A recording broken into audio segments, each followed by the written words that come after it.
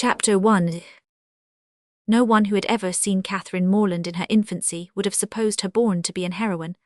Her situation in life, the character of her father and mother, her own person and disposition, were all equally against her. Her father was a clergyman without being neglected or poor, and a very respectable man, though his name was Richard, and he had never been handsome.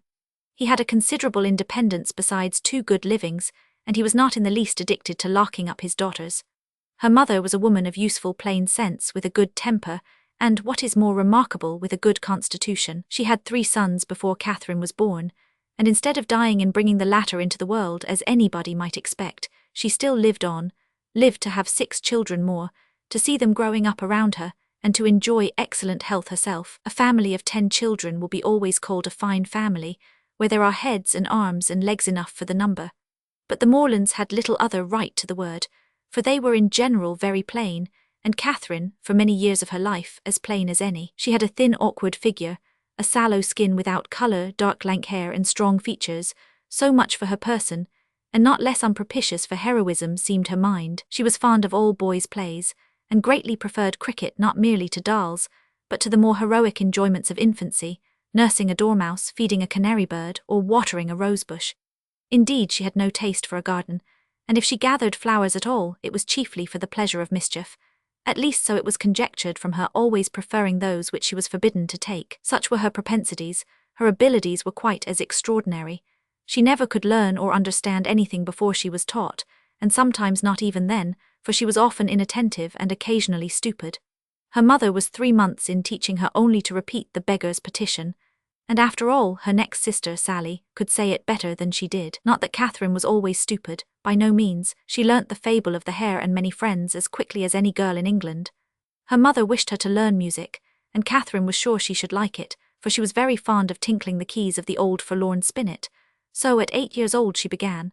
She learnt a year and could not bear it, and Mrs. Morland, who did not insist on her daughters being accomplished in spite of incapacity or distaste, allowed her to leave off. The day which dismissed the music master was one of the happiest of Catherine's life. Her taste for drawing was not superior, though whenever she could obtain the outside of a letter from her mother or seize upon any other odd piece of paper, she did what she could in that way, by drawing houses and trees, hens and chickens, all very much like one another. Writing and accounts she was taught by her father, French by her mother. Her proficiency in either was not remarkable, and she shirked her lessons in both whenever she could. What a strange, unaccountable character!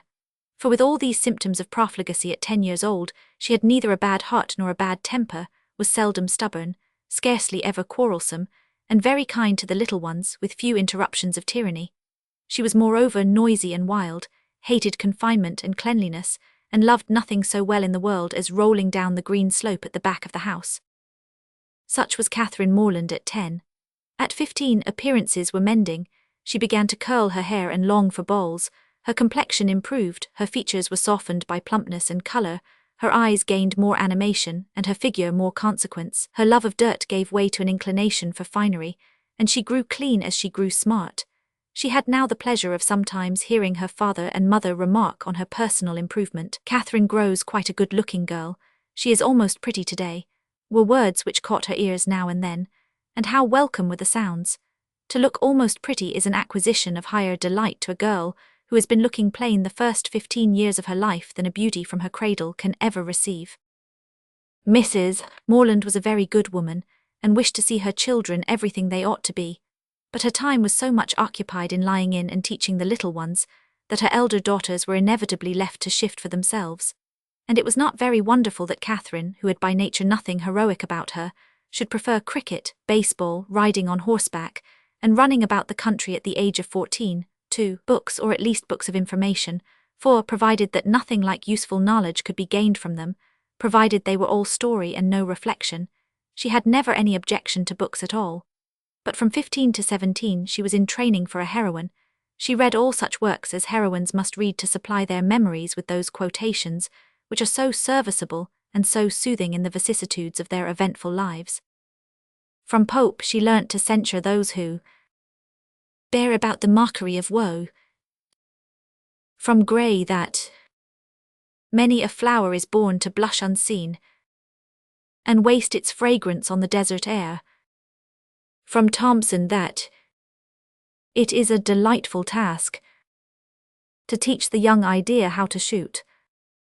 And from Shakespeare she gained a great store of information, amongst the rest that trifles light as air are to the jealous confirmation strong, as proofs of holy writ, that the poor beetle which we tread upon in corporal sufferance feels a pang as great as when a giant dies, and that a young woman in love always looks like Patience on a monument, smiling at grief. So far her improvement was sufficient, and in many other points she came on exceedingly well, for though she could not write sonnets, she brought herself to read them, and though there seemed no chance of her throwing a whole party into raptures by a prelude on the pianoforte of her own composition, she could listen to other people's performance with very little fatigue. Her greatest deficiency was in the pencil. She had no notion of drawing, not enough even to attempt a sketch of her lover's profile, that she might be detected in the design. There she fell miserably short of the true heroic height. At present she did not know her own poverty, for she had no lover to portray. She had reached the age of 17, without having seen one amiable youth who could call forth her sensibility, without having inspired one real passion, and without having excited even any admiration but what was very moderate and very transient. This was strange indeed, but strange things may be generally accounted for if their cause be fairly searched out. There was not one lord in the neighbourhood, no, not even a baronet. There was not one family among their acquaintance who had reared and supported a boy accidentally found at their door, not one young man whose origin was unknown. Her father had no ward, and the squire of the parish no children. But when a young lady is to be a heroine, the perverseness of 40 surrounding families cannot prevent her. Something must and will happen to throw a hero in her way. Mr. Allen, who owned the chief of the property about Fullerton, the village in Wiltshire where the Morlands lived, was ordered to Bath for the benefit of a gouty constitution, and his lady, a good-humoured woman, fond of Miss Morland, and probably aware that if adventures will not befall a young lady in her own village, she must seek them abroad, invited her to go with them.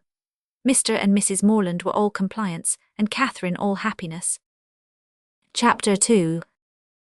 In addition to what has been already said of Catherine Morland's personal and mental endowments, when about to be launched into all the difficulties and dangers of a 6 weeks' residence in Bath, it may be stated, for the reader's more certain information, lest the following pages should otherwise fail of giving any idea of what her character is meant to be, that her heart was affectionate, her disposition cheerful and open, without conceit or affectation of any kind, her manners just removed from the awkwardness and shyness of a girl, her person pleasing, and when in good looks pretty, and her mind about as ignorant and uninformed as the female mind at 17 usually is. When the hour of departure drew near, the maternal anxiety of Mrs. Morland will be naturally supposed to be most severe. 1,000 alarming presentiments of evil to her beloved Catherine from this terrific separation must oppress her heart with sadness, and drown her in tears for the last day or two of their being together. And advice of the most important and applicable nature must of course flow from her wise lips in their parting conference in her closet. Cautions against the violence of such noblemen and baronets as delight in forcing young ladies away to some remote farmhouse must at such a moment relieve the fullness of her heart. Who would not think so? But Mrs. Morland knew so little of lords and baronets that she entertained no notion of their general mischievousness, and was wholly unsuspicious of danger to her daughter from their machinations. Her cautions were confined to the following points. I beg, Catherine, you will always wrap yourself up very warm about the throat when you come from the rooms at night, and I wish you would try to keep some account of the money you spend. I will give you this little book on purpose. Sally, or rather Sarah, for what young lady of common gentility will reach the age of 16 without altering her name as far as she can, must from situation be at this time the intimate friend and confidant of her sister. It is remarkable, however, that she neither insisted on Catherine's writing by every post, nor exacted her promise of transmitting the character of every new acquaintance, nor a detail of every interesting conversation that Bath might produce. Everything indeed relative to this important journey was done, on the part of the Morlands, with a degree of moderation and composure, which seemed rather consistent with the common feelings of common life, than with the refined susceptibilities, the tender emotions, which the first separation of a heroine from her family ought always to excite. Her father, instead of giving her an unlimited order on his banker, or even putting £100 bank bill into her hands, gave her only 10 guineas, and promised her more when she wanted it.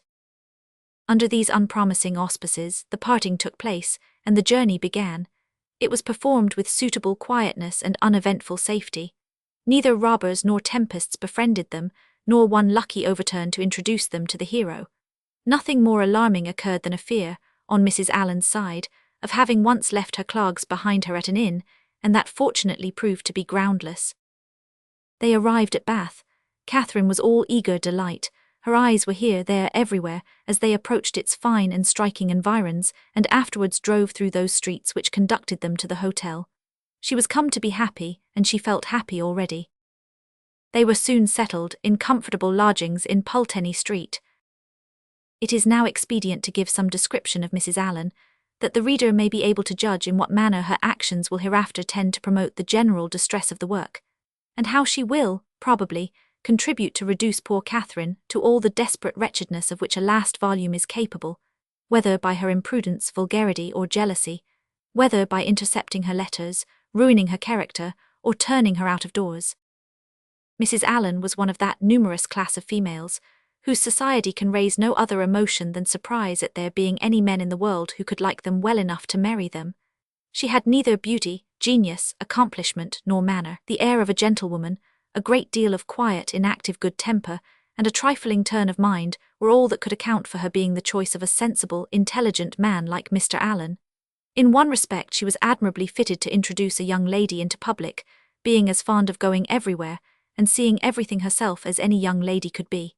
Dress was her passion. She had a most harmless delight in being fine, and our heroine's entree into life could not take place till after 3 or 4 days had been spent in learning what was mostly worn, and her chaperone was provided with a dress of the newest fashion. Catherine too made some purchases herself, and when all these matters were arranged, the important evening came which was to usher her into the upper rooms. Her hair was cut and dressed by the best hand, her clothes put on with care, and both Mrs. Allen and her maid declared she looked quite as she should do. With such encouragement, Catherine hoped at least to pass uncensured through the crowd. As for admiration, it was always very welcome when it came, but she did not depend on it. Mrs. Allen was so long in dressing that they did not enter the ballroom till late. The season was full, the room crowded, and the 2 ladies squeezed in as well as they could. As for Mr. Allen, he repaired directly to the cardroom, and left them to enjoy a mob by themselves. With more care for the safety of her new gown than for the comfort of her protégée, Mrs. Allen made her way through the throng of men by the door, as swiftly as the necessary caution would allow. Catherine, however, kept close at her side, and linked her arm too firmly within her friend's to be torn asunder by any common effort of a struggling assembly. But to her utter amazement, she found that to proceed along the room was by no means the way to disengage themselves from the crowd. It seemed rather to increase as they went on, whereas she had imagined that, when once fairly within the door, they should easily find seats and be able to watch the dances with perfect convenience. But this was far from being the case, and though by unwearied diligence they gained even the top of the room, their situation was just the same. They saw nothing of the dancers but the high feathers of some of the ladies. Still they moved on, something better was yet in view, and by a continued exertion of strength and ingenuity they found themselves at last in the passage behind the highest bench. Here there was something less of crowd than below, and hence Miss Morland had a comprehensive view of all the company beneath her, and of all the dangers of her late passage through them. It was a splendid sight, and she began for the first time that evening to feel herself at a ball. She longed to dance, but she had not an acquaintance in the room. Mrs. Allen did all that she could do in such a case by saying very placidly, every now and then, "I wish you could dance, my dear, I wish you could get a partner."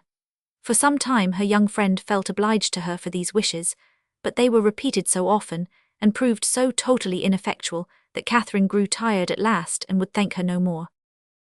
They were not long able, however, to enjoy the repose of the eminence they had so laboriously gained. Everybody was shortly in motion for tea, and they must squeeze out like the rest. Catherine began to feel something of disappointment. She was tired of being continually pressed against by people, the generality of whose faces possessed nothing to interest, and with all of whom she was so wholly unacquainted that she could not relieve the irksomeness of imprisonment by the exchange of a syllable with any of her fellow captives.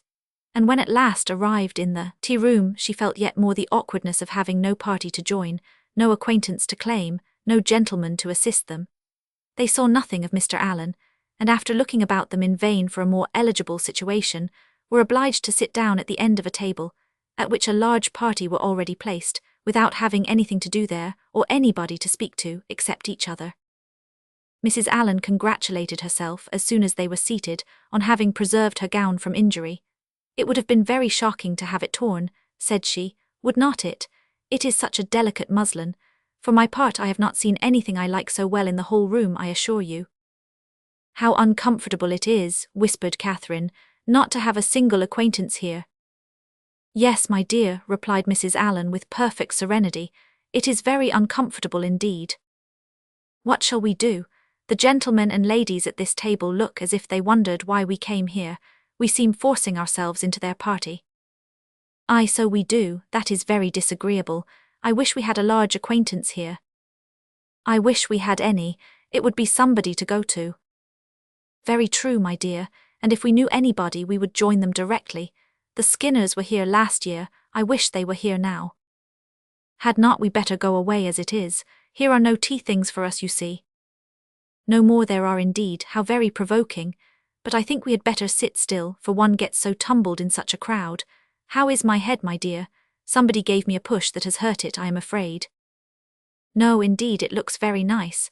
But, dear Mrs. Allen, are you sure there is nobody you know in all this multitude of people? I think you must know somebody." "I don't, upon my word. I wish I did. I wish I had a large acquaintance here with all my heart, and then I should get you a partner. I should be so glad to have you dance. There goes a strange-looking woman. What an odd gown she has got on. How old-fashioned it is. Look at the back." After some time they received an offer of tea from one of their neighbours. It was thankfully accepted, and this introduced a light conversation with the gentleman who offered it, which was the only time that anybody spoke to them during the evening, till they were discovered and joined by Mr. Allen when the dance was over. "Well, Miss Morland," said he directly, "I hope you have had an agreeable ball." "Very agreeable indeed," she replied, vainly endeavouring to hide a great yawn. "I wish she had been able to dance," said his wife. "I wish we could have got a partner for her. I have been saying how glad I should be if the Skinners were here this winter instead of last, or if the Perrys had come, as they talked of once, she might have danced with George Perry. I am so sorry she has not had a partner." "We shall do better another evening, I hope," was Mr. Allen's consolation. The company began to disperse when the dancing was over, enough to leave space for the remainder to walk about in some comfort. And now was the time for a heroine, who had not yet played a very distinguished part in the events of the evening, to be noticed and admired. Every 5 minutes, by removing some of the crowd, gave greater openings for her charms. She was now seen by many young men who had not been near her before.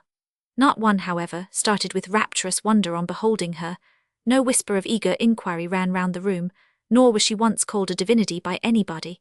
Yet Catherine was in very good looks, and had the company only seen her 3 years before, they would now have thought her exceedingly handsome.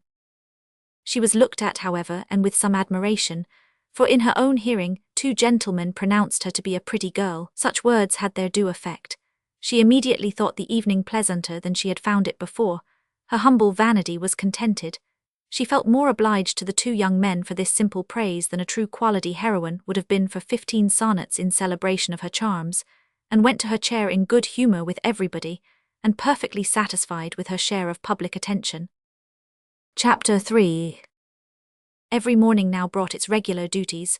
Shops were to be visited, some new part of the town to be looked at, and the pump room to be attended, where they paraded up and down for an hour, looking at everybody and speaking to no one. The wish of a numerous acquaintance in Bath was still uppermost with Mrs. Allen, and she repeated it after every fresh proof, which every morning brought, of her knowing nobody at all. They made their appearance in the lower rooms, and here fortune was more favourable to our heroine. The master of the ceremonies introduced to her a very gentleman-like young man as a partner. His name was Tilney. He seemed to be about 4 or 25, was rather tall, had a pleasing countenance, a very intelligent and lively eye, and if not quite handsome, was very near it. His address was good, and Catherine felt herself in high luck. There was little leisure for speaking while they danced, but when they were seated at tea, she found him as agreeable as she had already given him credit for being. He talked with fluency and spirit, and there was an archness and pleasantry in his manner which interested, though it was hardly understood by her. After chatting some time on such matters as naturally arose from the objects around them, he suddenly addressed her with, I have hitherto been very remiss, madam, in the proper attentions of a partner here.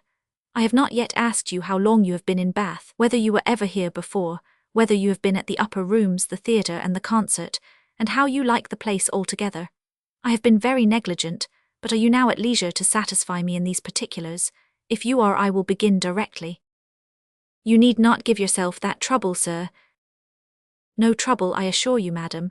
Then, forming his features into a set smile, and affectedly softening his voice, he added with a simpering air, "Have you been long in Bath, madam?" "About a week, sir," replied Catherine, trying not to laugh. "Really," with affected astonishment. "Why should you be surprised, sir?" "Why, indeed," said he in his natural tone, "but some emotion must appear to be raised by your reply, and surprise is more easily assumed and not less reasonable than any other. Now let us go on. Were you never here before, madam?" "Never, sir." "Indeed, have you yet honoured the upper rooms?" "Yes, sir, I was there last Monday." "Have you been to the theatre?" "Yes, sir, I was at the play on Tuesday." "To the concert?" "Yes, sir, on Wednesday." "And are you altogether pleased with Bath?" "Yes, I like it very well." Now I must give one smirk, and then we may be rational again. Catherine turned away her head, not knowing whether she might venture to laugh. "I see what you think of me," said he gravely. "I shall make but a poor figure in your journal tomorrow." "My journal?" "Yes, I know exactly what you will say. Friday went to the lower rooms, wore my sprigged muslin robe with blue trimmings, plain black shoes, appeared to much advantage, but was strangely harassed by a queer half-witted man who would make me dance with him, and distressed me by his nonsense.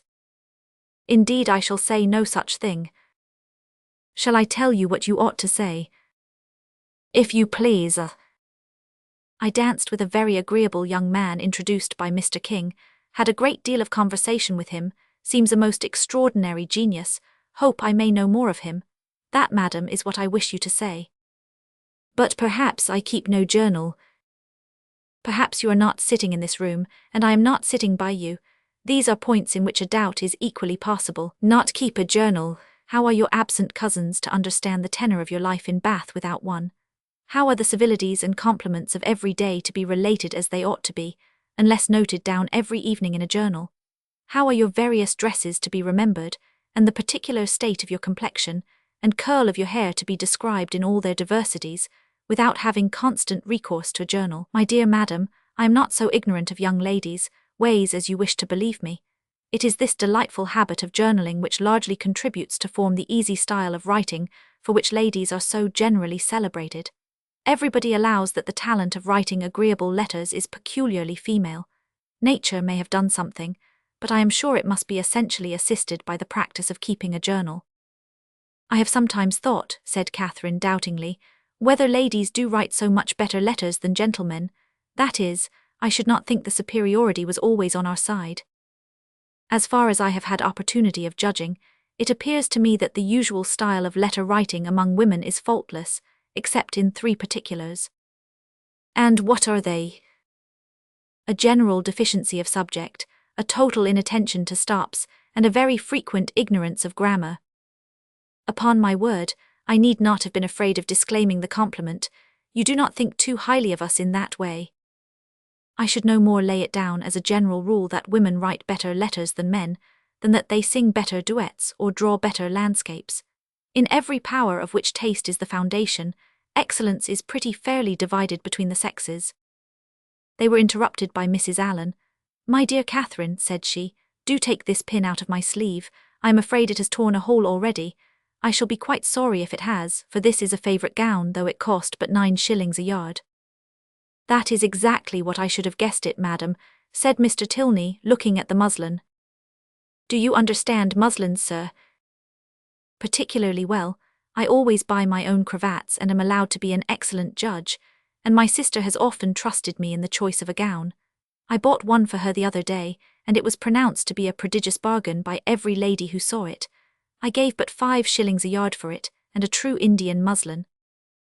Mrs. Allen was quite struck by his genius. "Men commonly take so little notice of those things," said she. I can never get Mr. Allen to know one of my gowns from another. You must be a great comfort to your sister, sir. I hope I am, madam. And pray, sir, what do you think of Miss Morland's gown? It is very pretty, madam, said he, gravely examining it, but I do not think it will wash well. I am afraid it will fray. How can you, said Catherine, laughing, be so? She had almost said strange. I am quite of your opinion, sir, replied Mrs. Allen, and so I told Miss Morland when she bought it. But then you know, madam, muslin always turns to some account or other. Miss Morland will get enough out of it for a handkerchief or a cap or a cloak. Muslin can never be said to be wasted. I have heard my sister say so 40 times, when she has been extravagant in buying more than she wanted, or careless in cutting it to pieces. Bath is a charming place, sir. There are so many good shops here. We are sadly off in the country, not but what we have very good shops in Salisbury, but it is so far to go. 8 miles is a long way. Mr. Allen says it is 9 measured 9, but I am sure it cannot be more than 8, and it is such a fag. I come back tired to death. Now here one can step out of doors and get a thing in 5 minutes. Mr. Tilney was polite enough to seem interested in what she said, and she kept him on the subject of muslins till the dancing recommenced. Catherine feared, as she listened to their discourse, that he indulged himself a little too much with the foibles of others. "What are you thinking of so earnestly?" said he, as they walked back to the ballroom. "Not of your partner, I hope, for, by that shake of the head, your meditations are not satisfactory." Catherine coloured and said, "I was not thinking of anything." "That is artful and deep, to be sure, but I had rather be told at once that you will not tell me." "Well then, I will not. Thank you, for now we shall soon be acquainted, as I am authorized to tease you on this subject whenever we meet, and nothing in the world advances intimacy so much." They danced again, and when the assembly closed, parted on the lady's side at least, with a strong inclination for continuing the acquaintance. Whether she thought of him so much, while she drank her warm wine and water, and prepared herself for bed, as to dream of him when there, cannot be ascertained. But I hope it was no more than in a slight slumber, or a morning doze at most. For if it be true, as a celebrated writer has maintained, that no young lady can be justified in falling in love before the gentleman's love is declared, it must be very improper that a young lady should dream of a gentleman before the gentleman is first known to have dreamt of her. How proper Mr. Tilney might be as a dreamer or a lover had not yet perhaps entered Mr. Allen's head, but that he was not objectionable as a common acquaintance for his young charge, he was on inquiry satisfied, for he had early in the evening taken pains to know who her partner was, and had been assured of Mr. Tilney's being a clergyman, and of a very respectable family in Gloucestershire. Chapter 4. With more than usual eagerness did Catherine hasten to the pump-room the next day, secure within herself of seeing Mr. Tilney there before the morning were over, and ready to meet him with a smile. But no smile was demanded. Mr. Tilney did not appear. Every creature in Bath except himself was to be seen in the room at different periods of the fashionable hours. Crowds of people were every moment passing in and out, up the steps and down, people whom nobody cared about and nobody wanted to see, and he only was absent. "What a delightful place Bath is," said Mrs. Allen as they sat down near the great clock, after parading the room till they were tired. "And how pleasant it would be if we had any acquaintance here." This sentiment had been uttered so often in vain that Mrs. Allen had no particular reason to hope it would be followed with more advantage now, but we are told to despair of nothing we would attain, as unwearied diligence our point would gain, and the unwearied diligence with which she had every day wished for the same thing was at length to have its just reward, for hardly had she been seated 10 minutes before a lady of about her own age, who was sitting by her, and had been looking at her attentively for several minutes, addressed her with great complacence in these words: "I think, madam, I cannot be mistaken. It is a long time since I had the pleasure of seeing you, but is not your name Allen?" This question answered, as it readily was, the stranger pronounced hers to be Thorpe, and Mrs. Allen immediately recognized the features of a former schoolfellow and intimate, whom she had seen only once since their respective marriages, and that many years ago. Their joy on this meeting was very great, as well it might, since they had been contented to know nothing of each other for the last 15 years. Compliments on good looks now passed, and after observing how time had slipped away since they were last together, how little they had thought of meeting in Bath, and what a pleasure it was to see an old friend, they proceeded to make inquiries and give intelligence as to their families, sisters, and cousins, talking both together, far more ready to give than to receive information, and each hearing very little of what the other said. Mrs. Thorpe, however, had one great advantage as a talker over Mrs. Allen in a family of children, and when she expatiated on the talents of her sons and the beauty of her daughters, when she related their different situations and views, that John was at Oxford, Edward at Merchant Taylor's, and William at sea, and all of them more beloved and respected in their different station than any other three beings ever were, Mrs. Allen had no similar information to give, no similar triumphs to press on the unwilling and unbelieving ear of her friend, and was forced to sit and appear to listen to all these maternal effusions, consoling herself, however, with the discovery which her keen eyes soon made, that the lace on Mrs. Thorpe's pelisse was not half so handsome as that on her own. "Here come my dear girls," cried Mrs. Thorpe, pointing at three smart-looking females who, arm in arm, were then moving towards her. "My dear Mrs. Allen, I long to introduce them. They will be so delighted to see you. The tallest is Isabella, my eldest. Is not she a fine young woman? The others are very much admired too, but I believe Isabella is the handsomest." The Miss Thorpes were introduced, and Miss Morland, who had been for a short time forgotten, was introduced likewise. The name seemed to strike them all, and after speaking to her with great civility, the eldest young lady observed aloud to the rest, "How excessively like her brother Miss Morland is." "The very picture of him indeed," cried the mother, "and I should have known her anywhere for his sister," was repeated by them all 2 or 3 times over. For a moment Catherine was surprised, but Mrs. Thorpe and her daughters had scarcely begun the history of their acquaintance with Mr. James Morland, before she remembered that her eldest brother had lately formed an intimacy with a young man of his own college, of the name of Thorpe, and that he had spent the last week of the Christmas vacation with his family, near London. The whole being explained, many obliging things were said by the Miss Thorpes of their wish of being better acquainted with her, of being considered as already friends, through the friendship of their brothers, etc., which Catherine heard with pleasure, and answered with all the pretty expressions she could command, and as the first proof of amity, she was soon invited to accept an arm of the eldest Miss Thorpe, and take a turn with her about the room. Catherine was delighted with this extension of her Bath acquaintance, and almost forgot Mr. Tilney while she talked to Miss Thorpe.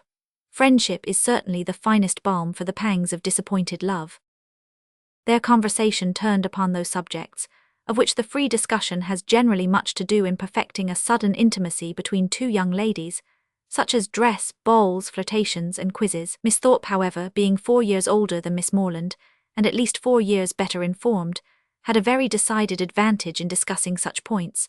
She could compare the balls of Bath with those of Tunbridge, its fashions with the fashions of London, could rectify the opinions of her new friend in many articles of tasteful attire, could discover a flirtation between any gentleman and lady who only smiled on each other, and point out a quiz through the thickness of a crowd. These powers received due admiration from Catherine, to whom they were entirely new, and the respect which they naturally inspired might have been too great for familiarity, had not the easy gaiety of Miss Thorpe's manners, and her frequent expressions of delight on this acquaintance with her, softened down every feeling of awe, and left nothing but tender affection. Their increasing attachment was not to be satisfied with half a dozen turns in the pump-room, but required, when they all quitted it together, that Miss Thorpe should accompany Miss Morland to the very door of Mr. Allen's house, and that they should there part with a most affectionate and lengthened shake of hands, after learning, to their mutual relief, that they should see each other across the theatre at night, and say their prayers in the same chapel the next morning. Catherine then ran directly upstairs,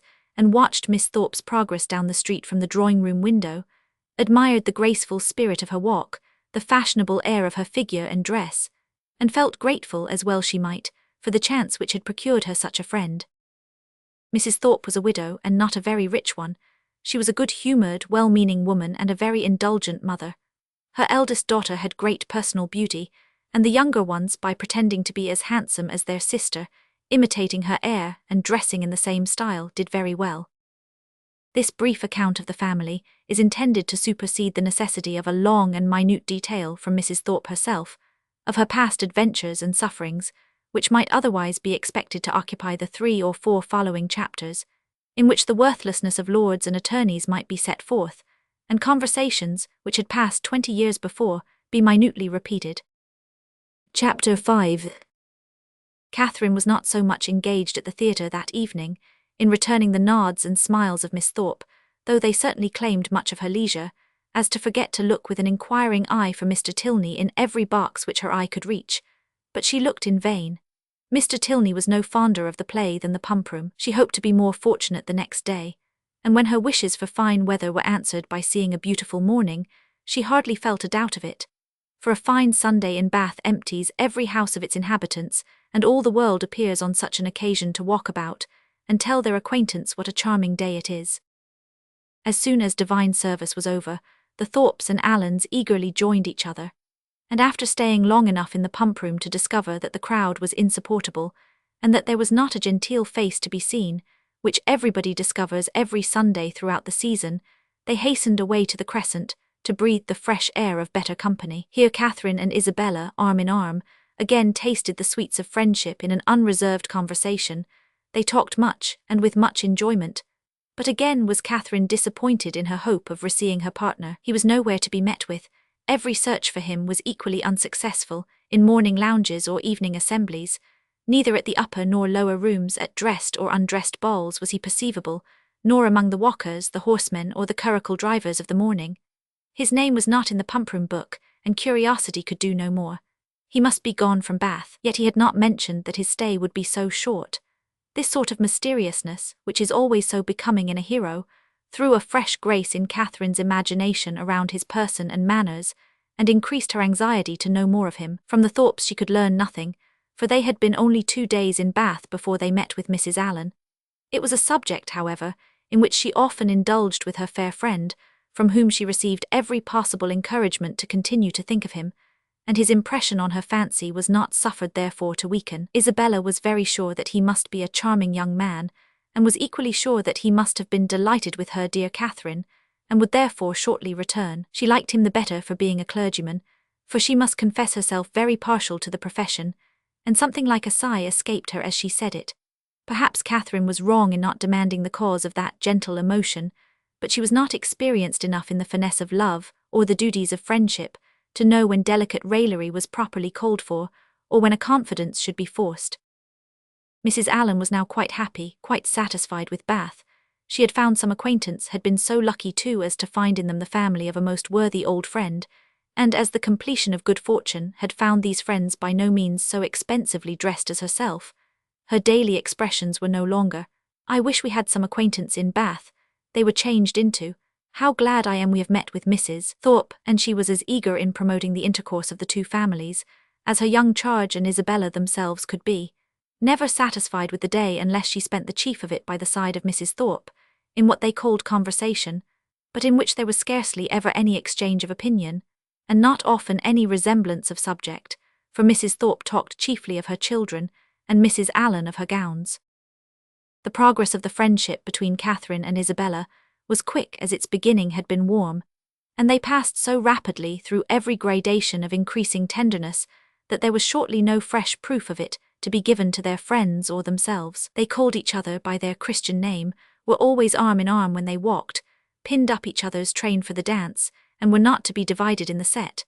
And if a rainy morning deprived them of other enjoyments, they were still resolute in meeting in defiance of wet and dirt, and shut themselves up to read novels together. Yes, novels, for I will not adopt that ungenerous and impolitic custom so common with novel writers, of degrading by their contemptuous censure the very performances, to the number of which they are themselves adding, joining with their greatest enemies in bestowing the harshest epithets on such works, and scarcely ever permitting them to be read by their own heroine, who, if she accidentally take up a novel, is sure to turn over its insipid pages with disgust. Alas, if the heroine of one novel be not patronized by the heroine of another, from whom can she expect protection and regard? I cannot approve of it. Let us leave it to the reviewers to abuse such effusions of fancy at their leisure, and over every new novel to talk in threadbare strains of the trash with which the press now groans. Let us not desert one another. We are an injured body. Although our productions have afforded more extensive and unaffected pleasure than those of any other literary corporation in the world, no species of composition has been so much decried.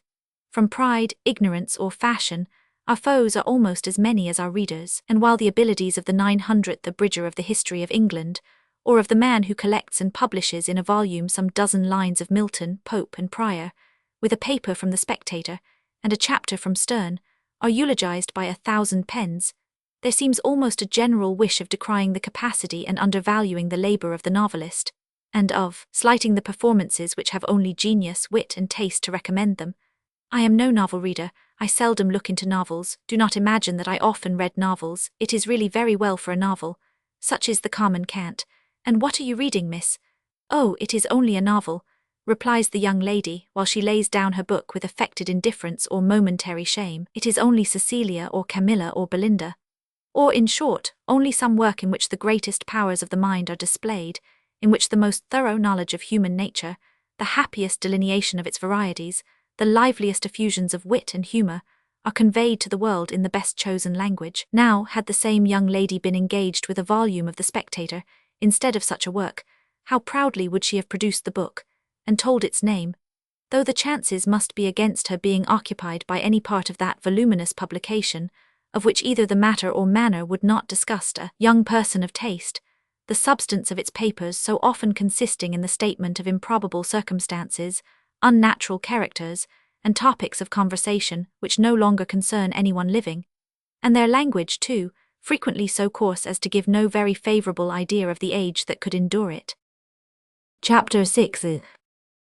The following conversation, which took place between the two friends in the pump-room one morning, after an acquaintance of 8 or 9 days, is given as a specimen of their very warm attachment, and of the delicacy, discretion, originality of thought, and literary taste, which marked the reasonableness of that attachment. They met by appointment, and as Isabella had arrived nearly 5 minutes before her friend, her first address naturally was, "My dearest creature, what can have made you so late? I have been waiting for you at least this age." "Have you indeed? I am very sorry for it, but really I thought I was in very good time. It is but just one, I hope you have not been here long." "Oh, these 10 ages at least, I am sure I have been here this half hour. But now, let us go and sit down at the other end of the room and enjoy ourselves. I have 100 things to say to you. In the first place, I was so afraid it would rain this morning just as I wanted to set off. It looked very showery, and that would have thrown me into agonies. Do you know I saw the prettiest hat you can imagine in a shop window in Milsom Street just now, very like yours, only with coquelicot ribbons instead of green. I quite longed for it. But my dearest Catherine, what have you been doing with yourself all this morning? Have you gone on with Udolpho?" "Yes, I have been reading it ever since I woke, and I am got to the Black Veil." "Are you indeed? How delightful! Oh, I would not tell you what is behind the Black Veil for the world. Are not you wild to know?" "Oh yes, quite, what can it be? But do not tell me, I would not be told upon any account.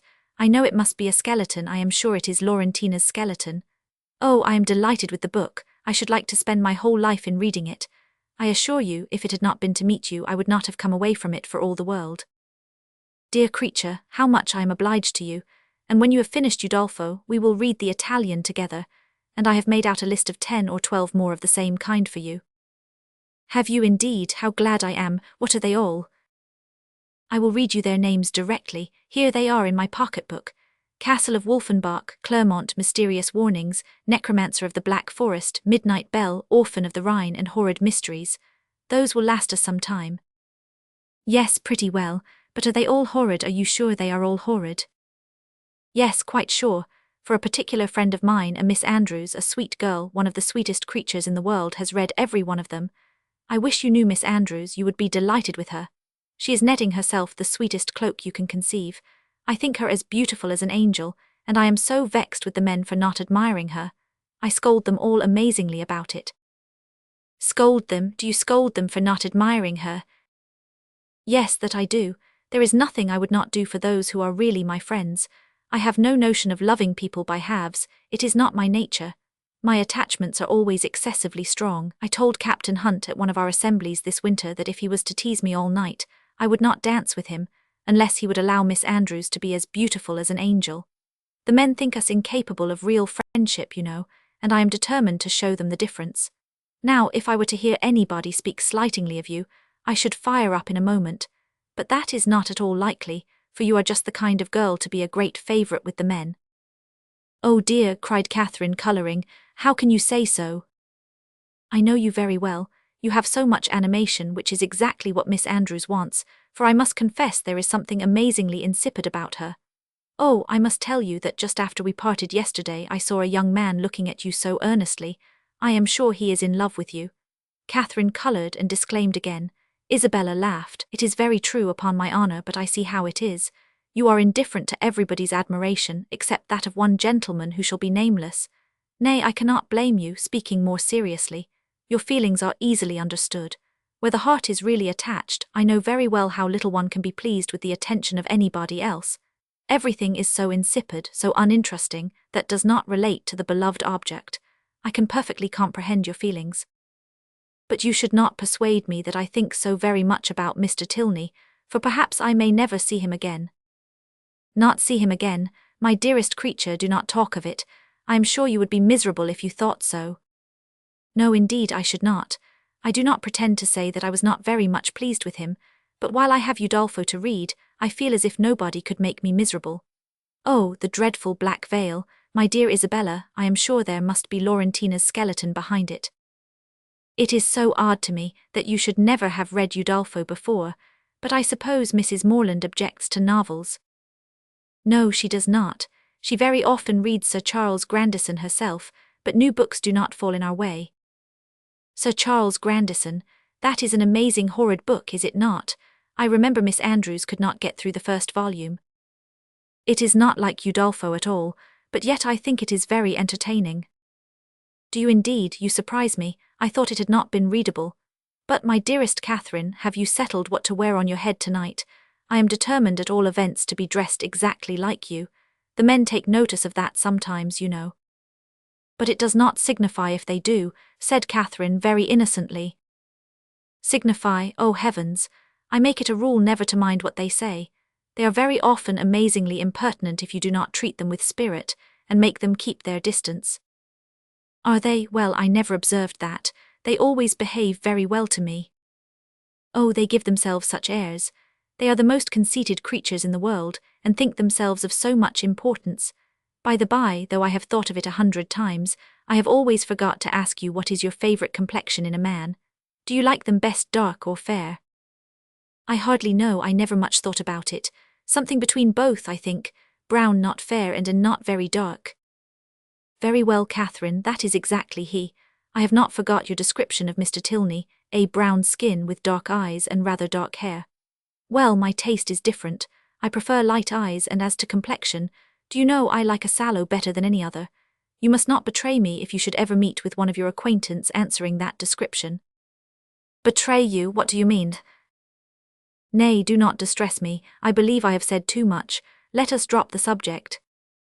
Catherine, in some amazement, complied, and after remaining a few moments silent, was on the point of reverting to what interested her at that time rather more than anything else in the world, Laurentina's skeleton, when her friend prevented her by saying, "For heaven's sake, let us move away from this end of the room. Do you know there are 2 odious young men who have been staring at me this half-hour? They really put me quite out of countenance. Let us go and look at the arrivals. They will hardly follow us there." Away they walked to the book, and while Isabella examined the names, it was Catherine's employment to watch the proceedings of these alarming young men. "They are not coming this way, are they? I hope they are not so impertinent as to follow us. Pray let me know if they are coming. I am determined I will not look up." In a few moments Catherine, with unaffected pleasure, assured her that she need not be longer uneasy, as the gentlemen had just left the pump-room. "And which way are they gone?" said Isabella, turning hastily round. One was a very good-looking young man. "They went towards the churchyard." "Well, I am amazingly glad I have got rid of them. And now, what say you to going to Edgar's Buildings with me and looking at my new hat? You said you should like to see it." Catherine readily agreed. "Only," she added, "perhaps we may overtake the 2 young men." "Oh, never mind that. If we make haste we shall pass by them presently, and I am dying to show you my hat. But if we only wait a few minutes, there will be no danger of our seeing them at all. I shall not pay them any such compliment, I assure you. I have no notion of treating men with such respect. That is the way to spoil them." Catherine had nothing to oppose against such reasoning, and therefore, to show the independence of Miss Thorpe and her resolution of humbling the sex, they set off immediately as fast as they could walk, in pursuit of the 2 young men. Chapter 7. Half a minute conducted them through the pump-yard to the archway, opposite Union Passage, but here they were stopped. Everybody acquainted with Bath may remember the difficulties of crossing Cheap Street at this point. It is indeed a street of so impertinent a nature, so unfortunately connected with the great London and Oxford roads, and the principal inn of the city, that a day never passes in which parties of ladies, however important their business, whether in quest of pastry, millinery, or even, as in the present case of young men, are not detained on one side or other by carriages, horsemen, or carts. This evil had been felt and lamented, at least 3 times a day, by Isabella since her residence in Bath, and she was now fated to feel and lament it once more, for at the very moment of coming opposite to Union Passage, and within view of the 2 gentlemen who were proceeding through the crowds and threading the gutters of that interesting alley, they were prevented crossing by the approach of a gig, driven along on bad pavement by a most knowing-looking coachman, with all the vehemence that could most fitly endanger the lives of himself, his companion, and his horse. "Oh, these odious gigs," said Isabella, looking up, "how I detest them!" But this detestation, though so just, was of short duration, for she looked again and exclaimed, delightful, "Mr. Morland and my brother." "Good heaven, 'tis James," was uttered at the same moment by Catherine, and on catching the young men's eyes, the horse was immediately checked with a violence which almost threw him on his haunches, and the servant having now scampered up, the gentleman jumped out, and the equipage was delivered to his care. Catherine, by whom this meeting was wholly unexpected, received her brother with the liveliest pleasure, and he, being of a very amiable disposition and sincerely attached to her, gave every proof on his side of equal satisfaction, which he could have leisure to do, while the bright eyes of Miss Thorpe were incessantly challenging his notice, and to her his devoirs were speedily paid, with a mixture of joy and embarrassment which might have informed Catherine, had she been more expert in the development of other people's feelings, and less simply engrossed by her own, that her brother thought her friend quite as pretty as she could do herself. John Thorpe, who in the meantime had been giving orders about the horses, soon joined them, and from him she directly received the amends which were her due. For while he slightly and carelessly touched the hand of Isabella, on her he bestowed a whole scrape and half a short bow. He was a stout young man of middling height, who, with a plain face and ungraceful form, seemed fearful of being too handsome unless he wore the dress of a groom, and too much like a gentleman unless he were easy where he ought to be civil, and impudent where he might be allowed to be easy. He took out his watch. "How long do you think we have been running it from Tetbury, Miss Morland?" "I do not know the distance. Her brother told her that it was 23 miles. 23, cried Thorpe, 25 if it is an inch. Morland remonstrated, pleaded the authority of road books, innkeepers, and milestones, but his friend disregarded them all. He had a surer test of distance. "I know it must be 25, said he, by the time we have been doing it. It is now 1:30. We drove out of the inn-yard at Tetbury as the town clock struck 11, and I defy any man in England to make my horse go less than 10 miles an hour in harness. That makes it exactly 25. "You have lost an hour," said Morland. "It was only 10 o'clock when we came from Tetbury." 10 o'clock, it was 11 upon my soul. I counted every stroke. This brother of yours would persuade me out of my senses, Miss Morland. Do but look at my horse. Did you ever see an animal so made for speed in your life? The servant had just mounted the carriage and was driving off. Such true blood. 3 hours and a half indeed, coming only 23 miles. Look at that creature and suppose it possible if you can. He does look very hot, to be sure. Hot, he had not turned a hair till we came to Walcot Church, but look at his forehand, look at his loins, only see how he moves. That horse cannot go less than 10 miles an hour, tie his legs and he will get on. What do you think of my gig, Miss Morland? A neat one, is not it? Well hung, town-built. I have not had it a month. It was built for a Christchurch man, a friend of mine, a very good sort of fellow. He ran it a few weeks, till, I believe, it was convenient to have done with it. I happened just then to be looking out for some light thing of the kind, though I had pretty well determined on a curricle too, but I chanced to meet him on Magdalen Bridge as he was driving into Oxford last term. "Ah, Thorpe," said he, "do you happen to want such a little thing as this? It is a capital one of the kind, but I am cursed tired of it." "Oh, 500, said I. "I am your man, what do you ask? And how much do you think he did, Miss Morland?" "I am sure I cannot guess at all. Curricle hung, you see, seat, trunk, sword case, splashing board, lamps, silver moulding, all you see complete, the ironwork as good as new or better. He asked 50 guineas, I closed with him directly, threw down the money, and the carriage was mine." "And I am sure," said Catherine, "I know so little of such things that I cannot judge whether it was cheap or dear." "Neither one nor t'other. I might have got it for less, I dare say, but I hate haggling, and poor Freeman wanted cash." That was very good-natured of you, said Catherine, quite pleased. Oh, 500, when one has the means of doing a kind thing by a friend, I hate to be pitiful. An inquiry now took place into the intended movements of the young ladies, and on finding whither they were going, it was decided that the gentlemen should accompany them to Edgar's buildings, and pay their respects to Mrs. Thorpe. James and Isabella led the way, and so well satisfied was the latter with her lot, so contentedly was she endeavouring to ensure a pleasant walk to him who brought the double recommendation of being her brother's friend, and her friend's brother, so pure and uncoquettish were her feelings, that though they overtook and passed the two offending young men in Milsom Street, she was so far from seeking to attract their notice that she looked back at them only 3 times. John Thorpe kept of course with Catherine, and after a few minutes' silence renewed the conversation about his gig. You will find, however, Miss Morland, it would be reckoned a cheap thing by some people, for I might have sold it for 10 guineas more the next day. Jackson of Oriel bid me 60 at once. Morland was with me at the time. Yes, said Morland, who overheard this, but you forget that your horse was included. My horse, I would not sell my horse for 100. Are you fond of an open carriage, Miss Morland? Yes, very. I have hardly ever an opportunity of being in one, but I am particularly fond of it. I am glad of it. I will drive you out in mine every day. Thank you, said Catherine in some distress, from a doubt of the propriety of accepting such an offer. I will drive you up Lansdowne Hill tomorrow. Thank you, but will not your horse want rest? Rest, he has only come 23 miles today, all nonsense. Nothing ruins horses so much as rest, nothing knocks them up so soon. No, I shall exercise mine at the average of 4 hours every day while I am here. Shall you indeed? Said Catherine very seriously. That will be 40 miles a day. 40, 50 for what I care.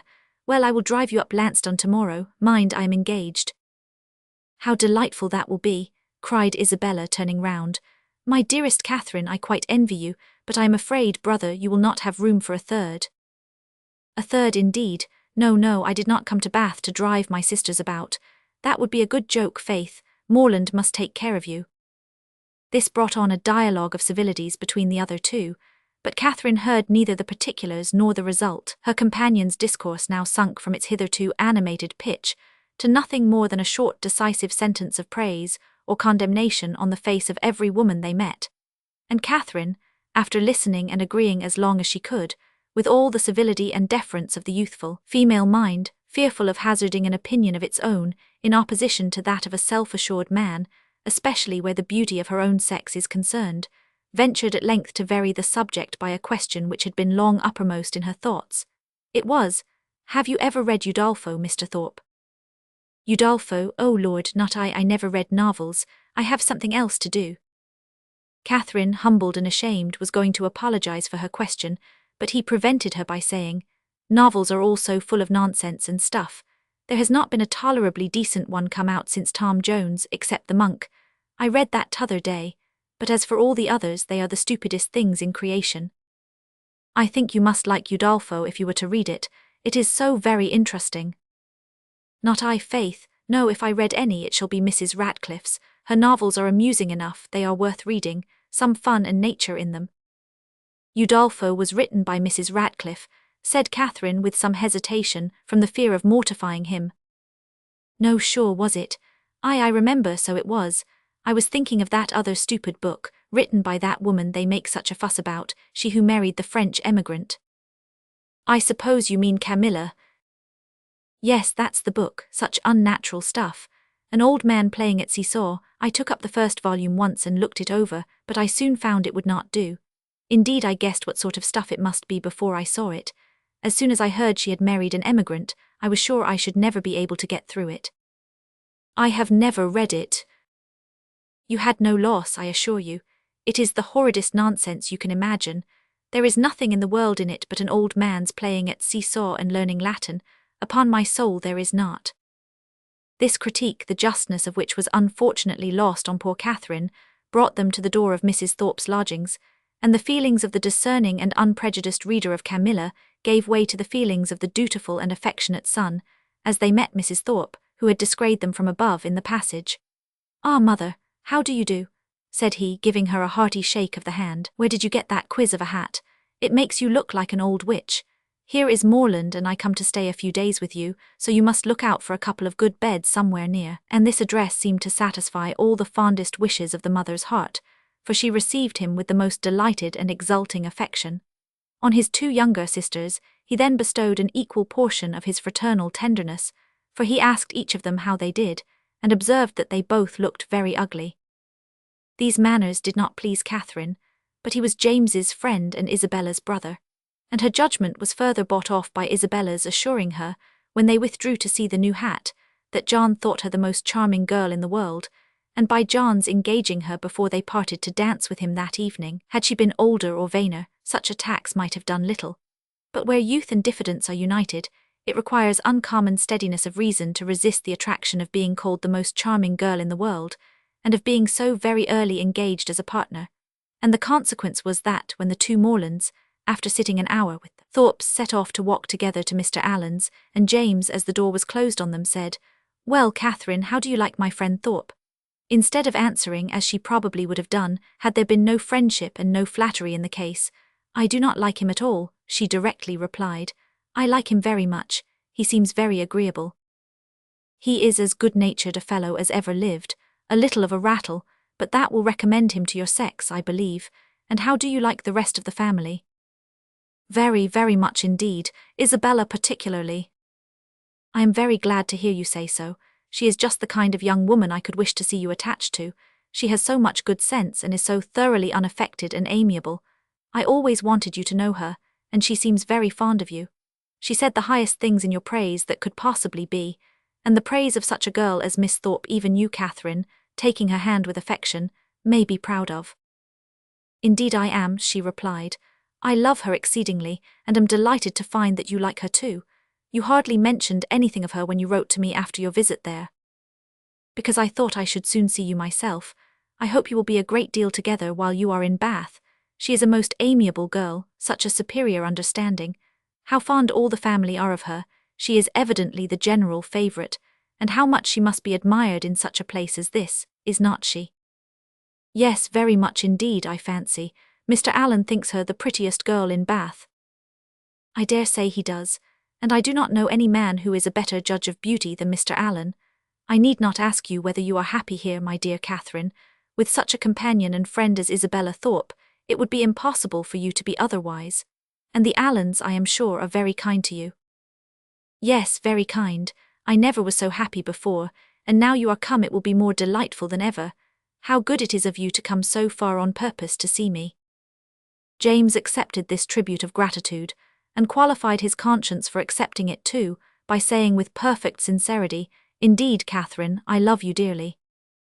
Inquiries and communications concerning brothers and sisters, the situation of some, the growth of the rest, and other family matters now passed between them, and continued, with only one small digression on James's part in praise of Miss Thorpe, till they reached Pulteney Street, where he was welcomed with great kindness by Mr. and Mrs. Allen, invited by the former to dine with them, and summoned by the latter to guess the price and weigh the merits of a new muff and tippet. A pre-engagement in Edgar's Buildings prevented his accepting the invitation of one friend, and obliged him to hurry away as soon as he had satisfied the demands of the other. The time of the two parties uniting in the octagon room being correctly adjusted, Catherine was then left to the luxury of a raised, restless, and frightened imagination over the pages of Udolpho, lost from all worldly concerns of dressing and dinner, incapable of soothing Mrs. Allen's fears on the delay of an expected dressmaker, and having only 1 minute in 60 to bestow even on the reflection of her own felicity, in being already engaged for the evening.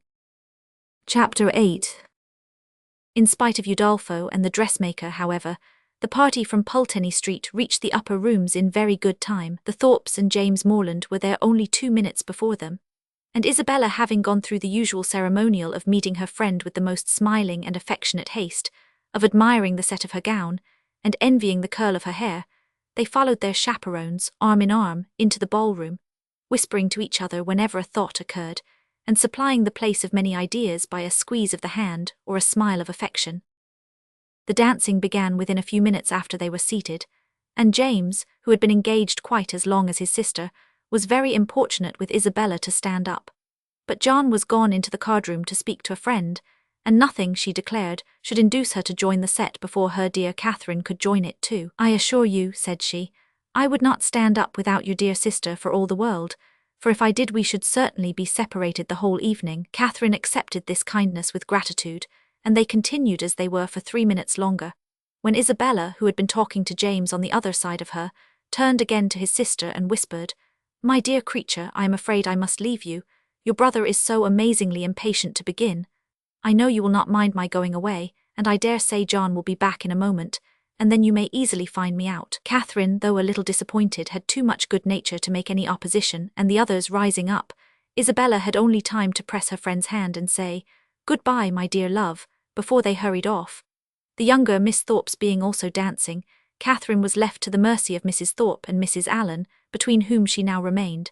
She could not help being vexed at the non-appearance of Mr. Thorpe, for she not only longed to be dancing, but was likewise aware that, as the real dignity of her situation could not be known, she was sharing with the scores of other young ladies, still sitting down, all the discredit of wanting a partner, to be disgraced in the eye of the world, to wear the appearance of infamy while her heart is all purity, her actions all innocence, and the misconduct of another the true source of her debasement, is one of those circumstances which peculiarly belong to the heroine's life, and her fortitude under it what particularly dignifies her character.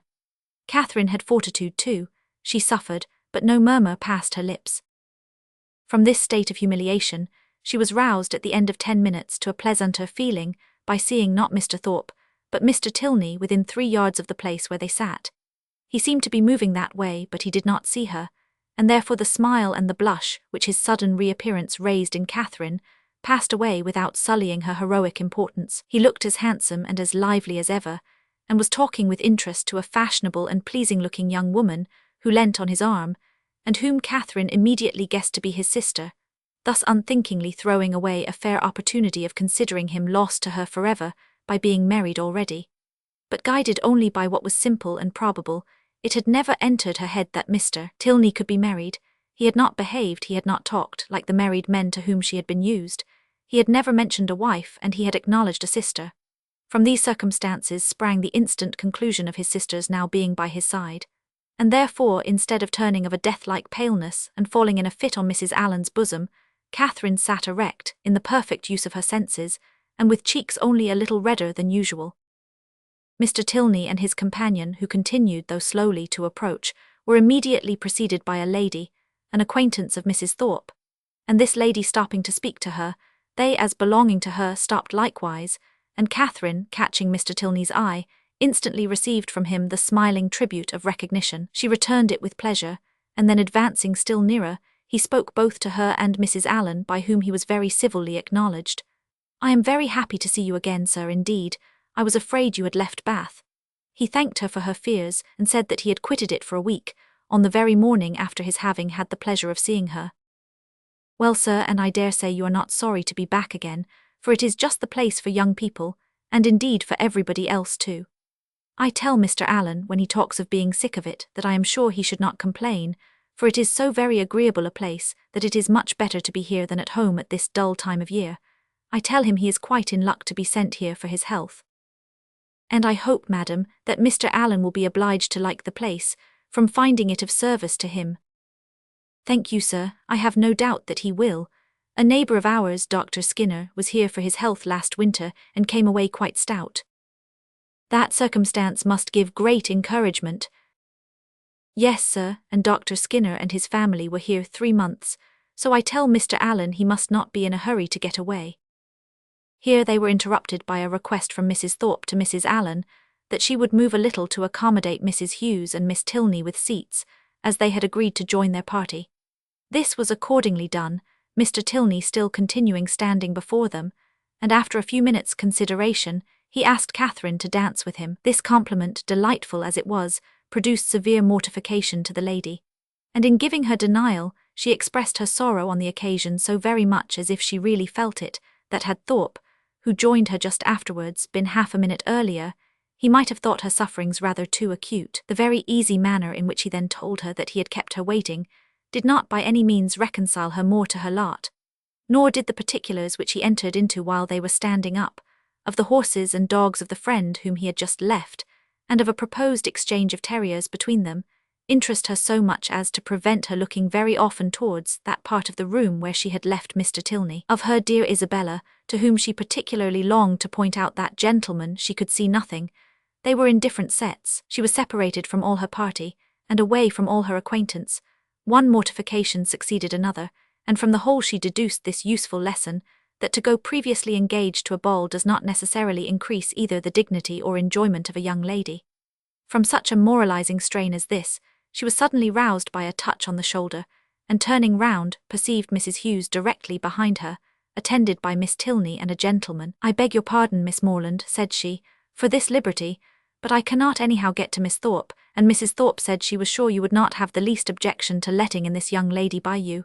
Mrs. Hughes could not have applied to any creature in the room more happy to oblige her than Catherine. The young ladies were introduced to each other, Miss Tilney expressing a proper sense of such goodness, Miss Morland with the real delicacy of a generous mind making light of the obligation, and Mrs. Hughes, satisfied with having so respectably settled her young charge, returned to her party. Miss Tilney had a good figure, a pretty face, and a very agreeable countenance, and her air, though it had not all the decided pretension, the resolute stylishness of Miss Thorpe's, had more real elegance. Her manners showed good sense and good breeding. They were neither shy nor affectedly open, and she seemed capable of being young, attractive, and at a ball without wanting to fix the attention of every man near her, and without exaggerated feelings of ecstatic delight or inconceivable vexation on every little trifling occurrence. Catherine, interested at once by her appearance and her relationship to Mr. Tilney, was desirous of being acquainted with her, and readily talked therefore whenever she could think of anything to say, and had courage and leisure for saying it. But the hindrance thrown in the way of a very speedy intimacy, by the frequent want of one or more of these requisites, prevented their doing more than going through the first rudiments of an acquaintance, by informing themselves how well the other liked Bath, how much she admired its buildings and surrounding country, whether she drew or played or sang, and whether she was fond of riding on horseback. The 2 dances were scarcely concluded before Catherine found her arm gently seized by her faithful Isabella, who in great spirits exclaimed, "At last I have got you. My dearest creature, I have been looking for you this hour. What could induce you to come into this set when you knew I was in the other? I have been quite wretched without you." "My dear Isabella, how was it possible for me to get at you? I could not even see where you were." "So I told your brother all the time, but he would not believe me. 'Do go and see for her, Mr. Morland,' said I, but all in vain, he would not stir an inch. Was not it so, Mr. Morland? But you men are all so immoderately lazy. I have been scolding him to such a degree, my dear Catherine, you would be quite amazed. You know I never stand upon ceremony with such people."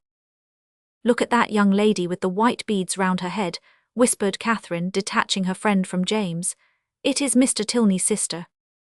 "Oh heavens, you don't say so, let me look at her this moment. What a delightful girl, I never saw anything half so beautiful, but where is her all-conquering brother? Is he in the room? Point him out to me this instant. If he is, I die to see him. Mr. Morland, you are not to listen, we are not talking about you." "But what is all this whispering about? What is going on?"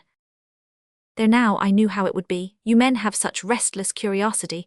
Talk of the curiosity of women, indeed. Tease nothing, but be satisfied, for you are not to know anything at all of the matter." "And is that likely to satisfy me, do you think?" "Well, I declare I never knew anything like you. What can it signify to you what we are talking of? Perhaps we are talking about you, therefore I would advise you not to listen, or you may happen to hear something not very agreeable." In this commonplace chatter, which lasted some time, the original subject seemed entirely forgotten, and though Catherine was very well pleased to have it dropped for a while, she could not avoid a little suspicion at the total suspension of all Isabella's impatient desire to see Mr. Tilney. When the orchestra struck up a fresh dance, James would have led his fair partner away, but she resisted. "I tell you, Mr. Morland," she cried, "I would not do such a thing for all the world. How can you be so teasing? Only conceive, my dear Catherine, what your brother wants me to do. He wants me to dance with him again, though I tell him that it is a most improper thing and entirely against the rules. It would make us the talk of the place if we were not to change partners." "Upon my honour," said James, "in these public assemblies it is as often done as not." "Nonsense, how can you say so? But when you men have a point to carry, you never stick at anything. My sweet Catherine, do support me, persuade your brother how impossible it is. Tell him that it would quite shock you to see me do such a thing, now would not it?" No, not at all, but if you think it wrong you had much better change. There, cried Isabella, you hear what your sister says and yet you will not mind her. Well, remember that it is not my fault if we set all the old ladies in Bath in a bustle. Come along, my dearest Catherine, for heaven's sake, and stand by me. And off they went to regain their former place. John Thorpe in the meanwhile had walked away, and Catherine, ever willing to give Mr. Tilney an opportunity of repeating the agreeable request which had already flattered her once, made her way to Mrs. Allen and Mrs. Thorpe as fast as she could, in the hope of finding him still with them, a hope which, when it proved to be fruitless, she felt to have been highly unreasonable. Well, my dear, said Mrs. Thorpe, impatient for praise of her son, I hope you have had an agreeable partner. Very agreeable, madam. I am glad of it. John has charming spirits, has not he?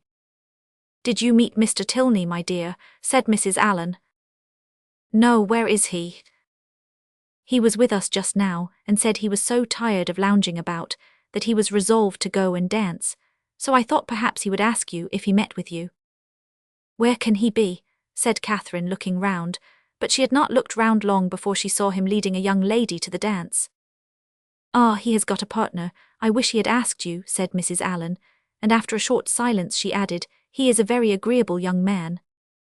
Indeed he is, Mrs. Allen, said Mrs. Thorpe, smiling complacently. I must say it, though I am his mother, that there is not a more agreeable young man in the world.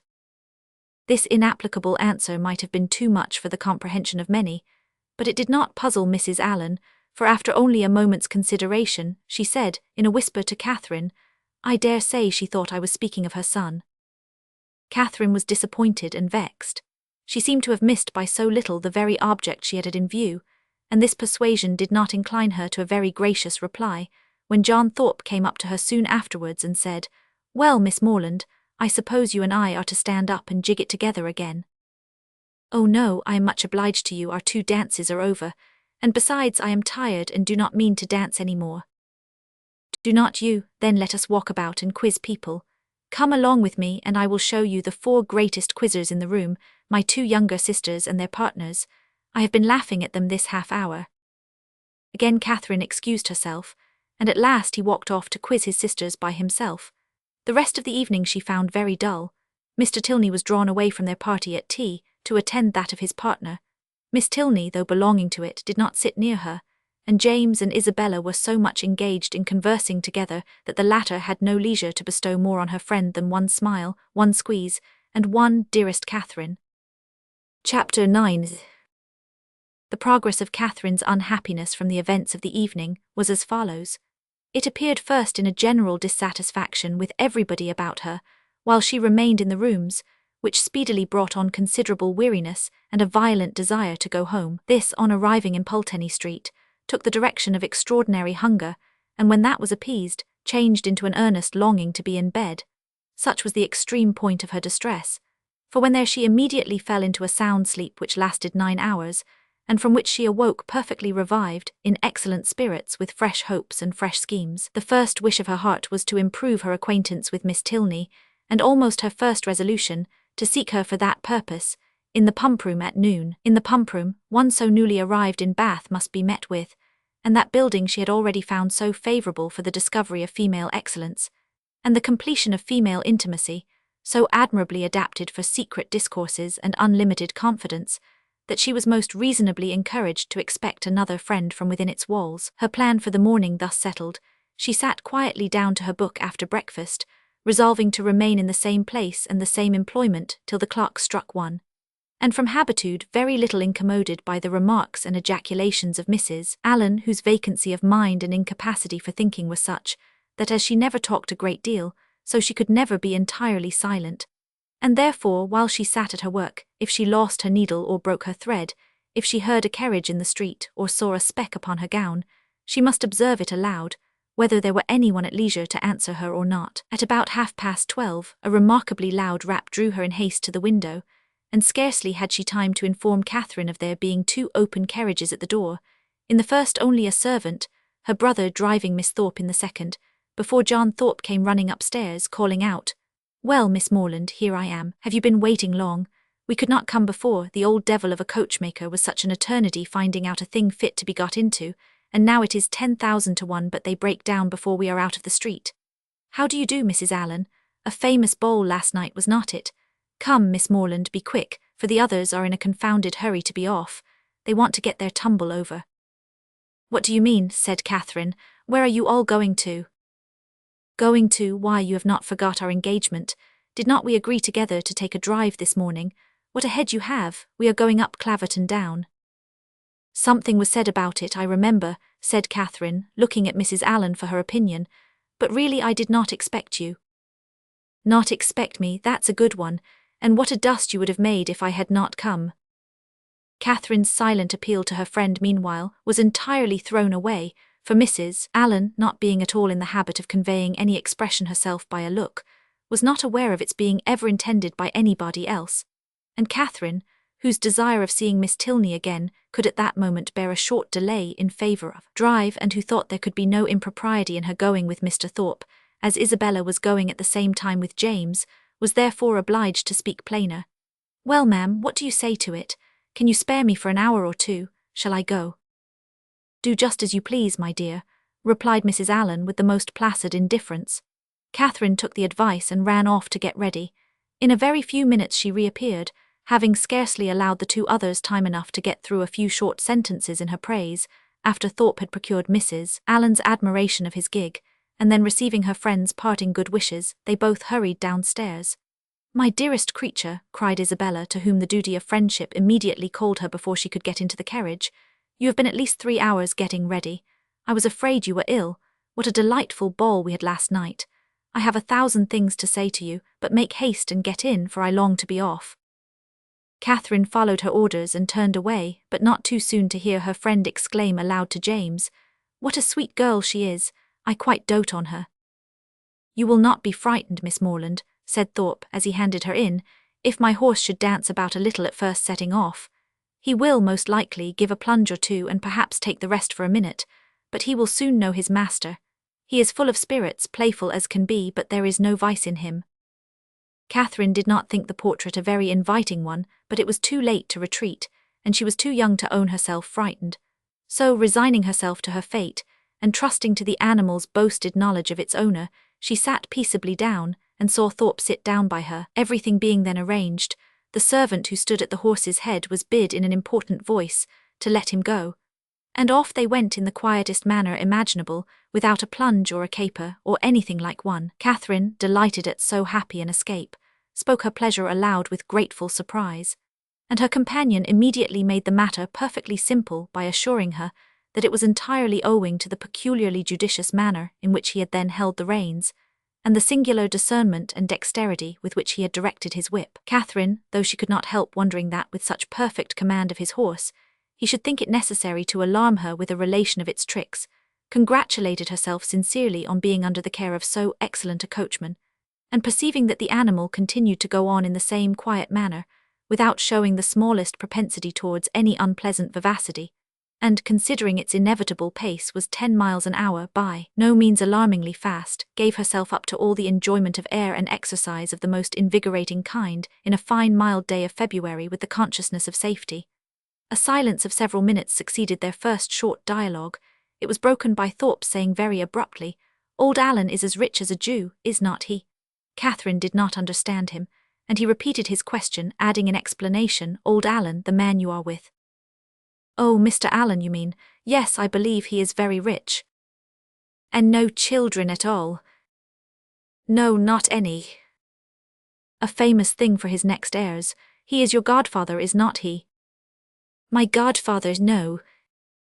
But you are always very much with them. Yes, very much. Aye, that is what I meant. He seems a good kind of old fellow enough, and has lived very well in his time, I dare say. He is not gouty for nothing. Does he drink his bottle a day now? His bottle a day? No, why should you think of such a thing? He is a very temperate man, and you could not fancy him in liquor last night. Lord help you, you women are always thinking of men's being in liquor. Why, you do not suppose a man is overset by a bottle? I am sure of this, that if everybody was to drink their bottle a day, there would not be half the disorders in the world there are now. It would be a famous good thing for us all. I cannot believe it. Oh Lord, it would be the saving of thousands. There is not the 100th part of the wine consumed in this kingdom that there ought to be. Our foggy climate wants help. And yet I have heard that there is a great deal of wine drunk in Oxford. Oxford, there is no drinking at Oxford now, I assure you. Nobody drinks there. You would hardly meet with a man who goes beyond his 4 pints at the utmost. Now, for instance, it was reckoned a remarkable thing, at the last party in my rooms, that upon an average we cleared about 5 pints a head. It was looked upon as something out of the common way. Mine is famous good stuff, to be sure. You would not often meet with anything like it in Oxford, and that may account for it, but this will just give you a notion of the general rate of drinking there. Yes, it does give a notion, said Catherine warmly, and that is that you all drink a great deal more wine than I thought you did. However, I am sure James does not drink so much. This declaration brought on a loud and overpowering reply, of which no part was very distinct, except the frequent exclamations, amounting almost to oaths, which adorned it, and Catherine was left, when it ended, with rather a strengthened belief of there being a great deal of wine drunk in Oxford, and the same happy conviction of her brother's comparative sobriety. Thorpe's ideas then all reverted to the merits of his own equipage, and she was called on to admire the spirit and freedom with which his horse moved along, and the ease which his paces, as well as the excellence of the springs, gave the motion of the carriage. She followed him in all his admiration as well as she could. To go before or beyond him was impossible. His knowledge and her ignorance of the subject, his rapidity of expression and her diffidence of herself, put that out of her power.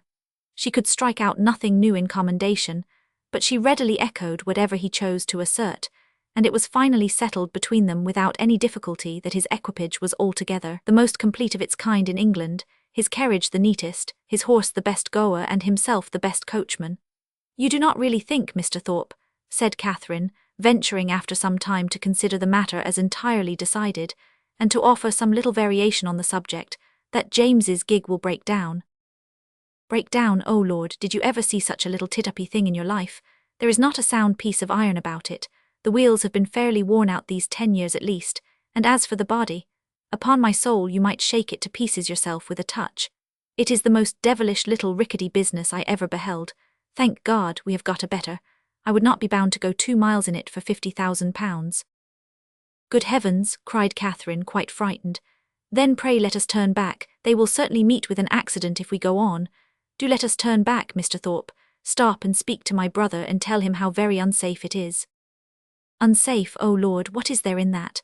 They will only get a roll if it does break down, and there is plenty of dirt. It will be excellent falling. Oh, curse it, the carriage is safe enough if a man knows how to drive it. A thing of that sort in good hands will last above 20 years after it is fairly worn out. Lord bless you, I would undertake for £5 to drive it to York and back again without losing a nail. Catherine listened with astonishment. She knew not how to reconcile 2 such very different accounts of the same thing, for she had not been brought up to understand the propensities of a rattle, nor to know to how many idle assertions and impudent falsehoods the excess of vanity will lead. Her own family were plain, matter-of-fact people who seldom aimed at wit of any kind, her father at the utmost, being contented with a pun, and her mother with a proverb. They were not in the habit therefore of telling lies to increase their importance, or of asserting at one moment what they would contradict the next. She reflected on the affair for some time in much perplexity, and was more than once on the point of requesting from Mr. Thorpe a clearer insight into his real opinion on the subject, but she checked herself, because it appeared to her that he did not excel in giving those clearer insights, in making those things plain which he had before made ambiguous, and joining to this the consideration that he would not really suffer his sister and his friend to be exposed to a danger from which he might easily preserve them, she concluded at last that he must know the carriage to be in fact perfectly safe, and therefore would alarm herself no longer. By him the whole matter seemed entirely forgotten, and all the rest of his conversation, or rather talk, began and ended with himself and his own concerns. He told her of horses which he had bought for a trifle and sold for incredible sums, of racing matches in which his judgment had infallibly foretold the winner, of shooting parties in which he had killed more birds, though without having one good shot, than all his companions together, and described to her some famous day's sport with the foxhounds, in which his foresight and skill in directing the dogs had repaired the mistakes of the most experienced huntsman, and in which the boldness of his riding, though it had never endangered his own life for a moment, had been constantly leading others into difficulties, which he calmly concluded had broken the necks of many. Little as Catherine was in the habit of judging for herself, and unfixed as were her general notions of what men ought to be, she could not entirely repress a doubt, while she bore with the effusions of his endless conceit, of his being altogether completely agreeable. It was a bold surmise, for he was Isabella's brother, and she had been assured by James that his manners would recommend him to all her sex. But in spite of this, the extreme weariness of his company, which crept over her before they had been out an hour, and which continued unceasingly to increase till they stopped in Pulteney Street again, induced her in some small degree to resist such high authority, and to distrust his powers of giving universal pleasure. When they arrived at Mrs. Allen's door, the astonishment of Isabella was hardly to be expressed, on finding that it was too late in the day for them to attend her friend into the house. Past 3 o'clock. It was inconceivable, incredible, impossible, and she would neither believe her own watch nor her brother's, nor the servants'. She would believe no assurance of it founded on reason or reality, till Morland produced his watch and ascertained the fact. To have doubted a moment longer then would have been equally inconceivable, incredible, and impossible, and she could only protest over and over again that no 2 hours and a half had ever gone off so swiftly before, as Catherine was called on to confirm. Catherine could not tell a falsehood even to please Isabella, but the latter was spared the misery of her friend's dissenting voice by not waiting for her answer. Her own feelings entirely engrossed her. Her wretchedness was most acute on finding herself obliged to go directly home. It was ages since she had had a moment's conversation with her dearest Catherine, and though she had such thousands of things to say to her, it appeared as if they were never to be together again. So, with smiles of most exquisite misery and the laughing eye of utter despondency, she bade her friend adieu and went on. Catherine found Mrs. Allen just returned from all the busy idleness of the morning, and was immediately greeted with, "Well, my dear, here you are," a truth which she had no greater inclination than power to dispute, "and I hope you have had a pleasant airing." "Yes, ma'am, I thank you, we could not have had a nicer day." So Mrs. Thorpe said, she was vastly pleased at your all going. "You have seen Mrs. Thorpe then?" "Yes, I went to the pump room as soon as you were gone, and there I met her, and we had a great deal of talk together. She says there was hardly any veal to be got at market this morning, it is so uncommonly scarce." "Did you see anybody else of our acquaintance?" "Yes, we agreed to take a turn in the Crescent, and there we met Mrs. Hughes, and Mr. and Miss Tilney walking with her." "Did you indeed, and did they speak to you?" "Yes, we walked along the Crescent together for half an hour. They seem very agreeable people. Miss Tilney was in a very pretty spotted muslin, and I fancy, by what I can learn, that she always dresses very handsomely. Mrs. Hughes talked to me a great deal about the family." "And what did she tell you of them?" "Oh, a vast deal indeed, she hardly talked of anything else." "Did she tell you what part of Gloucestershire they come from?" "Yes, she did, but I cannot recollect now. But they are very good kind of people and very rich. Mrs. Tilney was a Miss Drummond, and she and Mrs. Hughes were schoolfellows, and Miss Drummond had a very large fortune, and when she married her father gave her £20,000 and 500 to buy wedding clothes. Mrs. Hughes saw all the clothes after they came from the warehouse." "And are Mr. and Mrs. Tilney in Bath?" "Yes, I fancy they are, but I am not quite certain. Upon recollection, however, I have a notion they are both dead. At least the mother is. Yes, I am sure Mrs. Tilney is dead, because Mrs. Hughes told me there was a very beautiful set of pearls that Mr. Drummond gave his daughter on her wedding day, and that Miss Tilney has got now, for they were put by for her when her mother died." "And is Mr. Tilney, my partner, the only son?" "I cannot be quite positive about that, my dear. I have some idea he is. But however, he is a very fine young man, Mrs. Hughes says, and likely to do very well." Catherine inquired no further. She had heard enough to feel that Mrs. Allen had no real intelligence to give, and that she was most particularly unfortunate herself in having missed such a meeting with both brother and sister. Could she have foreseen such a circumstance, nothing should have persuaded her to go out with the others. And as it was, she could only lament her ill luck, and think over what she had lost, till it was clear to her that the drive had by no means been very pleasant, and that John Thorpe himself was quite disagreeable. Chapter 10. The Allens, Thorpes, and Morlands all met in the evening at the theatre, and as Catherine and Isabella sat together, there was then an opportunity for the latter to utter some few of the many thousand things which had been collecting within her for communication in the immeasurable length of time which had divided them. "Oh heavens, my beloved Catherine, have I got you at last? was her address on Catherine's entering the box and sitting by her. Now, Mr. Morland, for he was close to her on the other side, I shall not speak another word to you all the rest of the evening, so I charge you not to expect it. My sweetest Catherine, how have you been this long age? But I need not ask you, for you look delightfully. You really have done your hair in a more heavenly style than ever. You mischievous creature, do you want to attract everybody? I assure you my brother is quite in love with you already, and as for Mr. Tilney, but that is a settled thing. Even your modesty cannot doubt his attachment now. His coming back to Bath makes it too plain. Oh, what would not I give to see him? I really am quite wild with impatience. My mother says he is the most delightful young man in the world. She saw him this morning, you know. You must introduce him to me. Is he in the house now? Look about, for heaven's sake. I assure you I can hardly exist till I see him. No, said Catherine, he is not here. I cannot see him anywhere.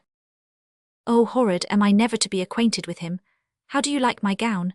I think it does not look amiss. The sleeves were entirely my own thought. Do you know I get so immoderately sick of Bath?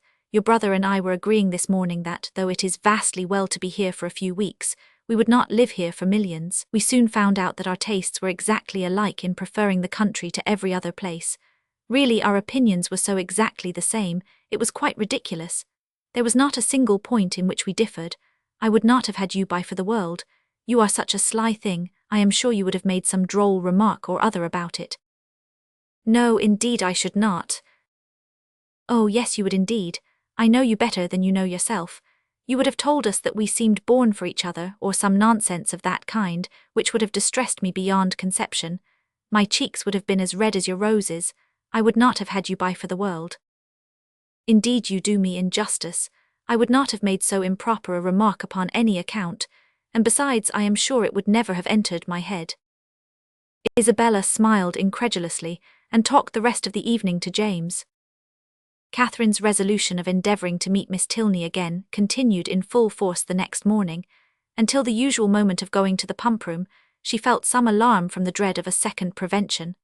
But nothing of that kind occurred, no visitors appeared to delay them, and they all three set off in good time for the pump-room, where the ordinary course of events and conversation took place.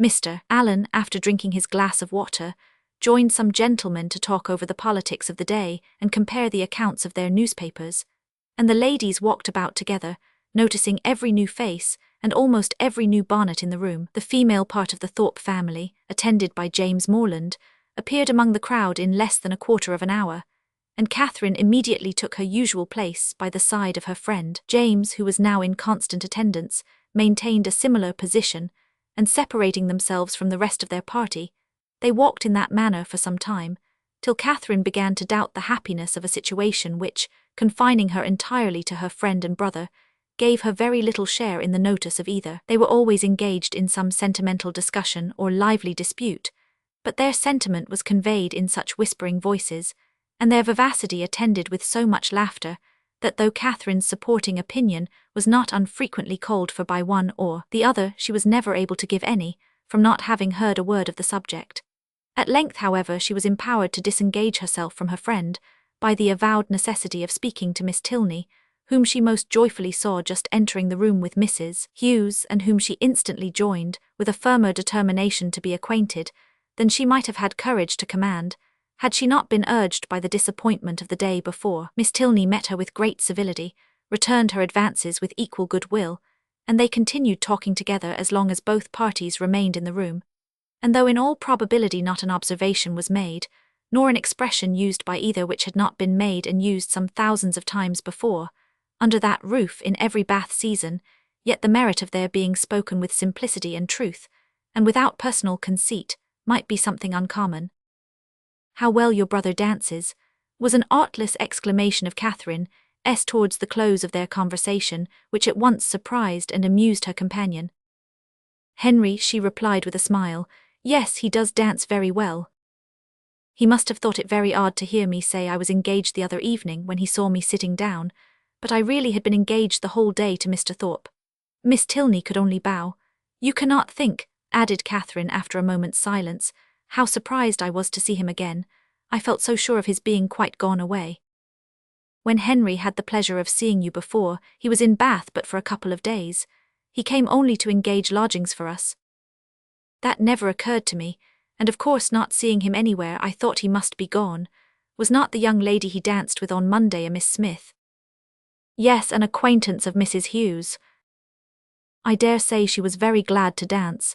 Do you think her pretty? Not very. He never comes to the pump room, I suppose. Yes, sometimes, but he has rid out this morning with my father. Mrs. Hughes now joined them, and asked Miss Tilney if she was ready to go. I hope I shall have the pleasure of seeing you again soon, said Catherine. Shall you be at the cotillion ball tomorrow? Perhaps yes, I think we certainly shall. I am glad of it, for we shall all be there. This civility was duly returned, and they parted, on Miss Tilney's side with some knowledge of her new acquaintance's feelings, and on Catherine's without the smallest consciousness of having explained them. She went home very happy. The morning had answered all her hopes, and the evening of the following day was now the object of expectation, the future good. What gown and what head-dress she should wear on the occasion became her chief concern. She cannot be justified in it. Dress is at all times a frivolous distinction, and excessive solicitude about it often destroys its own aim. Catherine knew all this very well. Her great-aunt had read her a lecture on the subject only the Christmas before, and yet she lay awake 10 minutes on Wednesday night debating between her spotted and her tamboured muslin, and nothing but the shortness of the time prevented her buying a new one for the evening. This would have been an error in judgment, great though not uncommon, from which one of the other sex rather than her own, a brother rather than a great-aunt, might have warned her. For man only can be aware of the insensibility of man towards a new gown. It would be mortifying to the feelings of many ladies, could they be made to understand how little the heart of man is affected by what is costly or new in their attire, how little it is biased by the texture of their muslin, and how unsusceptible of peculiar tenderness towards the spotted, the sprigged, the mull, or the jaconet. Woman is fine for her own satisfaction alone. No man will admire her the more, no woman will like her the better for it. Neatness and fashion are enough for the former, and a something of shabbiness or impropriety will be most endearing to the latter. But not one of these grave reflections troubled the tranquillity of Catherine. She entered the rooms on Thursday evening with feelings very different from what had attended her thither the Monday before. She had then been exulting in her engagement to Thorpe, and was now chiefly anxious to avoid his sight, lest he should engage her again, for though she could not, dared not expect that Mr. Tilney should ask her a third time to dance, her wishes, hopes, and plans all centred in nothing less. Every young lady may feel for my heroine in this critical moment, for every young lady has at some time or other known the same agitation. All have been, or at least all have believed themselves to be, in danger from the pursuit of someone whom they wished to avoid, and all have been anxious for the attentions of someone whom they wished to please. As soon as they were joined by the Thorpes, Catherine's agony began. She fidgeted about if John Thorpe came towards her, hid herself as much as possible from his view, and when he spoke to her pretended not to hear him. The cotillions were over, the country dancing beginning, and she saw nothing of the Tilneys. Do not be frightened, my dear Catherine, whispered Isabella, but I am really going to dance with your brother again. I declare positively it is quite shocking. I tell him he ought to be ashamed of himself, but you and John must keep us in countenance. Make haste, my dear creature, and come to us. John is just walked off, but he will be back in a moment. Catherine had neither time nor inclination to answer. The others walked away. John Thorpe was still in view, and she gave herself up for lost, that she might not appear, however, to observe or expect him. She kept her eyes intently fixed on her fan, and a self-condemnation for her folly, in supposing that among such a crowd they should even meet with the Tilneys in any reasonable time, had just passed through her mind, when she suddenly found herself addressed and again solicited to dance, by Mr. Tilney himself. With what sparkling eyes and ready motion she granted his request, and with how pleasing a flutter of heart she went with him to the set, may be easily imagined. To escape, and, as she believed, so narrowly escape John Thorpe, and to be asked, so immediately on his joining her, asked by Mr. Tilney as if he had sought her on purpose, it did not appear to her that life could supply any greater felicity.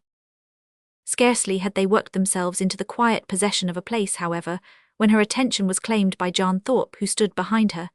"Heyday, Miss Morland," said he, "what is the meaning of this? I thought you and I were to dance together." "I wonder you should think so, for you never asked me." "That is a good one, by Jove. I asked you as soon as I came into the room, and I was just going to ask you again, but when I turned round you were gone. This is a cursed shabby trick. I only came for the sake of dancing with you, and I firmly believe you were engaged to me ever since Monday. Yes, I remember, I asked you while you were waiting in the lobby for your cloak. And here have I been telling all my acquaintance that I was going to dance with the prettiest girl in the room, and when they see you standing up with somebody else, they will quiz me famously. Oh no, they will never think of me after such a description as that. By heavens, if they do not, I will kick them out of the room for blockheads. What chap have you there? Catherine satisfied his curiosity. Tilney, he repeated. I do not know him. A good figure of a man, well put together. Does he want a horse? Here is a friend of mine, Sam Fletcher, has got one to sell that would suit anybody.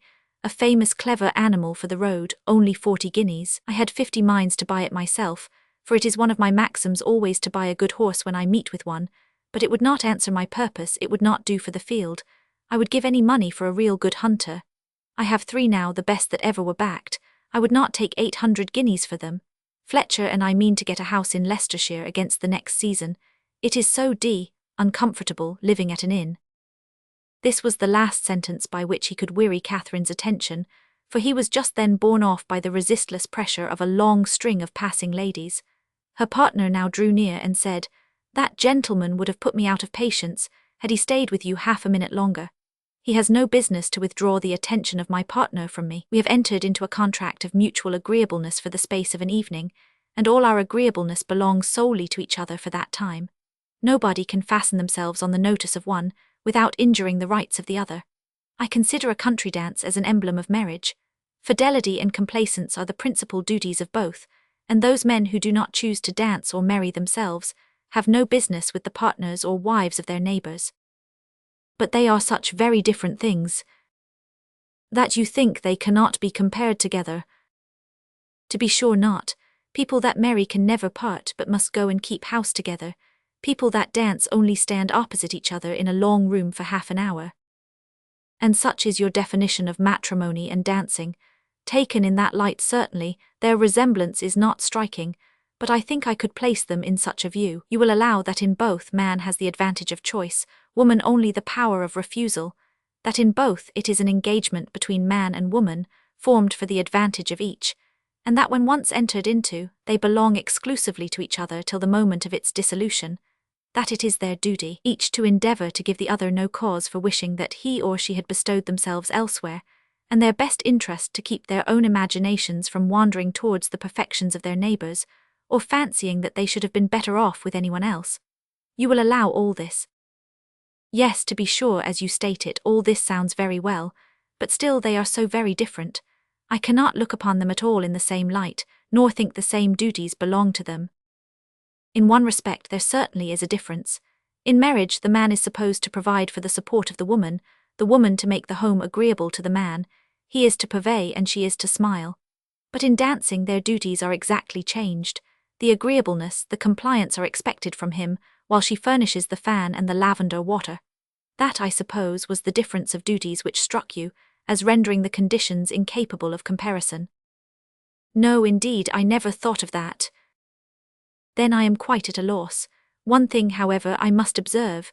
This disposition on your side is rather alarming. You totally disallow any similarity in the obligations, and may I not thence infer that your notions of the duties of the dancing state are not so strict as your partner might wish? Have I not reason to fear that if the gentleman who spoke to you just now were to return, or if any other gentleman were to address you, there would be nothing to restrain you from conversing with him as long as you chose? Mr. Thorpe is such a very particular friend of my brother's, that if he talks to me, I must talk to him again, but there are hardly 3 young men in the room besides him that I have any acquaintance with. And is that to be my only security? Alas, alas! Nay, I am sure you cannot have a better, for if I do not know anybody, it is impossible for me to talk to them, and besides, I do not want to talk to anybody. Now you have given me a security worth having, and I shall proceed with courage.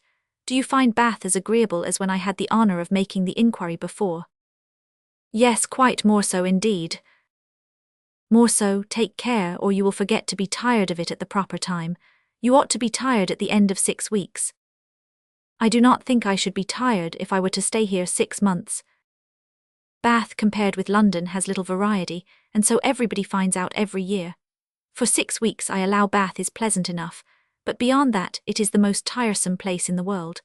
You would be told so by people of all descriptions, who come regularly every winter, lengthen their 6 weeks into 10 or 12, and go away at last because they can afford to stay no longer.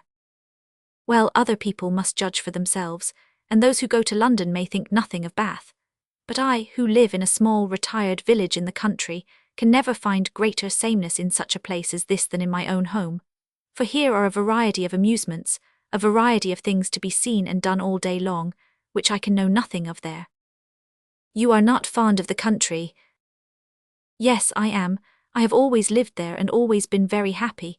But certainly there is much more sameness in a country life than in a Bath life. One day in the country is exactly like another. But then you spend your time so much more rationally in the country. Do I? Do you not? I do not believe there is much difference. Here you are in pursuit only of amusement all day long. And so I am at home, only I do not find so much of it. I walk about here and so I do there. But here I see a variety of people in every street, and there I can only go and call on Mrs. Allen. Mr. Tilney was very much amused. Only go and call on Mrs. Allen, he repeated. What a picture of intellectual poverty. However, when you sink into this abyss again, you will have more to say. You will be able to talk of Bath and of all that you did here. Oh, yes, I shall never be in want of something to talk of again to Mrs. Allen or anybody else. I really believe I shall always be talking of Bath when I am at home again. I do like it so very much. If I could but have Papa and Mamma, and the rest of them here, I suppose I should be too happy. James is coming, my eldest brother, is quite delightful, and especially as it turns out that the very family we are just got so intimate with are his intimate friends already. Oh, who can ever be tired of Bath? Not those who bring such fresh feelings of every sort to it as you do. But papas and mammas and brothers and intimate friends are a good deal gone by, to most of the frequenters of Bath, and the honest relish of balls and plays, and everyday sights is past with them. Here their conversation closed, the demands of the dance becoming now too importunate for a divided attention. Soon after their reaching the bottom of the set, Catherine perceived herself to be earnestly regarded by a gentleman who stood among the lookers-on, immediately behind her partner. He was a very handsome man of a commanding aspect past the bloom, but not past the vigour of life, and with his eye still directed towards her, she saw him presently address Mr. Tilney in a familiar whisper. Confused by his notice and blushing from the fear of its being excited by something wrong in her appearance, she turned away her head. But while she did so, the gentleman retreated, and her partner, coming nearer, said, "I see that you guess what I have just been asked. That gentleman knows your name, and you have a right to know his. It is General Tilney, my father." Catherine's answer was only "Oh," but it was an "Oh," expressing everything needful, attention to his words and perfect reliance on their truth. With real interest and strong admiration did her eye now follow the general as he moved through the crowd, and "How handsome a family they are," was her secret remark. In chatting with Miss Tilney before the evening concluded, a new source of felicity arose to her. She had never taken a country walk since her arrival in Bath. Miss Tilney, to whom all the commonly frequented environs were familiar, spoke of them in terms which made her all eagerness to know them too, and on her openly fearing that she might find nobody to go with her, it was proposed by the brother and sister that they should join in a walk some morning or other. "I shall like it," she cried, "beyond anything in the world, and do not let us put it off, let us go tomorrow." This was readily agreed to, with only a proviso of Miss Tilney's, that it did not rain, which Catherine was sure it would not. At 12 o'clock they were to call for her in Pulteney Street, and remember 12 o'clock was her parting speech to her new friend. Of her other, her older, her more established friend Isabella, of whose fidelity and worth she had enjoyed a fortnight's experience, she scarcely saw anything during the evening. Yet, though longing to make her acquainted with her happiness, she cheerfully submitted to the wish of Mr. Allen, which took them rather early away, and her spirits danced within her, as she danced in her chair all the way home. Chapter 11. The morrow brought a very sober-looking morning, the sun making only a few efforts to appear, and Catherine augured from it everything most favourable to her wishes. A bright morning so early in the year, she allowed, would generally turn to rain, but a cloudy one foretold improvement as the day advanced. She applied to Mr. Allen for confirmation of her hopes, but Mr. Allen, not having his own skies and barometer about him, declined giving any absolute promise of sunshine. She applied to Mrs. Allen, and Mrs. Allen's opinion was more positive.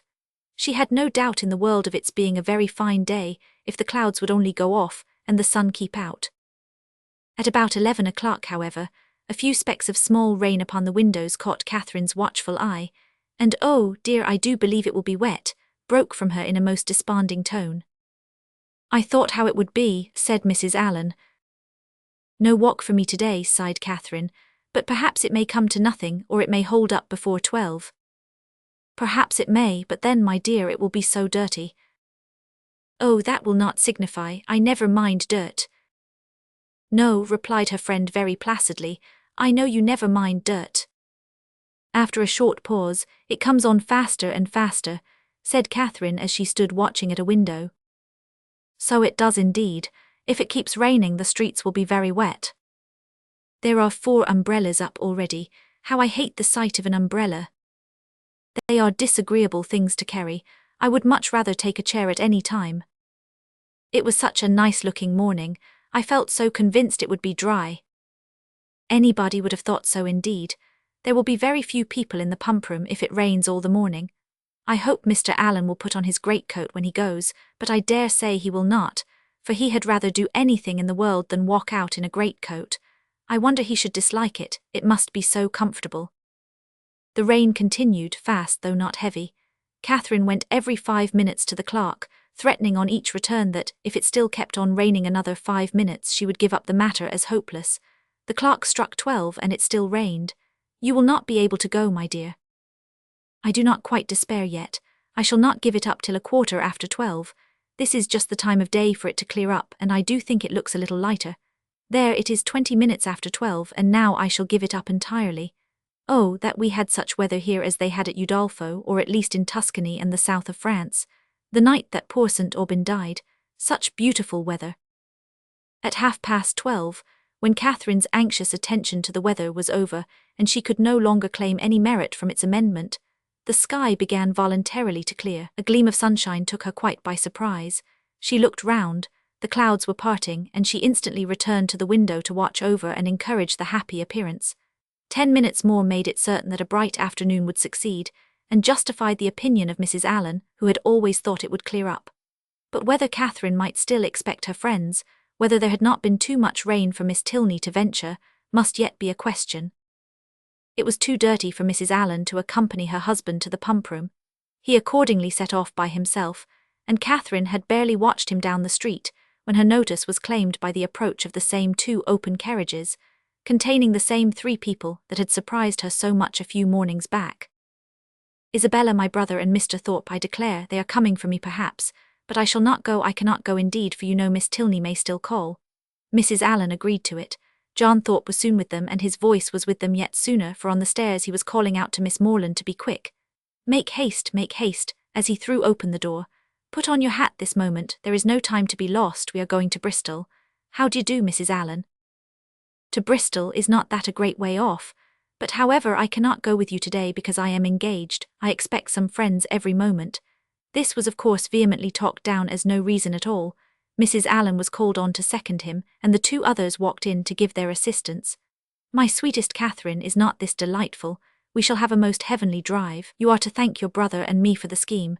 It darted into our heads at breakfast time, I verily believe at the same instant. And we should have been off 2 hours ago if it had not been for this detestable rain, but it does not signify, the nights are moonlight, and we shall do delightfully. Oh, I am in such ecstasies at the thoughts of a little country air and quiet, so much better than going to the lower rooms. We shall drive directly to Clifton and dine there, and as soon as dinner is over, if there is time for it, go on to Kingsweston." "I doubt our being able to do so much," said Morland. "You croaking fellow," cried Thorpe. "We shall be able to do 10 times more. Kingsweston, aye, and Blaise Castle too, and anything else we can hear of, but here is your sister says she will not go." "Blaise Castle," cried Catherine, "what is that?" "The finest place in England, worth going 50 miles at any time to see." "What, is it really a castle, an old castle?" "The oldest in the kingdom." "But is it like what one reads of?" "Exactly the very same." "But now really, are there towers and long galleries?" "By dozens." "Then I should like to see it, but I cannot go." "Not go, my beloved creature, what do you mean?"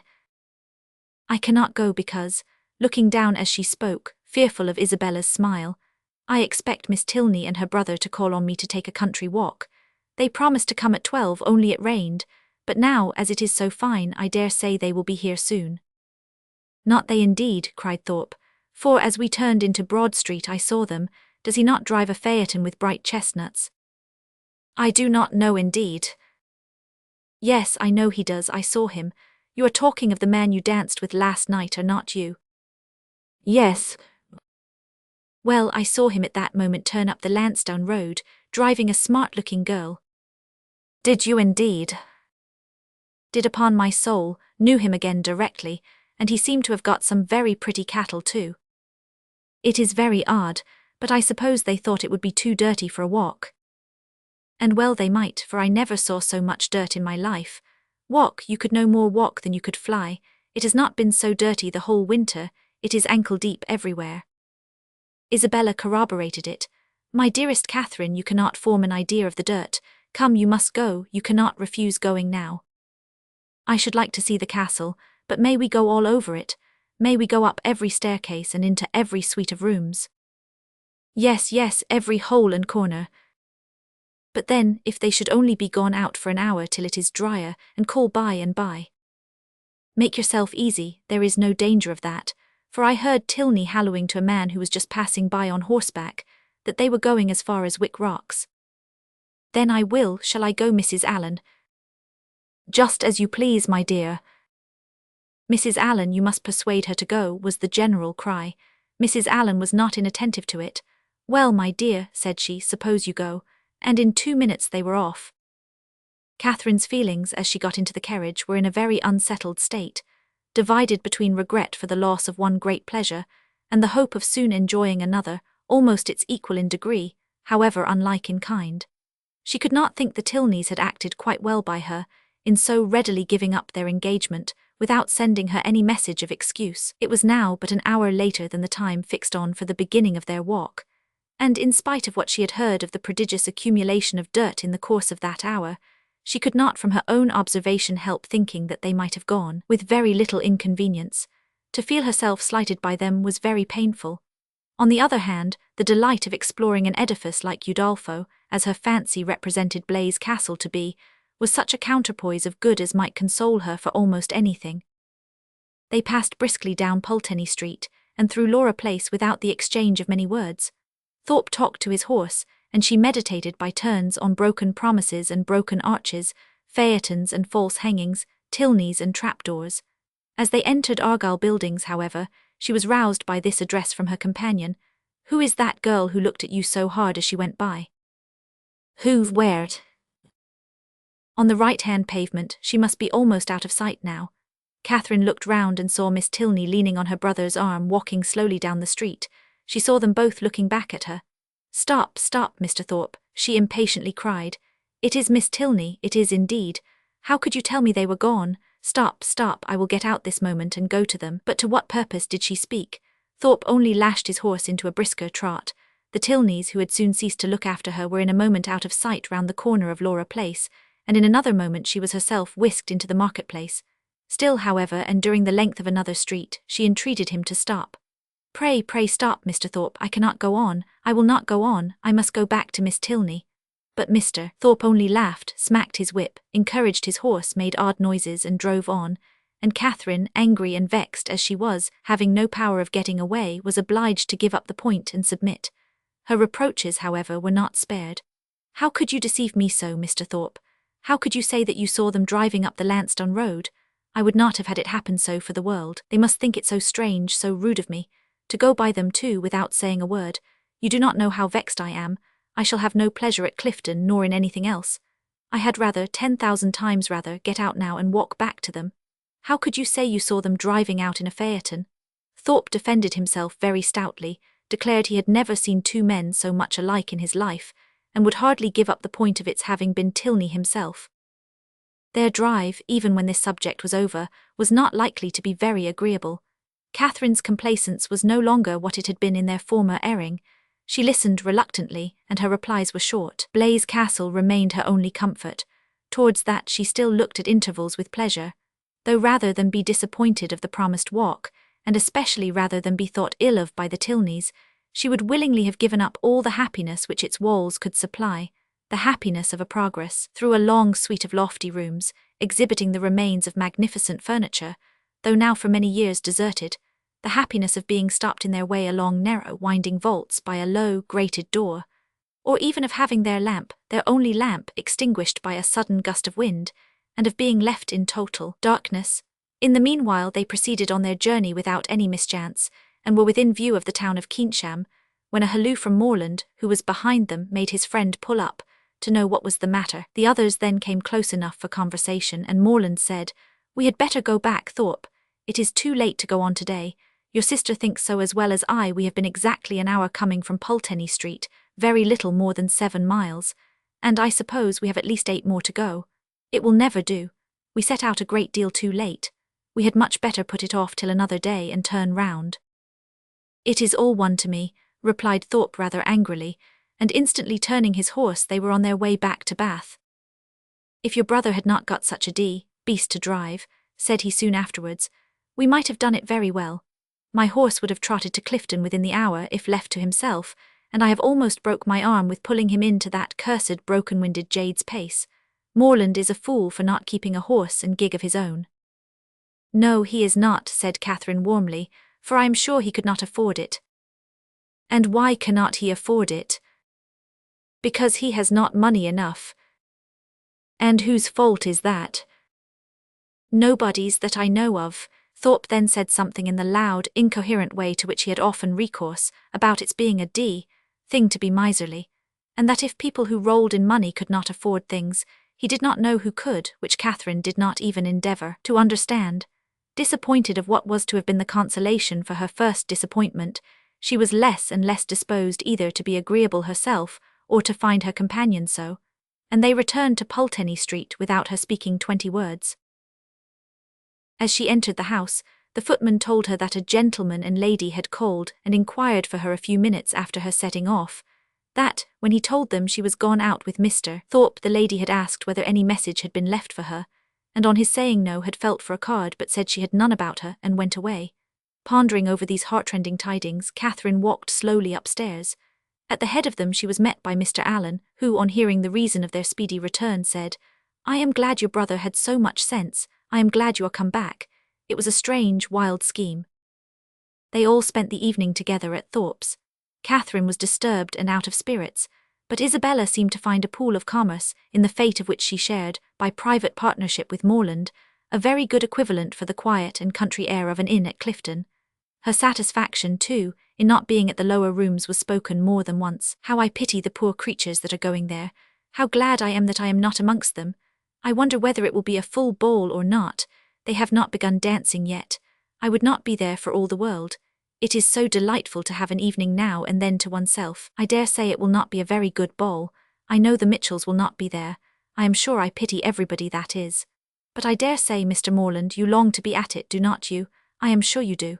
Well, pray do not let anybody here be a restraint on you. I dare say we could do very well without you, but you men think yourselves of such consequence." Catherine could almost have accused Isabella of being wanting in tenderness towards herself and her sorrows, so very little did they appear to dwell on her mind, and so very inadequate was the comfort she offered. "Do not be so dull, my dearest creature," she whispered. "You will quite break my heart. It was amazingly shocking, to be sure, but the Tilneys were entirely to blame. Why were not they more punctual? It was dirty indeed, but what did that signify? I am sure John and I should not have minded it. I never mind going through anything where a friend is concerned.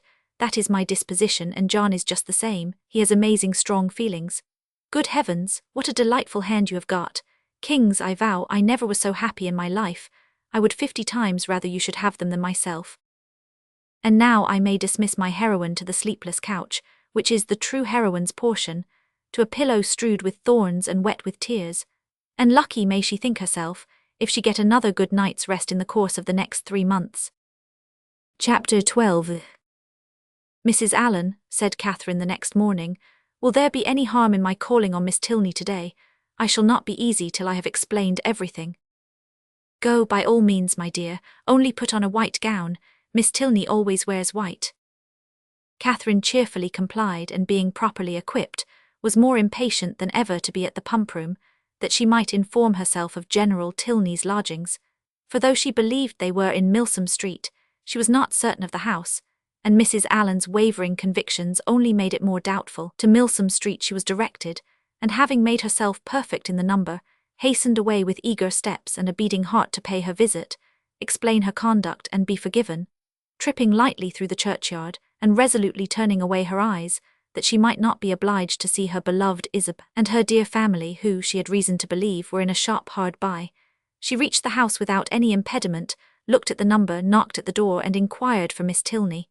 The man believed Miss Tilney to be at home, but was not quite certain. Would she be pleased to send up her name? She gave her card. In a few minutes the servant returned, and with a look which did not quite confirm his words, said he had been mistaken, for that Miss Tilney was walked out.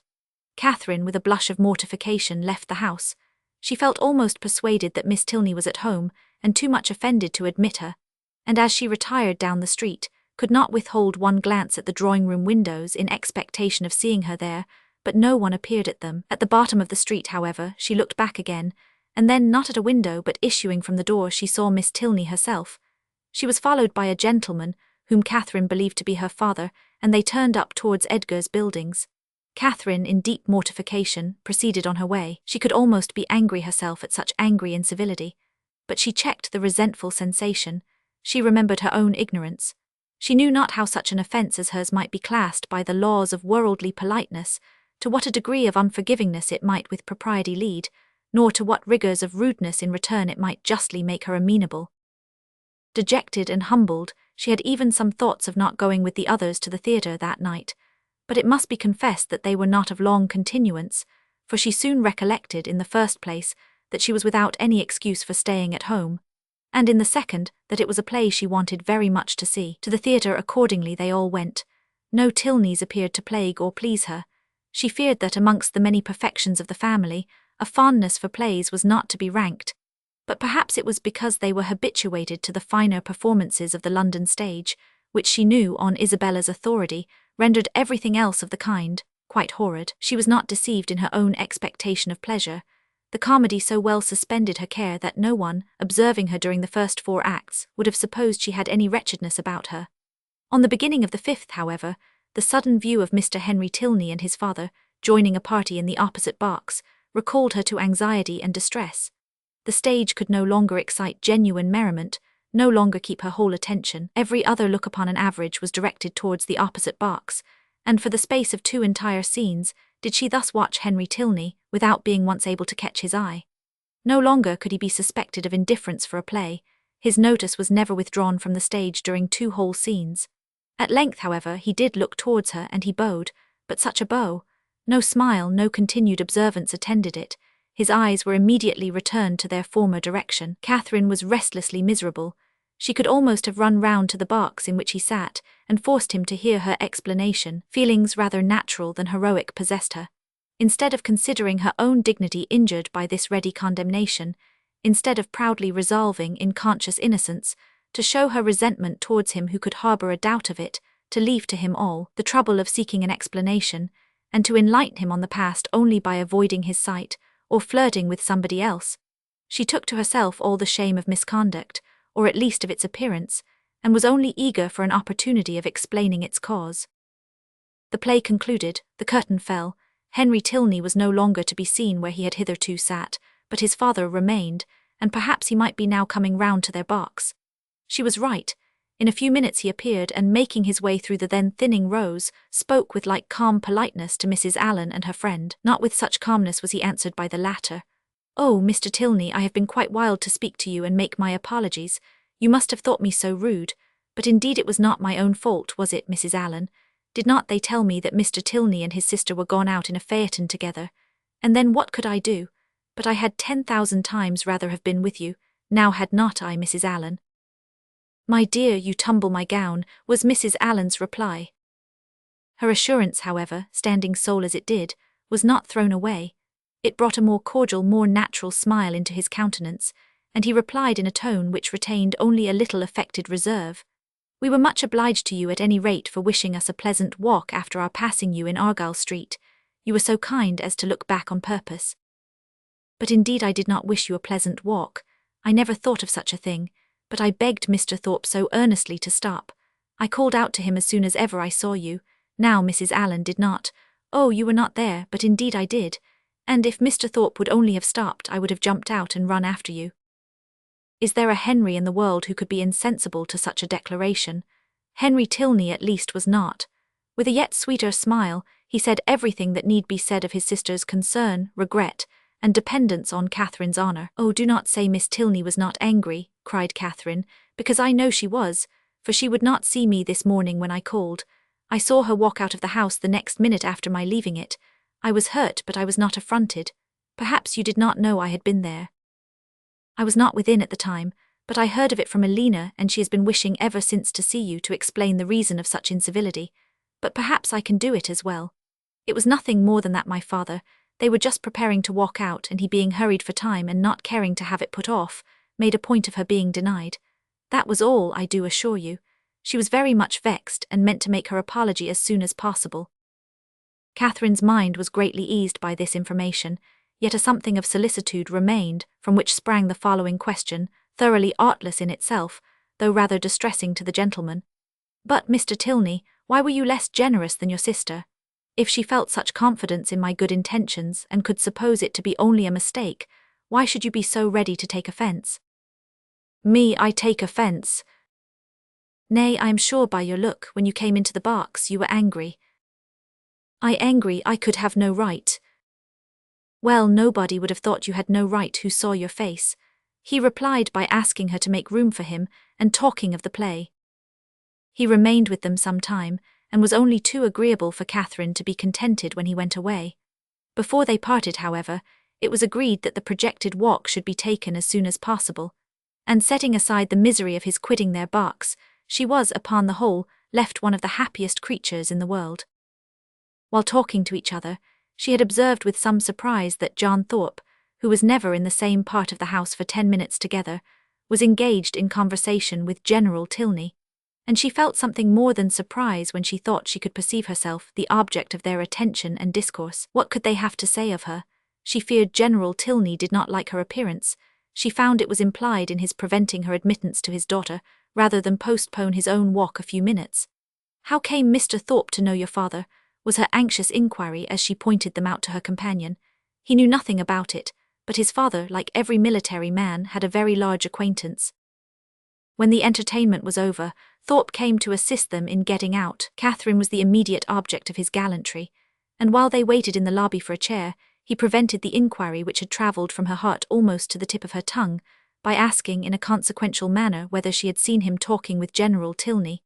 He is a fine old fellow, upon my soul, stout, active, looks as young as his son. I have a great regard for him, I assure you, a gentleman-like, good sort of fellow as ever lived. But how came you to know him? Know him? There are few people much about town that I do not know. I have met him forever at the Bedford, and I knew his face again today the moment he came into the billiard-room, one of the best players we have, by the by, and we had a little touch together, though I was almost afraid of him at first. The odds were 5-4 against me, and if I had not made one of the cleanest strokes that perhaps ever was made in this world, I took his ball exactly, but I could not make you understand it without a table. However, I did beat him, a very fine fellow, as rich as a Jew. I should like to dine with him. I dare say he gives famous dinners. But what do you think we have been talking of? You, yes, by heavens, and the General thinks you the finest girl in Bath. Oh, nonsense, how can you say so? And what do you think I said? Lowering his voice, well done, General, said I am quite of your mind. Here Catherine, who was much less gratified by his admiration than by General Tilney, was not sorry to be called away by Mr. Allen. Thorpe, however, would see her to her chair, and till she entered it, continued the same kind of delicate flattery, in spite of her entreating him to have done. That General Tilney, instead of disliking, should admire her, was very delightful, and she joyfully thought that there was not one of the family whom she need now fear to meet. The evening had done much more for her than could have been expected. Chapter 13. Monday, Tuesday, Wednesday, Thursday, Friday, and Saturday have now passed in review before the reader. The events of each day, its hopes and fears, mortifications and pleasures, have been separately stated, and the pangs of Sunday only now remain to be described and close the week. The Clifton scheme had been deferred, not relinquished, and on the afternoon's crescent of this day, it was brought forward again, in a private consultation between Isabella and James, the former of whom had particularly set her heart upon going, and the latter no less anxiously placed his upon pleasing her. It was agreed that, provided the weather were fair, the party should take place on the following morning, and they were to set off very early, in order to be at home in good time. The affair thus determined and Thorpe's approbation secured, Catherine only remained to be apprised of it. She had left them for a few minutes to speak to Miss Tilney. In that interval the plan was completed, and as soon as she came again her agreement was demanded. But instead of the gay acquiescence expected by Isabella, Catherine looked grave, was very sorry but could not go.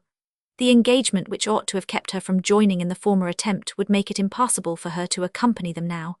She had that moment settled with Miss Tilney to take their proposed walk tomorrow. It was quite determined, and she would not upon any account retract. But that she must and should retract was instantly the eager cry of both the Thorpes. They must go to Clifton tomorrow, they would not go without her. It would be nothing to put off a mere walk for one day longer, and they would not hear of a refusal. Catherine was distressed but not subdued. "Do not urge me, Isabella, I am engaged to Miss Tilney, I cannot go." This availed nothing. The same arguments assailed her again. She must go, she should go, and they would not hear of a refusal. It would be so easy to tell Miss Tilney that you had just been reminded of a prior engagement, and must only beg to put off the walk till Tuesday. "No, it would not be easy, I could not do it. There has been no prior engagement." But Isabella became only more and more urgent, calling on her in the most affectionate manner, addressing her by the most endearing names. She was sure her dearest, sweetest Catherine would not seriously refuse such a trifling request to a friend who loved her so dearly. She knew her beloved Catherine to have so feeling a heart, so sweet a temper, to be so easily persuaded by those she loved. But all in vain. Catherine felt herself to be in the right, and though pained by such tender, such flattering supplication, could not allow it to influence her. Isabella then tried another method. She reproached her with having more affection for Miss Tilney, though she had known her so little a while, than for her best and oldest friends, with being grown cold and indifferent, in short, towards herself. "I cannot help being jealous, Catherine, when I see myself slighted for strangers, I who love you so excessively. When once my affections are placed, it is not in the power of anything to change them. But I believe my feelings are stronger than anybody's. I am sure they are too strong for my own peace, and to see myself supplanted in your friendship by strangers does cut me to the quick, I own. These Tilneys seem to swallow up everything else." Catherine thought this reproach equally strange and unkind. Was it the part of a friend thus to expose her feelings to the notice of others? Isabella appeared to her ungenerous and selfish, regardless of everything but her own gratification. These painful ideas crossed her mind, though she said nothing. Isabella in the meanwhile had applied her handkerchief to her eyes, and Morland, miserable at such a sight, could not help saying, "Nay, Catherine, I think you cannot stand out any longer now. The sacrifice is not much, and to oblige such a friend, I shall think you quite unkind if you still refuse." This was the first time of her brother's openly siding against her, and anxious to avoid his displeasure, she proposed a compromise.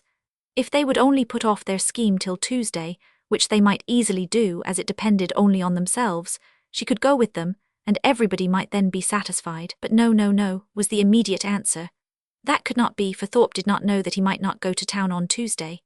Catherine was sorry but could do no more, and a short silence ensued which was broken by Isabella, who in a voice of cold resentment said, "Very well, then there is an end of the party. If Catherine does not go, I cannot be the only woman. I would not upon any account in the world do so improper a thing." "Catherine, you must go," said James. "But why cannot Mr. Thorpe drive one of his other sisters? I dare say either of them would like to go." "Thank ye," cried Thorpe, "but I did not come to Bath to drive my sisters about and look like a fool. No, if you do not go, me if I do. I only go for the sake of driving you."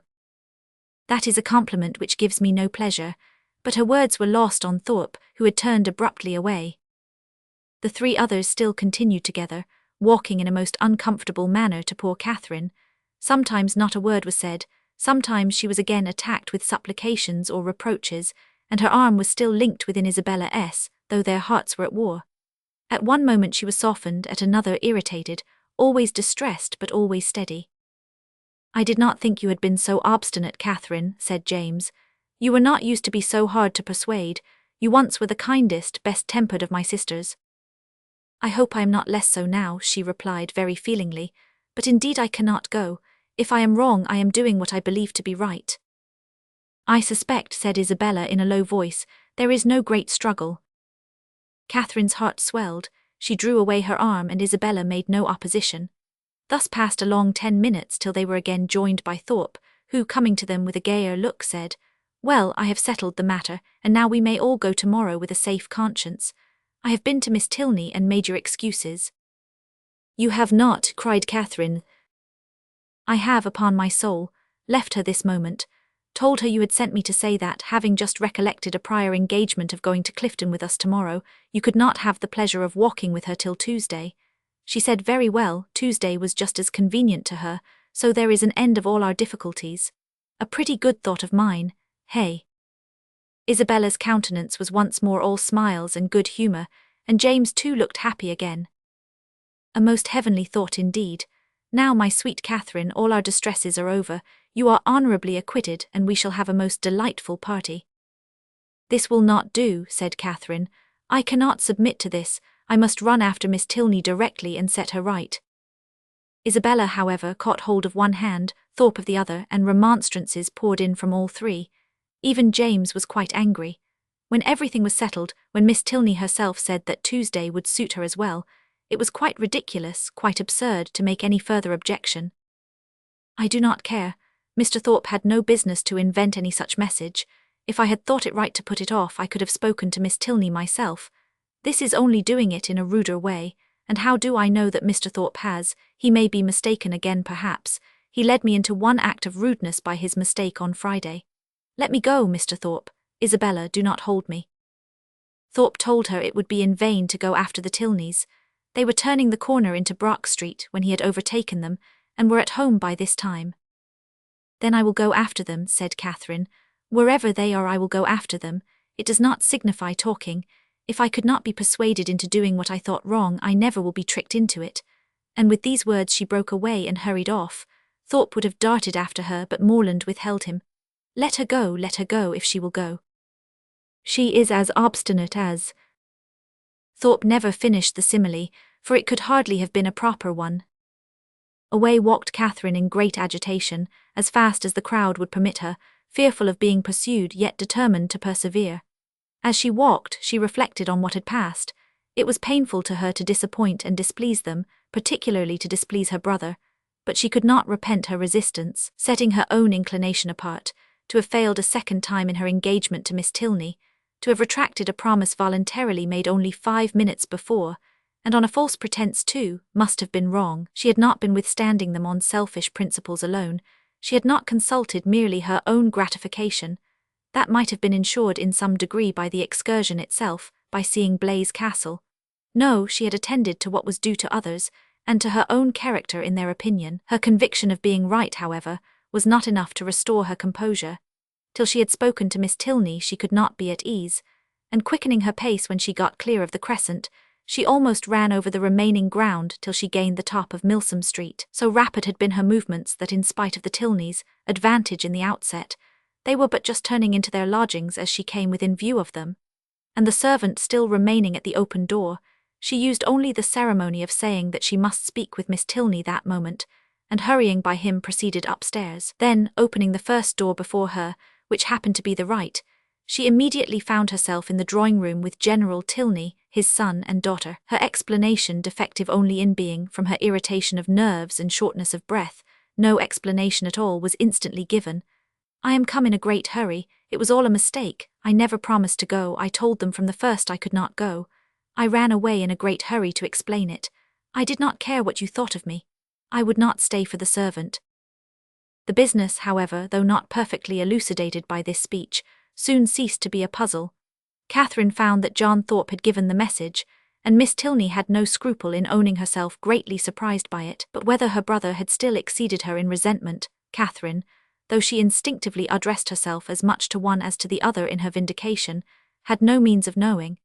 Whatever might have been felt before her arrival, her eager declarations immediately made every look and sentence as friendly as she could desire. The affair thus happily settled, she was introduced by Miss Tilney to her father, and received by him with such ready, such solicitous politeness as recalled Thorpe's information to her mind, and made her think with pleasure that he might be sometimes depended on. To such anxious attention was the general civility carried, that not aware of her extraordinary swiftness in entering the house, he was quite angry with the servant whose neglect had reduced her to open the door of the apartment herself. What did William mean by it? He should make a point of inquiring into the matter. And if Catherine had not most warmly asserted his innocence, it seemed likely that William would lose the favour of his master forever, if not his place, by her rapidity. After sitting with them a quarter of an hour, she rose to take leave, and was then most agreeably surprised by General Tilney's asking her if she would do his daughter the honour of dining and spending the rest of the day with her. Miss Tilney added her own wishes. Catherine was greatly obliged, but it was quite out of her power. Mr. and Mrs. Allen would expect her back every moment. The General declared he could say no more.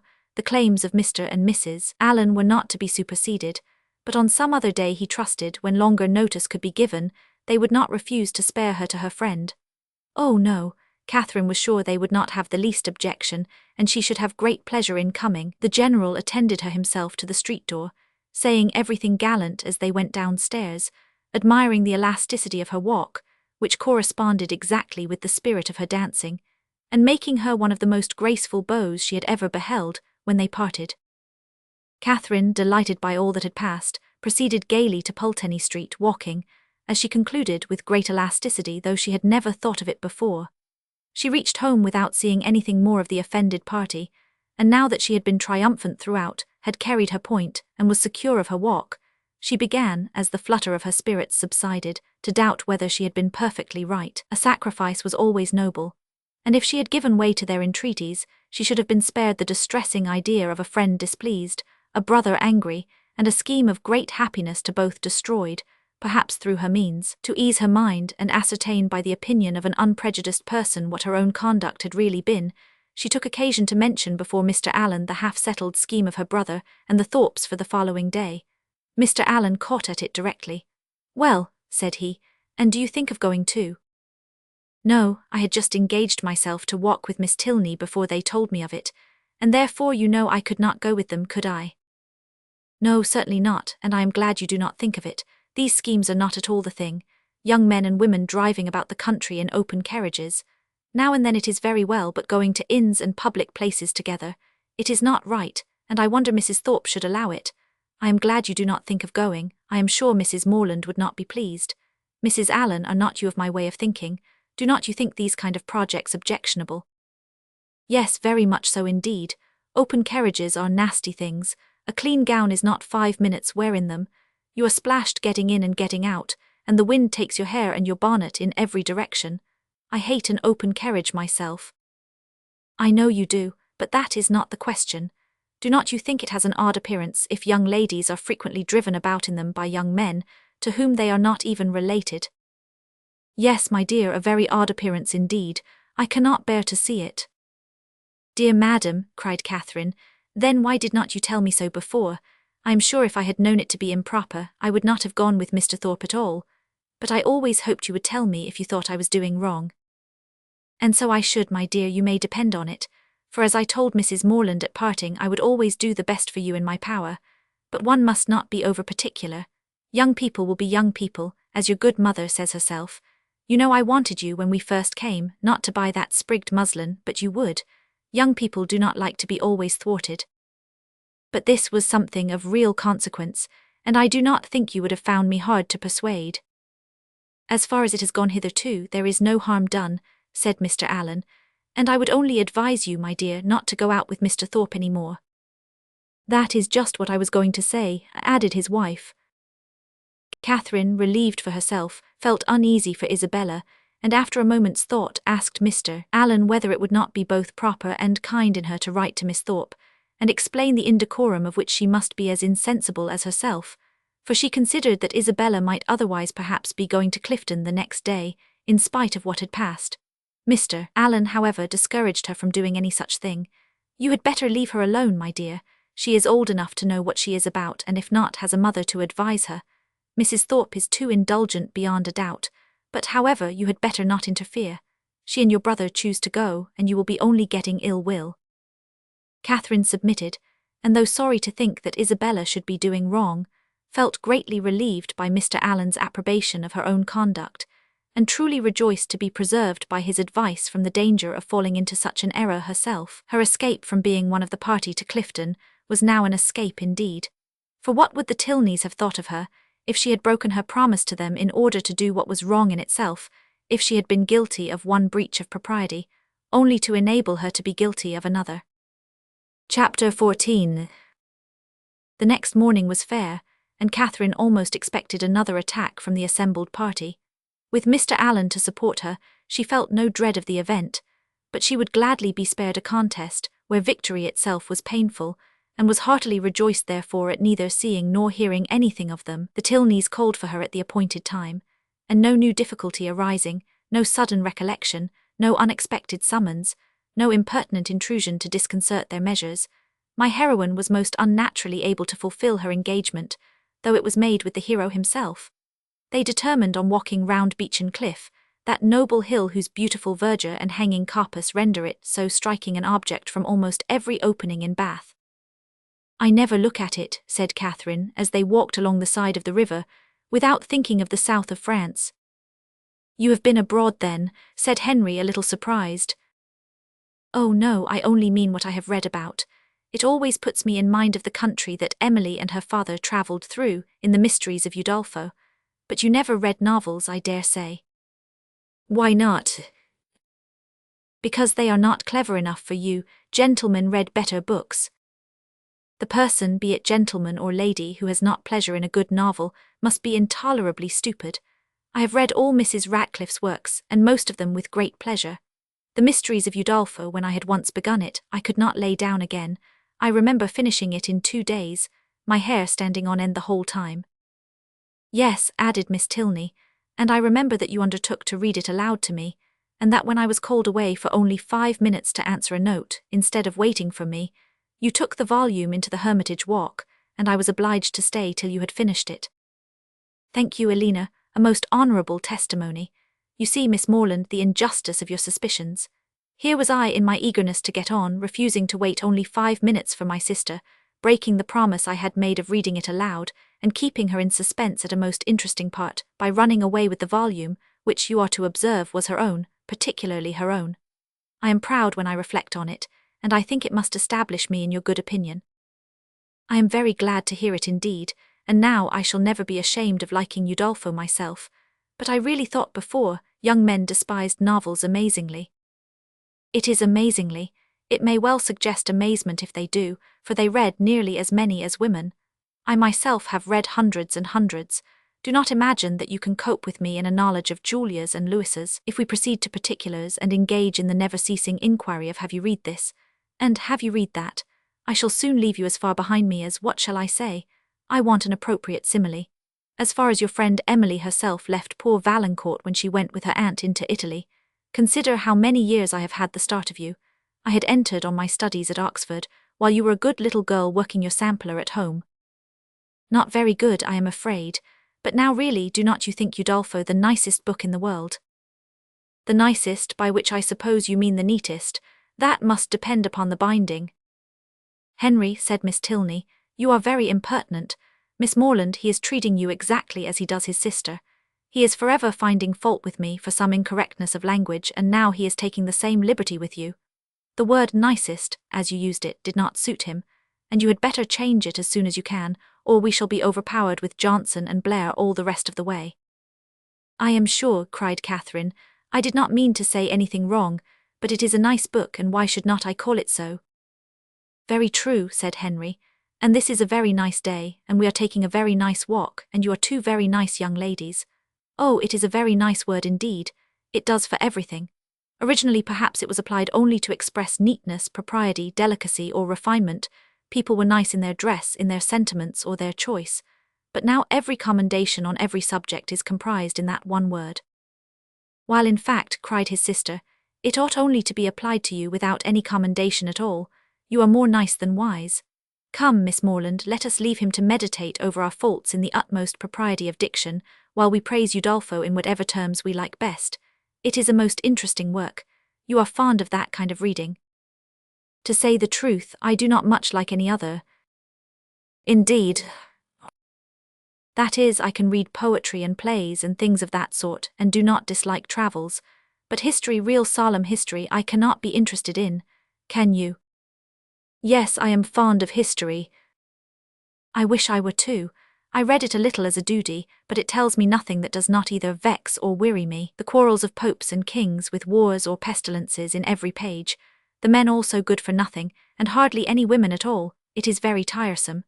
And yet I often think it odd that it should be so dull, for a great deal of it must be invention. The speeches that are put into the heroes' mouths, their thoughts and designs, the chief of all this must be invention, and invention is what delights me in other books. Historians, you think, said Miss Tilney, are not happy in their flights of fancy. They display imagination without raising interest. I am fond of history, and am very well contented to take the false with the true. In the principal facts they have sources of intelligence in former histories and records, which may be as much depended on, I conclude, as anything that does not actually pass under one's own observation.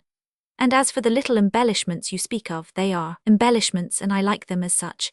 If a speech be well drawn up, I read it with pleasure, by whomsoever it may be made, and probably with much greater, if the production of Mr. Hume or Mr. Robertson, than if the genuine words of Caractacus, Agricola, or Alfred the Great. You are fond of history, and so are Mr. Allen and my father, and I have 2 brothers who do not dislike it. So many instances within my small circle of friends is remarkable. At this rate, I shall not pity the writers of history any longer. If people like to read their books, it is all very well, but to be at so much trouble in filling great volumes, which, as I used to think, nobody would willingly ever look into, to be labouring only for the torment of little boys and girls, always struck me as a hard fate. And though I know it is all very right and necessary, I have often wondered at the person's courage that could sit down on purpose to do it. That little boys and girls should be tormented, said Henry, is what no one at all acquainted with human nature in a civilized state can deny. But in behalf of our most distinguished historians, I must observe that they might well be offended at being supposed to have no higher aim, and that by their method and style, they are perfectly well qualified to torment readers of the most advanced reason and mature time of life. I use the verb to torment, as I observe to be your own method instead of to instruct, supposing them to be now admitted as synonymous. You think me foolish to call instruction a torment, but if you had been as much used as myself to hear poor little children first learning their letters and then learning to spell, if you had ever seen how stupid they can be for a whole morning together, and how tired my poor mother is at the end of it, as I am in the habit of seeing almost every day of my life at home, you would allow that to torment and to instruct might sometimes be used as synonymous words. Very probably, but historians are not accountable for the difficulty of learning to read, and even you yourself, who do not altogether seem particularly friendly to very severe, very intense application, may perhaps be brought to acknowledge that it is very well worth while to be tormented for 2 or 3 years of one's life, for the sake of being able to read all the rest of it. Consider, if reading had not been taught, Mrs. Ratcliffe would have written in vain, or perhaps might not have written at all. Catherine assented, and a very warm panegyric from her on that lady's merits closed the subject. The Tilneys were soon engaged in another on which she had nothing to say. They were viewing the country with the eyes of persons accustomed to drawing, and decided on its capability of being formed into pictures with all the eagerness of real taste. Here Catherine was quite lost. She knew nothing of drawing, nothing of taste, and she listened to them with an attention which brought her little profit, for they talked in phrases which conveyed scarcely any idea to her. The little which she could understand, however, appeared to contradict the very few notions she had entertained on the matter before. It seemed as if a good view were no longer to be taken from the top of an high hill, and that a clear blue sky was no longer a proof of a fine day. She was heartily ashamed of her ignorance, a misplaced shame. Where people wish to attach, they should always be ignorant. To come with a well-informed mind is to come with an inability of administering to the vanity of others, which a sensible person would always wish to avoid. A woman especially, if she have the misfortune of knowing anything, should conceal it as well as she can.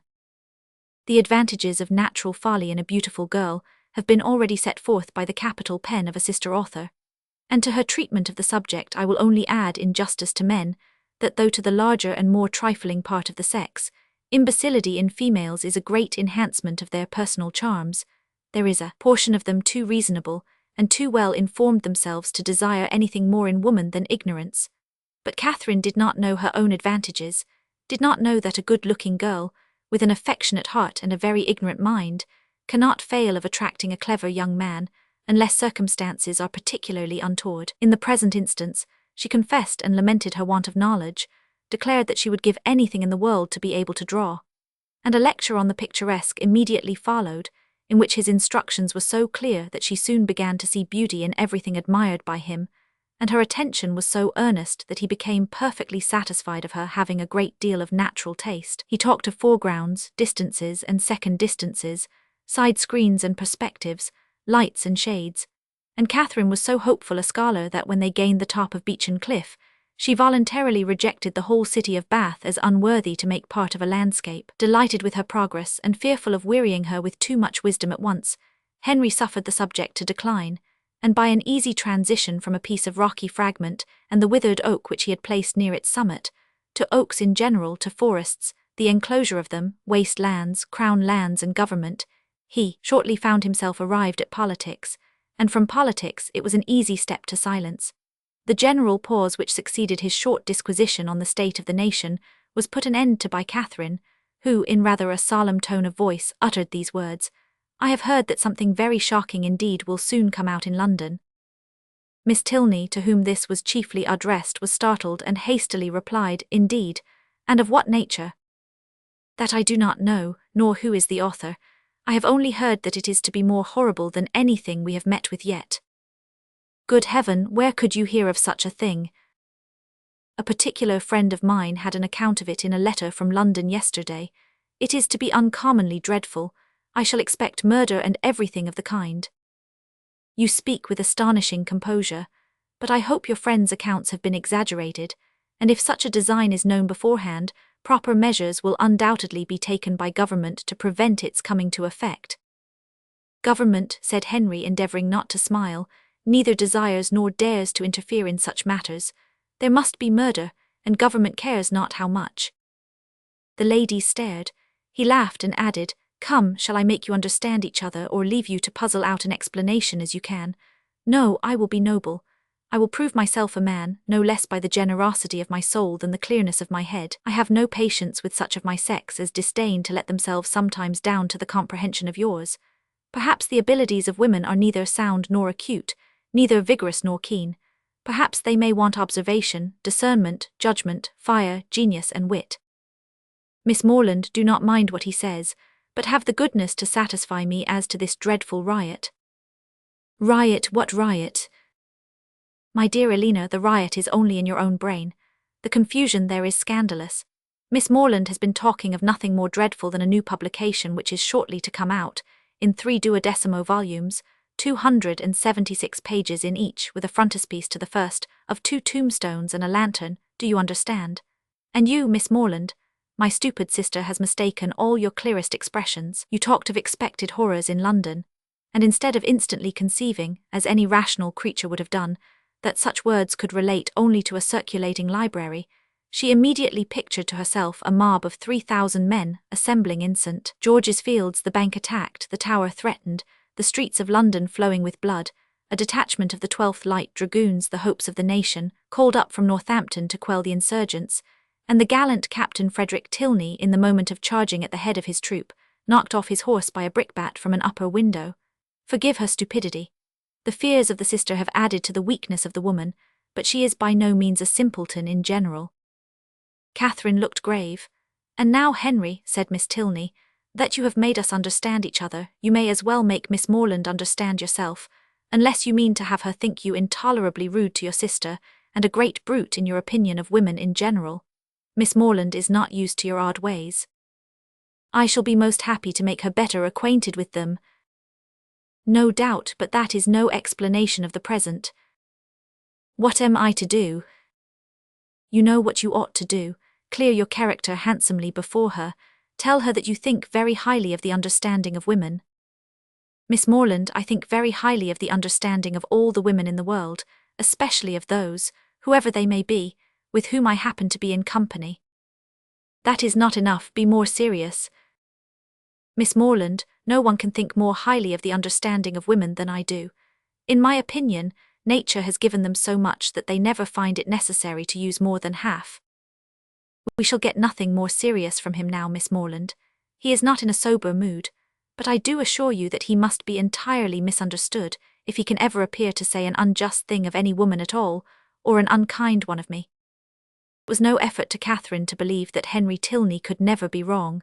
His manner might sometimes surprise, but his meaning must always be just, and what she did not understand, she was almost as ready to admire as what she did. The whole walk was delightful, and though it ended too soon, its conclusion was delightful too.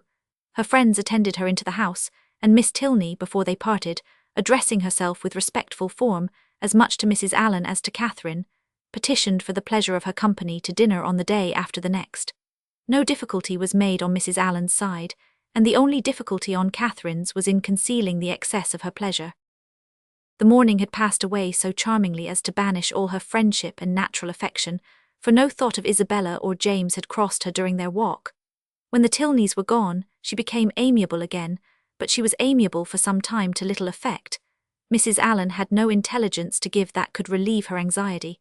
She had heard nothing of any of them. Towards the end of the morning, however, Catherine, having occasion for some indispensable yard of ribbon, which must be bought without a moment's delay, walked out into the town, and in Barnes Street overtook the second Miss Thorpe as she was loitering towards Edgar's Buildings between two of the sweetest girls in the world, who had been her dear friends all the morning. From her she soon learned that the party to Clifton had taken place.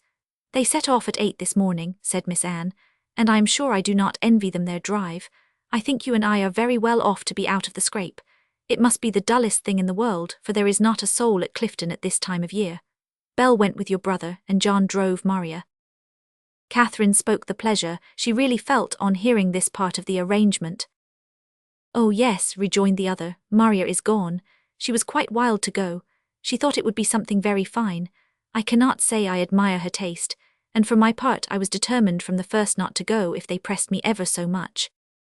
Catherine, a little doubtful of this, could not help answering, "I wish you could have gone too. It is a pity you could not all go." "Thank you, but it is quite a matter of indifference to me. Indeed, I would not have gone on any account. I was saying so to Emily and Sophia when you overtook us." Catherine was still unconvinced, but glad that Anne should have the friendship of an Emily and a Sophia to console her. She bade her adieu without much uneasiness, and returned home, pleased that the party had not been prevented by her refusing to join it, and very heartily wishing that it might be too pleasant to allow either James or Isabella to resent her resistance any longer. Chapter 15. Early the next day, a note from Isabella, speaking peace and tenderness in every line, and entreating the immediate presence of her friend on a matter of the utmost importance, hastened Catherine, in the happiest state of confidence and curiosity, to Edgar's Buildings. The two youngest Miss Thorpes were by themselves in the parlour, and on Anne's quitting it to call her sister, Catherine took the opportunity of asking the other for some particulars of their yesterday's party. Maria desired no greater pleasure than to speak of it, and Catherine immediately learnt that it had been altogether the most delightful scheme in the world, that nobody could imagine how charming it had been, and that it had been more delightful than anybody could conceive. Such was the information of the first 5 minutes. The second unfolded thus much in detail, that they had driven directly to the York Hotel, ate some soup and bespoke an early dinner, walked down to the pump-room, tasted the water and laid out some shillings in purses and spars. Thence, adjourned to eat ice at a pastry-cook's, and hurrying back to the hotel, swallowed their dinner in haste, to prevent being in the dark, and then had a delightful drive back, only the moon was not up, and it rained a little, and Mr. Morland's horse was so tired he could hardly get it along. Catherine listened with heartfelt satisfaction. It appeared that Blaise Castle had never been thought of, and as for all the rest, there was nothing to regret for half an instant. Maria's intelligence concluded with a tender effusion of pity for her sister Anne, whom she represented as insupportably cross, from being excluded the party. "She will never forgive me, I am sure, but you know how could I help it? John would have me go, for he vowed he would not drive her because she had such thick ankles. I dare say she will not be in good humour again this month, but I am determined I will not be cross. It is not a little matter that puts me out of temper." Isabella now entered the room with so eager a step, and a look of such happy importance as engaged all her friends' notice.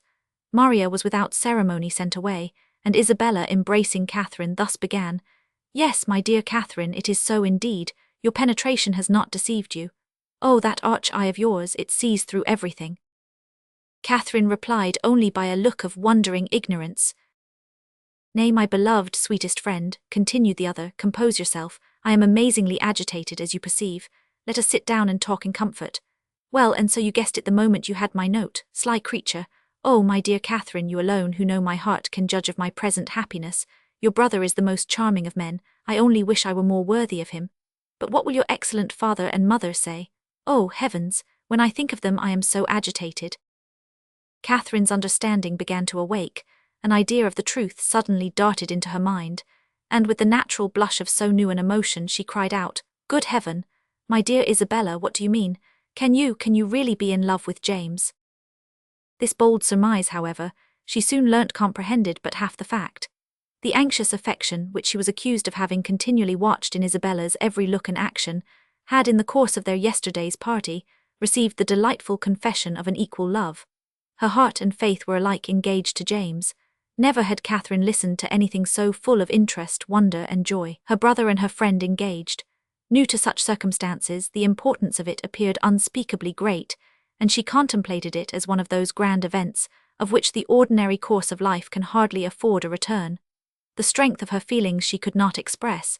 The nature of them, however, contented her friend.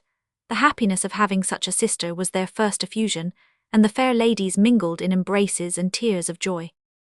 Delighting, however, as Catherine sincerely did, in the prospect of the connection, it must be acknowledged that Isabella far surpassed her in tender anticipations. "You will be so infinitely dearer to me, my Catherine, than either Anne or Maria. I feel that I shall be so much more attached to my dear Morland's family than to my own." This was a pitch of friendship beyond Catherine. "You are so like your dear brother," continued Isabella, "that I quite doted on you the first moment I saw you. But so it always is with me, the first moment settles everything. The very first day that Morland came to us last Christmas, the very first moment I beheld him, my heart was irrecoverably gone. I remember I wore my yellow gown with my hair done up in braids, and when I came into the drawing-room and John introduced him, I thought I never saw anybody so handsome before." Here Catherine secretly acknowledged the power of love, for though exceedingly fond of her brother and partial to all his endowments, she had never in her life thought him handsome.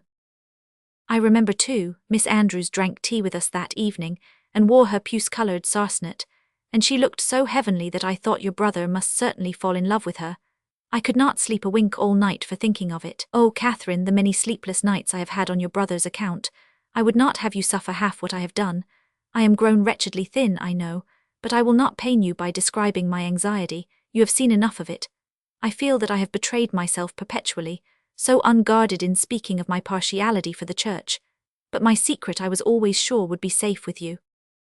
Catherine felt that nothing could have been safer, but ashamed of an ignorance little expected, she dared no longer contest the point, nor refuse to have been as full of arch penetration and affectionate sympathy as Isabella chose to consider her. Her brother, she found, was preparing to set off with all speed to Fullerton, to make known his situation and ask consent, and here was a source of some real agitation to the mind of Isabella. Catherine endeavoured to persuade her, as she was herself persuaded, that her father and mother would never oppose their son's wishes. "It is impossible," said she, "for parents to be more kind or more desirous of their children's happiness. I have no doubt of their consenting immediately."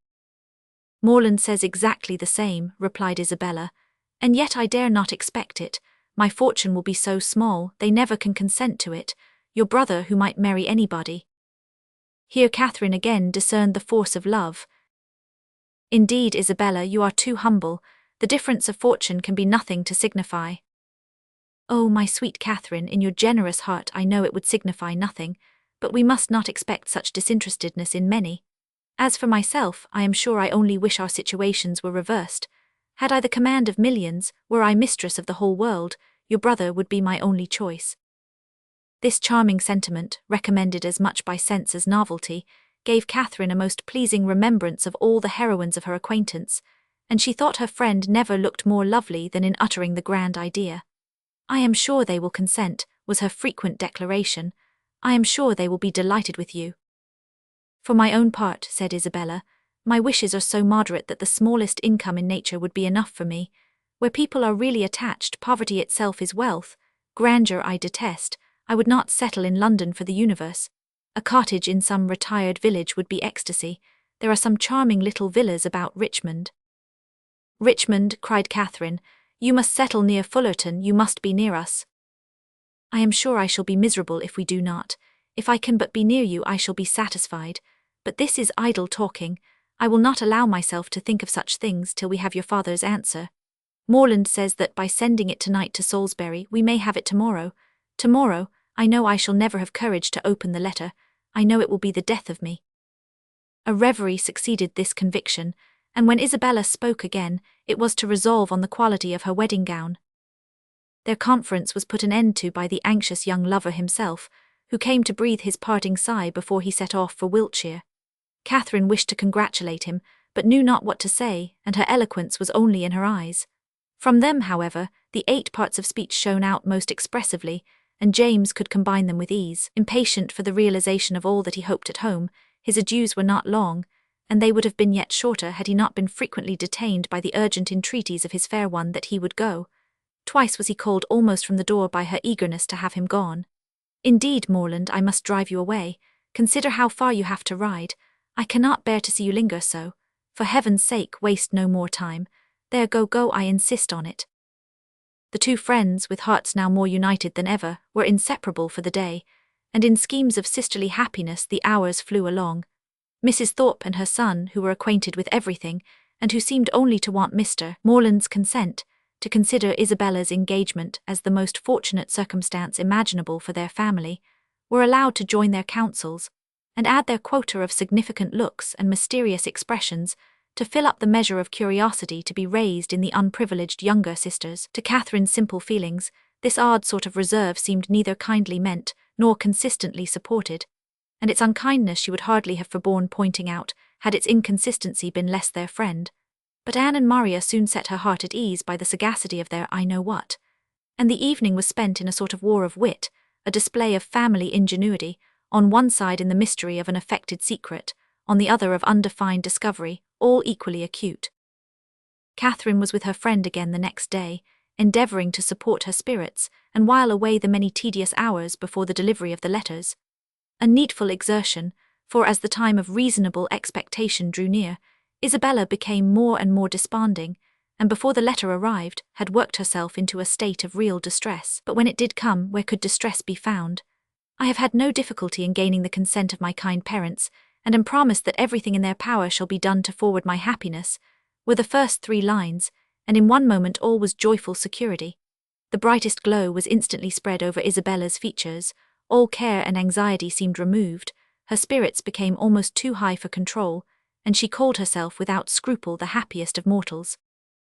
Mrs. Thorpe, with tears of joy, embraced her daughter, her son, her visitor, and could have embraced half the inhabitants of Bath with satisfaction. Her heart was overflowing with tenderness. It was dear John and dear Catherine at every word. Dear Anne and dear Maria must immediately be made sharers in their felicity, and 2 dears at once before the name of Isabella were not more than that beloved child had now well earned. John himself was no skulker in joy. He not only bestowed on Mr. Morland the high commendation of being one of the finest fellows in the world, but swore off many sentences in his praise. The letter whence sprang all this felicity was short, containing little more than this assurance of success, and every particular was deferred till James could write again. But for particulars Isabella could well afford to wait. The needful was comprised in Mr. Morland's promise. His honour was pledged to make everything easy, and by what means their income was to be formed, whether landed property were to be resigned, or funded money made over, was a matter in which her disinterested spirit took no concern. She knew enough to feel secure of an honourable and speedy establishment, and her imagination took a rapid flight over its attendant felicities. She saw herself at the end of a few weeks, the gaze and admiration of every new acquaintance at Fullerton, the envy of every valued old friend in Putney, with a carriage at her command, a new name on her tickets, and a brilliant exhibition of hoop rings on her finger. When the contents of the letter were ascertained, John Thorpe, who had only waited its arrival to begin his journey to London, prepared to set off. "Well, Miss Morland," said he on finding her alone in the parlour, "I am come to bid you good-bye." Catherine wished him a good journey. Without appearing to hear her, he walked to the window, fidgeted about, hummed a tune, and seemed wholly self-occupied. "Shall not you be late at Devizes?" said Catherine. He made no answer, but after a minute's silence burst out with, "A famous good thing this marrying scheme, upon my soul, a clever fancy of Morland's and Belle S. What do you think of it, Miss Morland? I say it is no bad notion. I am sure I think it a very good one. Do you? That's honest, by heavens. I am glad you are no enemy to matrimony, however. Did you ever hear the old song, going to one wedding brings on another? I say you will come to Belle's wedding, I hope. Yes, I have promised your sister to be with her if possible. And then twisting himself about and forcing a foolish laugh, I say then we may try the truth of this same old song. May we? But I never sing. Well, I wish you a good journey. I dine with Miss Tilney today and must now be going home. Nay, but there is no such confounded hurry. Who knows when we may be together again? Not but that I shall be down again by the end of a fortnight, and a devilish long fortnight it will appear to me. Then why do you stay away so long? Replied Catherine, finding that he waited for an answer. That is kind of you, however, kind and good-natured. I shall not forget it in a hurry. But you have more good nature and all that than anybody living, I believe. A monstrous deal of good nature, and it is not only good nature, but you have so much of everything. And then you have such, upon my soul, I do not know anybody like you. Oh dear, there are a great many people like me, I dare say, only a great deal better. Good morning to you. But I say, Miss Morland, I shall come and pay my respects at Fullerton before it is long, if not disagreeable. Pray do, my father and mother will be very glad to see you. And I hope, Miss Morland, you will not be sorry to see me. Oh dear, not at all, there are very few people I am sorry to see. Company is always cheerful. That is just my way of thinking. Give me but a little cheerful company, let me only have the company of the people I love, let me only be where I like and with whom I like, and the devil take the rest, say I, and I am heartily glad to hear you say the same. But I have a notion, Miss Morland, you and I think pretty much alike upon most matters.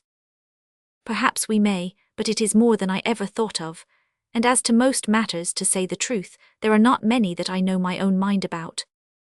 By Jove, no more do I. It is not my way to bother my brains with what does not concern me. My notion of things is simple enough. Let me only have the girl I like, say I, with a comfortable house over my head, and what care I for all the rest? Fortune is nothing. I am sure of a good income of my own, and if she had not a penny, why, so much the better. Very true, I think like you there.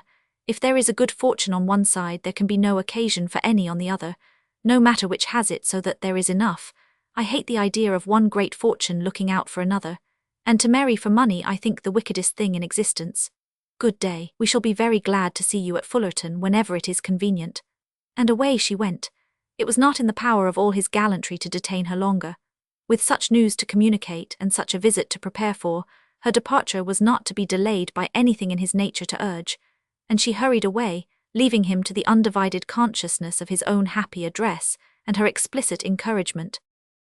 The agitation which she had herself experienced on first learning her brother's engagement made her expect to raise no inconsiderable emotion in Mr. and Mrs. Allen by the communication of the wonderful event. How great was her disappointment!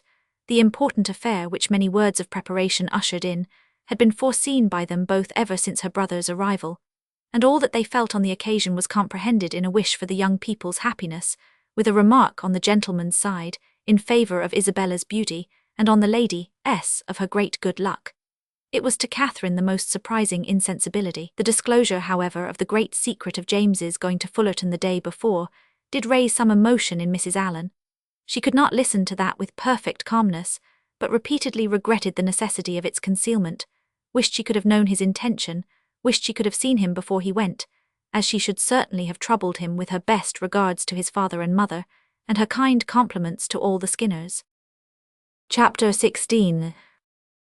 Catherine's expectations of pleasure from her visit in Milsom Street were so very high that disappointment was inevitable, and accordingly, though she was most politely received by General Tilney, and kindly welcomed by his daughter, though Henry was at home, and no one else of the party, she found, on her return, without spending many hours in the examination of her feelings, that she had gone to her appointment preparing for happiness which it had not afforded. Instead of finding herself improved in acquaintance with Miss Tilney, from the intercourse of the day, she seemed hardly so intimate with her as before.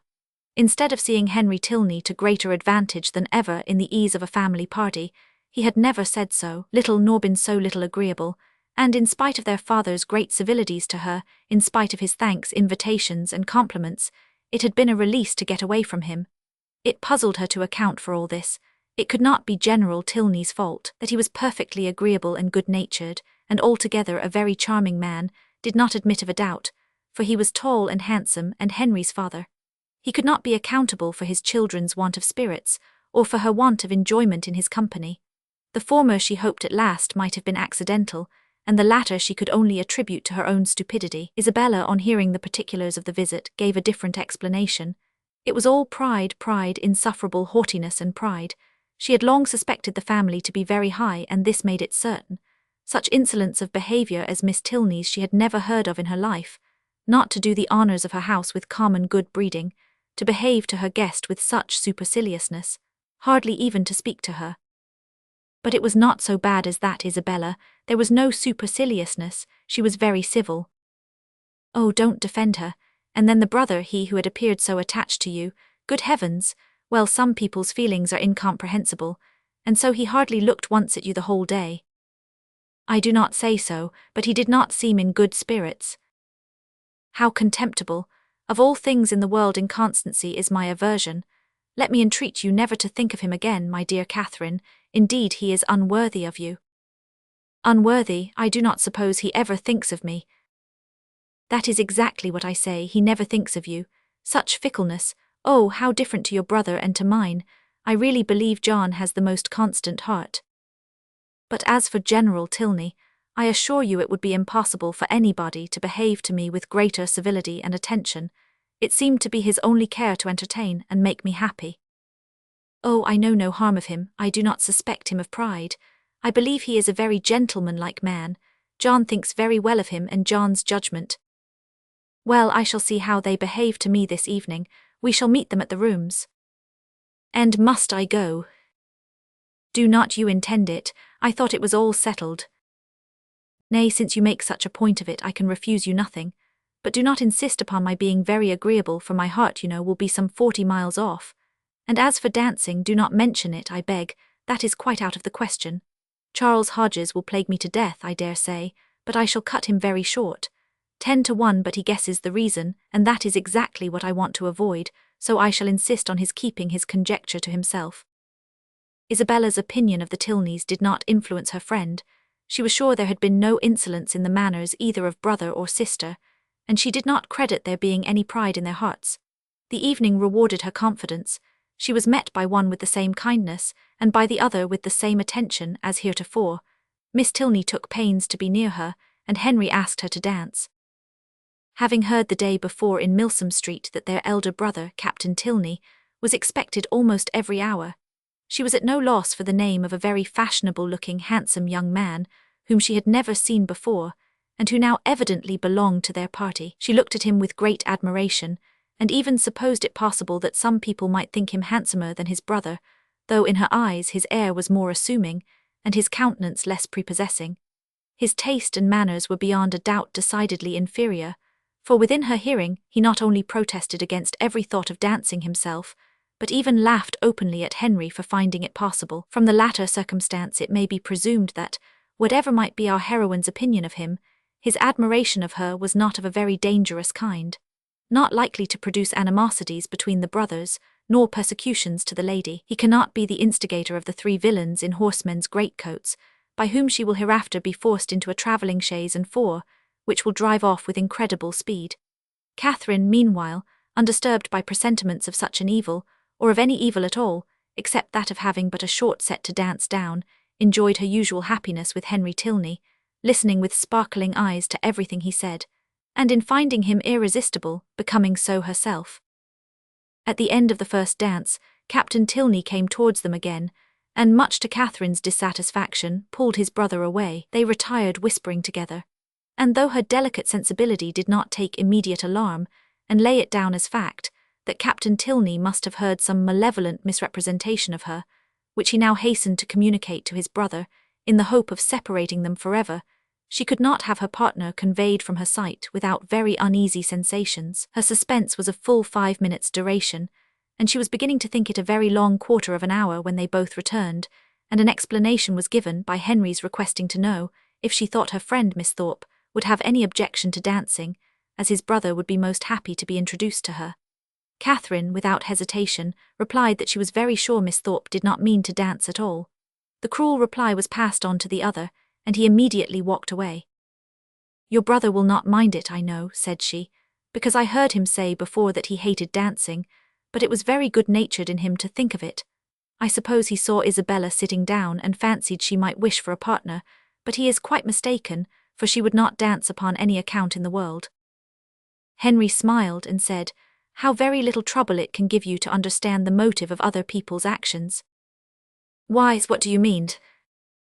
"With you it is not. How is such a one likely to be influenced? What is the inducement most likely to act upon such a person's feelings, age, situation and probable habits of life considered? But how should I be influenced? What would be my inducement in acting so and so?" "I do not understand you." "Then we are on very unequal terms, for I understand you perfectly well." "Me, yes, I cannot speak well enough to be unintelligible." "Bravo, an excellent satire on modern language. But pray tell me what you mean." "Shall I indeed? Do you really desire it? But you are not aware of the consequences. It will involve you in a very cruel embarrassment, and certainly bring on a disagreement between us." "No, no, it shall not do either. I am not afraid." "Well then, I only meant that your attributing my brother's wish of dancing with Miss Thorpe to good nature alone convinced me of your being superior in good nature yourself to all the rest of the world." Catherine blushed and disclaimed, and the gentleman's predictions were verified.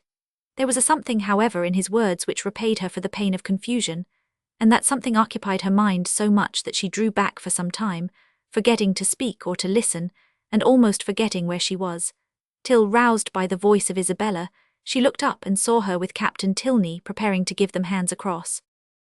Isabella shrugged her shoulders and smiled, the only explanation of this extraordinary change which could at that time be given, but as it was not quite enough for Catherine's comprehension, she spoke her astonishment in very plain terms to her partner. "I cannot think how it could happen. Isabella was so determined not to dance." "And did Isabella never change her mind before?" "Oh, but because, and your brother, after what you told him from me, how could he think of going to ask her?" "I cannot take surprise to myself on that head. You bid me be surprised on your friend's account, and therefore I am. But as for my brother, his conduct in the business, I must own, has been no more than I believed him perfectly equal to.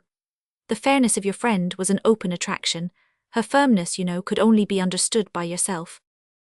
"You are laughing, but I assure you, Isabella is very firm in general." "It is as much as should be said of anyone. To be always firm must be to be often obstinate. When properly to relax is the trial of judgment, and without reference to my brother, I really think Miss Thorpe has by no means chosen ill in fixing on the present hour." The friends were not able to get together for any confidential discourse till all the dancing was over, but then, as they walked about the room arm in arm, Isabella thus explained herself: "I do not wonder at your surprise, and I am really fatigued to death. He is such a rattle, amusing enough if my mind had been disengaged, but I would have given the world to sit still." "Then why did not you?" "Oh, my dear, it would have looked so particular, and you know how I abhor doing that. I refused him as long as I possibly could, but he would take no denial. You have no idea how he pressed me. I begged him to excuse me and get some other partner, but no, not he. After aspiring to my hand, there was nobody else in the room he could bear to think of, and it was not that he wanted merely to dance, he wanted to be with me. Oh, such nonsense. I told him he had taken a very unlikely way to prevail upon me, for of all things in the world I hated fine speeches and compliments, and so then I found there would be no peace if I did not stand up. Besides, I thought Mrs. Hughes, who introduced him, might take it ill if I did not, and your dear brother, I am sure he would have been miserable if I had sat down the whole evening. I am so glad it is over. My spirits are quite jaded with listening to his nonsense, and then, being such a smart young fellow, I saw every eye was upon us." "He is very handsome indeed." "Handsome, yes, I suppose he may. I dare say people would admire him in general, but he is not at all in my style of beauty. I hate a florid complexion and dark eyes in a man. However, he is very well. Amazingly conceited, I am sure. I took him down several times, you know, in my way." When the young ladies next met, they had a far more interesting subject to discuss. James Morland's second letter was then received, and the kind intentions of his father fully explained. a living of which Mr. Morland was himself patron and incumbent of about £400 yearly value, was to be resigned to his son as soon as he should be old enough to take it. No trifling deduction from the family income, no niggardly assignment to one of 10 children. An estate of at least equal value, moreover, was assured as his future inheritance. James expressed himself on the occasion with becoming gratitude, and the necessity of waiting between 2 and 3 years before they could marry, being, however unwelcome, no more than he had expected, was borne by him without discontent. Catherine, whose expectations had been as unfixed as her ideas of her father's income, and whose judgment was now entirely led by her brother, felt equally well satisfied, and heartily congratulated Isabella on having everything so pleasantly settled. "It is very charming indeed," said Isabella with a grave face.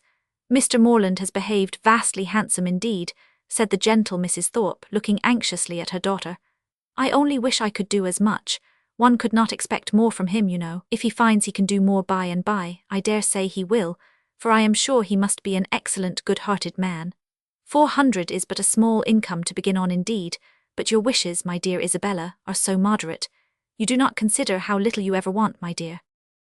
"It is not on my own account I wish for more, but I cannot bear to be the means of injuring my dear Morland, making him sit down upon an income hardly enough to find one in the common necessaries of life. For myself it is nothing, I never think of myself." "I know you never do, my dear, and you will always find your reward in the affection it makes everybody feel for you. There never was a young woman so beloved as you are by everybody that knows you, and I dare say when Mr. Morland sees you, my dear child, but do not let us distress our dear Catherine by talking of such things. Mr. Morland has behaved so very handsome, you know. I always heard he was a most excellent man, and you know, my dear, we are not to suppose but what, if you had had a suitable fortune, he would have come down with something more, for I am sure he must be a most liberal-minded man. Nobody can think better of Mr. Morland than I do, I am sure, but everybody has their failing, you know, and everybody has a right to do what they like with their own money." Catherine was hurt by these insinuations. "I am very sure," said she, "that my father has promised to do as much as he can afford." Isabella recollected herself.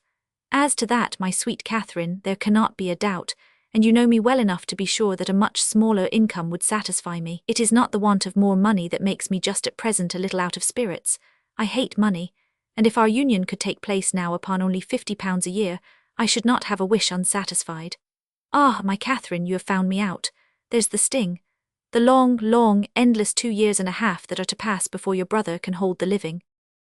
Yes, my darling Isabella," said Mrs. Thorpe, "we perfectly see into your heart. You have no disguise. We perfectly understand the present vexation, and everybody must love you the better for such a noble, honest affection." Catherine's uncomfortable feelings began to lessen. She endeavoured to believe that the delay of the marriage was the only source of Isabella's regret, and when she saw her at their next interview as cheerful and amiable as ever, endeavoured to forget that she had for a minute thought otherwise. James soon followed his letter, and was received with the most gratifying kindness. Chapter 17. The Allens had now entered on the 6th week of their stay in Bath, and whether it should be the last was for some time a question, to which Catherine listened with a beating heart.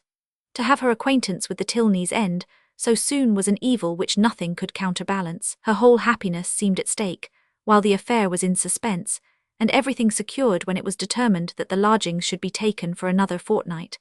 What this additional fortnight was to produce to her beyond the pleasure of sometimes seeing Henry Tilney made, but a small part of Catherine's speculation. Once or twice indeed, since James's engagement had taught her what could be done, she had got so far as to indulge in a secret perhaps, but in general the felicity of being with him for the present bounded her views. The present was now comprised in another 3 weeks, and her happiness being certain for that period, the rest of her life was at such a distance as to excite but little interest. In the course of the morning which saw this business arranged, she visited Miss Tilney, and poured forth her joyful feelings. It was doomed to be a day of trial. No sooner had she expressed her delight in Mr. Allen's lengthened stay than Miss Tilney told her of her father's having just determined upon quitting Bath by the end of another week. Here was a blow. The past suspense of the morning had been ease and quiet to the present disappointment. Catherine's countenance fell, and in a voice of most sincere concern she echoed Miss Tilney's concluding words, "By the end of another week." "Yes, my father can seldom be prevailed on to give the waters what I think a fair trial. He has been disappointed of some friends, a rival whom he expected to meet here, and as he is now pretty well, is in a hurry to get home. I am very sorry for it, said Catherine dejectedly. If I had known this before. Perhaps, said Miss Tilney in an embarrassed manner, you would be so good, it would make me very happy if. The entrance of her father put a stop to the civility, which Catherine was beginning to hope might introduce a desire of their corresponding. After addressing her with his usual politeness, he turned to his daughter and said, Well, Elena, may I congratulate you on being successful in your application to your fair friend? I was just beginning to make the request, sir, as you came in. Well, proceed by all means, I know how much your heart is in it. My daughter, Miss Morland, he continued without leaving his daughter time to speak, has been forming a very bold wish. We leave Bath, as she has perhaps told you, on Saturday se'nnight. A letter from my steward tells me that my presence is wanted at home, and being disappointed in my hope of seeing the Marquis of Longtown and General Courtenay here, some of my very old friends, there is nothing to detain me longer in Bath. And could we carry our selfish point with you, we should leave it without a single regret. Can you, in short, be prevailed on to quit this scene of public triumph, and oblige your friend Elena with your company in Gloucestershire? I am almost ashamed to make the request, though its presumption would certainly appear greater to every creature in Bath than yourself. Modesty such as yours, but not for the world would I pain it by open praise. If you can be induced to honour us with a visit, you will make us happy beyond expression. 'Tis true, we can offer you nothing like the gaieties of this lively place. We can tempt you neither by amusement nor splendour, for our mode of living, as you see, is plain and unpretending, yet no endeavours shall be wanting on our side to make Northanger Abbey not wholly disagreeable. Northanger Abbey, these were thrilling words, and wound up Catherine's feelings to the highest point of ecstasy. Her grateful and gratified heart could hardly restrain its expressions within the language of tolerable calmness, to receive so flattering an invitation, to have her company so warmly solicited. Everything honourable and soothing, every present enjoyment, and every future hope was contained in it, and her acceptance with only the saving clause of Papa and Mamma's approbation was eagerly given. I will write home directly, said she, and if they do not object, as I dare say they will not. General Tilney was not less sanguine, having already waited on her excellent friends in Pulteney Street, and obtained their sanction of his wishes. Since they can consent to part with you, said he, we may expect philosophy from all the world. Miss Tilney was earnest, though gentle, in her secondary civilities, and the affair became in a few minutes as nearly settled as this necessary reference to Fullerton would allow. The circumstances of the morning had led Catherine's feelings through the varieties of suspense, security, and disappointment, but they were now safely lodged in perfect bliss, and with spirits elated to rapture, with Henry at her heart, and Northanger Abbey on her lips, she hurried home to write her letter. Mr. and Mrs. Morland, relying on the discretion of the friends to whom they had already entrusted their daughter, felt no doubt of the propriety of an acquaintance which had been formed under their eye, and sent therefore by return of post their ready consent to her visit in Gloucestershire. This indulgence, though not more than Catherine had hoped for, completed her conviction of being favoured beyond every other human creature, in friends and fortune, circumstance and chance. Everything seemed to cooperate for her advantage. By the kindness of her first friends, the Allens, she had been introduced into scenes where pleasures of every kind had met her. Her feelings, her preferences, had each known the happiness of a return. Wherever she felt attachment, she had been able to create it. The affection of Isabella was to be secured to her in a sister. The Tilneys, they by whom, above all, she desired to be favourably thought of, outstripped even her wishes in the flattering measures by which their intimacy was to be continued. She was to be their chosen visitor. She was to be for weeks under the same roof with the person whose society she mostly prized, and, in addition to all the rest, this roof was to be the roof of an abbey. Her passion for ancient edifices was next in degree to her passion for Henry Tilney, and castles and abbeys made usually the charm of those reveries which his image did not fill. To see and explore either the ramparts and keep of the one or the cloisters of the other had been for many weeks a darling wish, though to be more than the visitor of an hour had seemed too nearly impossible for desire. And yet this was to happen. With all the chances against her of house, hall, place, park, court, and cottage, Northanger turned up an abbey, and she was to be its inhabitant. Its long, damp passages, its narrow cells and ruined chapel were to be within her daily reach, and she could not entirely subdue the hope of some traditional legends, some awful memorials of an injured and ill-fated nun. It was wonderful that her friends should seem so little elated by the possession of such a home, that the consciousness of it should be so meekly borne. The power of early habit only could account for it. A distinction to which they had been born gave no pride. Their superiority of abode was no more to them than their superiority of person. Many were the inquiries she was eager to make of Miss Tilney, but so active were her thoughts that when these inquiries were answered, she was hardly more assured than before of Northanger Abbey having been a richly endowed convent at the time of the Reformation, of its having fallen into the hands of an ancestor of the Tilneys on its dissolution, of a large portion of the ancient building still making a part of the present dwelling although the rest was decayed, or of its standing low in a valley, sheltered from the north and east by rising woods of oak. Chapter 18. With a mind thus full of happiness, Catherine was hardly aware that 2 or 3 days had passed away without her seeing Isabella for more than a few minutes together. She began first to be sensible of this, and to sigh for her conversation as she walked along the pump-room one morning by Mrs. Allen's side without anything to say or to hear, and scarcely had she felt a 5 minutes' longing of friendship before the object of it appeared, and inviting her to a secret conference led the way to a seat. "This is my favourite place," said she as they sat down on a bench between the doors, which commanded a tolerable view of everybody entering at either. "It is so out of the way." Catherine, observing that Isabella's eyes were continually bent towards one door or the other, as in eager expectation, and remembering how often she had been falsely accused of being arch, thought the present a fine opportunity for being really so, and therefore gaily said, "Do not be uneasy, Isabella, James will soon be here." "Pshaw, my dear creature," she replied, "do not think me such a simpleton as to be always wanting to confine him to my elbow. It would be hideous to be always together, we should be the jest of the place. And so you are going to Northanger, I am amazingly glad of it. It is one of the finest old places in England, I understand. I shall depend upon a most particular description of it." "You shall certainly have the best in my power to give, but who are you looking for? Are your sisters coming?" "I am not looking for anybody. One's eyes must be somewhere, and you know what a foolish trick I have of fixing mine when my thoughts are 100 miles off. I am amazingly absent. I believe I am the most absent creature in the world. Tilney says it is always the case with minds of a certain stamp." "But I thought, Isabella, you had something in particular to tell me." "Oh yes, and so I have, but here is a proof of what I was saying. My poor head, I had quite forgot it. Well, the thing is this, I have just had a letter from John, you can guess the contents." "No, indeed, I cannot." "My sweet love, do not be so abominably affected. What can he write about but yourself? You know he is over head and ears in love with you." "With me, dear Isabella?" "Nay, my sweetest Catherine, this is being quite absurd. Modesty and all that is very well in its way, but really a little common honesty is sometimes quite as becoming. I have no idea of being so overstrained. It is fishing for compliments. His attentions were such as a child must have noticed, and it was but half an hour before he left Bath that you gave him the most positive encouragement. He says so in this letter, says that he as good as made you an offer, and that you received his advances in the kindest way. And now he wants me to urge his suit, and say all manner of pretty things to you, so it is in vain to affect ignorance."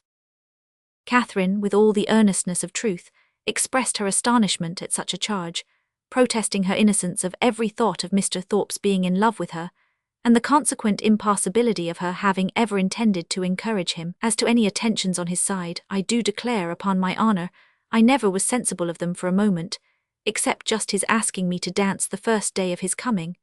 And as to making me an offer, or anything like it, there must be some unaccountable mistake. I could not have misunderstood a thing of that kind, you know, and as I ever wish to be believed, I solemnly protest that no syllable of such a nature ever passed between us. The last half hour before he went away, it must be all and completely a mistake, for I did not see him once that whole morning." "But that you certainly did, for you spent the whole morning in Edgar's buildings. It was the day your father's consent came, and I am pretty sure that you and John were alone in the parlour some time before you left the house." "Are you? Well, if you say it, it was so, I dare say, but for the life of me I cannot recollect it. I do remember now being with you and seeing him as well as the rest, but that we were ever alone for 5 minutes, however, it is not worth arguing about, for whatever might pass on his side, you must be convinced, by my having no recollection of it, that I never thought, nor expected, nor wished for anything of the kind from him. I am excessively concerned that he should have any regard for me, but indeed it has been quite unintentional on my side. I never had the smallest idea of it. Pray undeceive him as soon as you can, and tell him I beg his pardon. That is, I do not know what I ought to say, but make him understand what I mean in the properest way. I would not speak disrespectfully of a brother of yours, Isabella, I am sure, but you know very well that if I could think of one man more than another, he is not the person." Isabella was silent. "My dear friend, you must not be angry with me. I cannot suppose your brother cares so very much about me, and you know we shall still be sisters." "Yes, yes," with a blush, "there are more ways than one of our being sisters. But where am I wandering to? Well, my dear Catherine, the case seems to be that you are determined against poor John, is not it so?" "I certainly cannot return his affection, and as certainly never meant to encourage it." "Since that is the case, I am sure I shall not tease you any further. John desired me to speak to you on the subject, and therefore I have, but I confess, as soon as I read his letter, I thought it a very foolish, imprudent business, and not likely to promote the good of either. For what were you to live upon, supposing you came together? You have both of you something, to be sure, but it is not a trifle that will support a family nowadays. And after all that romancers may say, there is no doing without money. I only wonder John could think of it. He could not have received my last. Do acquit me, then, of anything wrong. You are convinced that I never meant to deceive your brother, never suspected him of liking me till this moment." "Oh, as to that," answered Isabella laughingly, "I do not pretend to determine what your thoughts and designs in time past may have been. All that is best known to yourself. A little harmless flirtation or so will occur, and one is often drawn on to give more encouragement than one wishes to stand by. But you may be assured that I am the last person in the world to judge you severely. All those things should be allowed for in youth and high spirits. What one means one day, you know, one may not mean the next. Circumstances change, opinions alter." "But my opinion of your brother never did alter. It was always the same. You are describing what never happened." "My dearest Catherine," continued the other without at all listening to her, "I would not for all the world be the means of hurrying you into an engagement before you knew what you were about. I do not think anything would justify me in wishing you to sacrifice all your happiness merely to oblige my brother, because he is my brother, and who perhaps after all, you know, might be just as happy without you. For people seldom know what they would be at, young men especially. They are so amazingly changeable and inconstant. What I say is, why should a brother's happiness be dearer to me than a friend's? You know I carry my notions of friendship pretty high. But above all things, my dear Catherine, do not be in a hurry. Take my word for it that if you are in too great a hurry you will certainly live to repent it. Tilney says there is nothing people are so often deceived in as the state of their own affections, and I believe he is very right. Ah, here he comes. Never mind, he will not see us, I am sure." Catherine, looking up, perceived Captain Tilney, and Isabella, earnestly fixing her eye on him as she spoke, soon caught his notice. He approached immediately and took the seat to which her movements invited him. His first address made Catherine start. Though spoken low, she could distinguish, "What, always to be watched in person or by proxy?" "Pshaw, nonsense," was Isabella's answer in the same half-whisper. "Why do you put such things into my head? If I could believe it, my spirit, you know, is pretty independent." "I wish your heart were independent, that would be enough for me." "My heart indeed, what can you have to do with hearts? You men have none of you any hearts." "If we have not hearts we have eyes, and they give us torment enough." "Do they? I am sorry for it. I am sorry they find anything so disagreeable in me. I will look another way.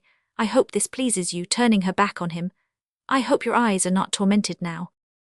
"Never more so, for the edge of a blooming cheek is still in view, at once too much and too little." Catherine heard all this and, quite out of countenance, could listen no longer. Amazed that Isabella could endure it, and jealous for her brother, she rose up, and saying she should join Mrs. Allen, proposed their walking. But for this Isabella showed no inclination. She was so amazingly tired, and it was so odious to parade about the pump-room, and if she moved from her seat she should miss her sisters. She was expecting her sisters every moment, so that her dearest Catherine must excuse her and must sit quietly down again. But Catherine could be stubborn too, and Mrs. Allen just then coming up to propose their returning home, she joined her and walked out of the pump-room, leaving Isabella still sitting with Captain Tilney. With much uneasiness did she thus leave them. It seemed to her that Captain Tilney was falling in love with Isabella, and Isabella unconsciously encouraging him. Unconsciously it must be, for Isabella's attachment to James was as certain and well acknowledged as her engagement. To doubt her truth or good intentions was impossible, and yet during the whole of their conversation her manner had been odd. She wished Isabella had talked more like her usual self, and not so much about money, and had not looked so well pleased at the sight of Captain Tilney. How strange that she should not perceive his admiration. Catherine longed to give her a hint of it, to put her on her guard, and prevent all the pain which her too lively behaviour might otherwise create both for him and her brother. The compliment of John Thorpe's affection did not make amends for this thoughtlessness in his sister.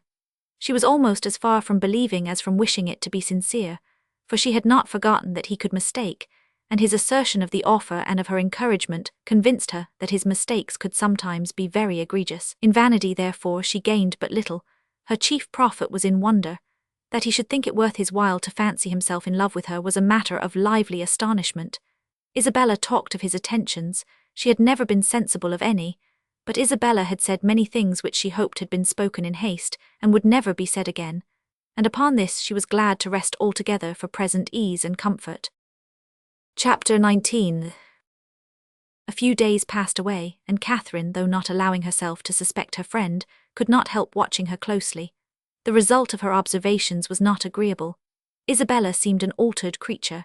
When she saw her, indeed, surrounded only by their immediate friends in Edgar's Buildings or Pulteney Street, her change of manners was so trifling that, had it gone no farther, it might have passed unnoticed. A something of languid indifference, or of that boasted absence of mind which Catherine had never heard of before, would occasionally come across her, but had nothing worse appeared, that might only have spread a new grace and inspired a warmer interest. But when Catherine saw her in public, admitting Captain Tilney's attentions as readily as they were offered, and allowing him almost an equal share with James in her notice and smiles, the alteration became too positive to be passed over. What could be meant by such unsteady conduct, what her friend could be at, was beyond her comprehension.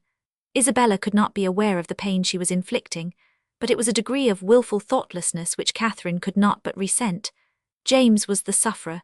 She saw him grave and uneasy, and however careless of his present comfort the woman might be who had given him her heart, to her it was always an object. For poor Captain Tilney, too, she was greatly concerned. Though his looks did not please her, his name was a passport to her goodwill, and she thought with sincere compassion of his approaching disappointment, for in spite of what she had believed herself to overhear in the pump-room, his behaviour was so incompatible with a knowledge of Isabella's engagement that she could not, upon reflection, imagine him aware of it.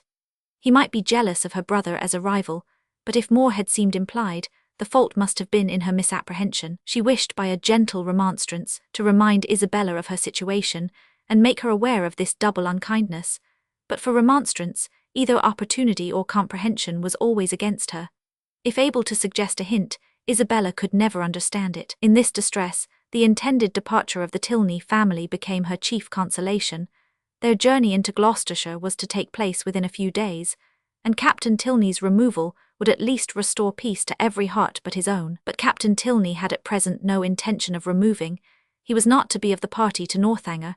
He was to continue at Bath. When Catherine knew this, her resolution was directly made. She spoke to Henry Tilney on the subject, regretting his brother's evident partiality for Miss Thorpe, and entreating him to make known her prior engagement. "My brother does know it," was Henry's answer. "Does he? Then why does he stay here?" He made no reply and was beginning to talk of something else, but she eagerly continued, "Why do not you persuade him to go away? The longer he stays, the worse it will be for him at last. Pray advise him for his own sake and for everybody's sake to leave Bath directly.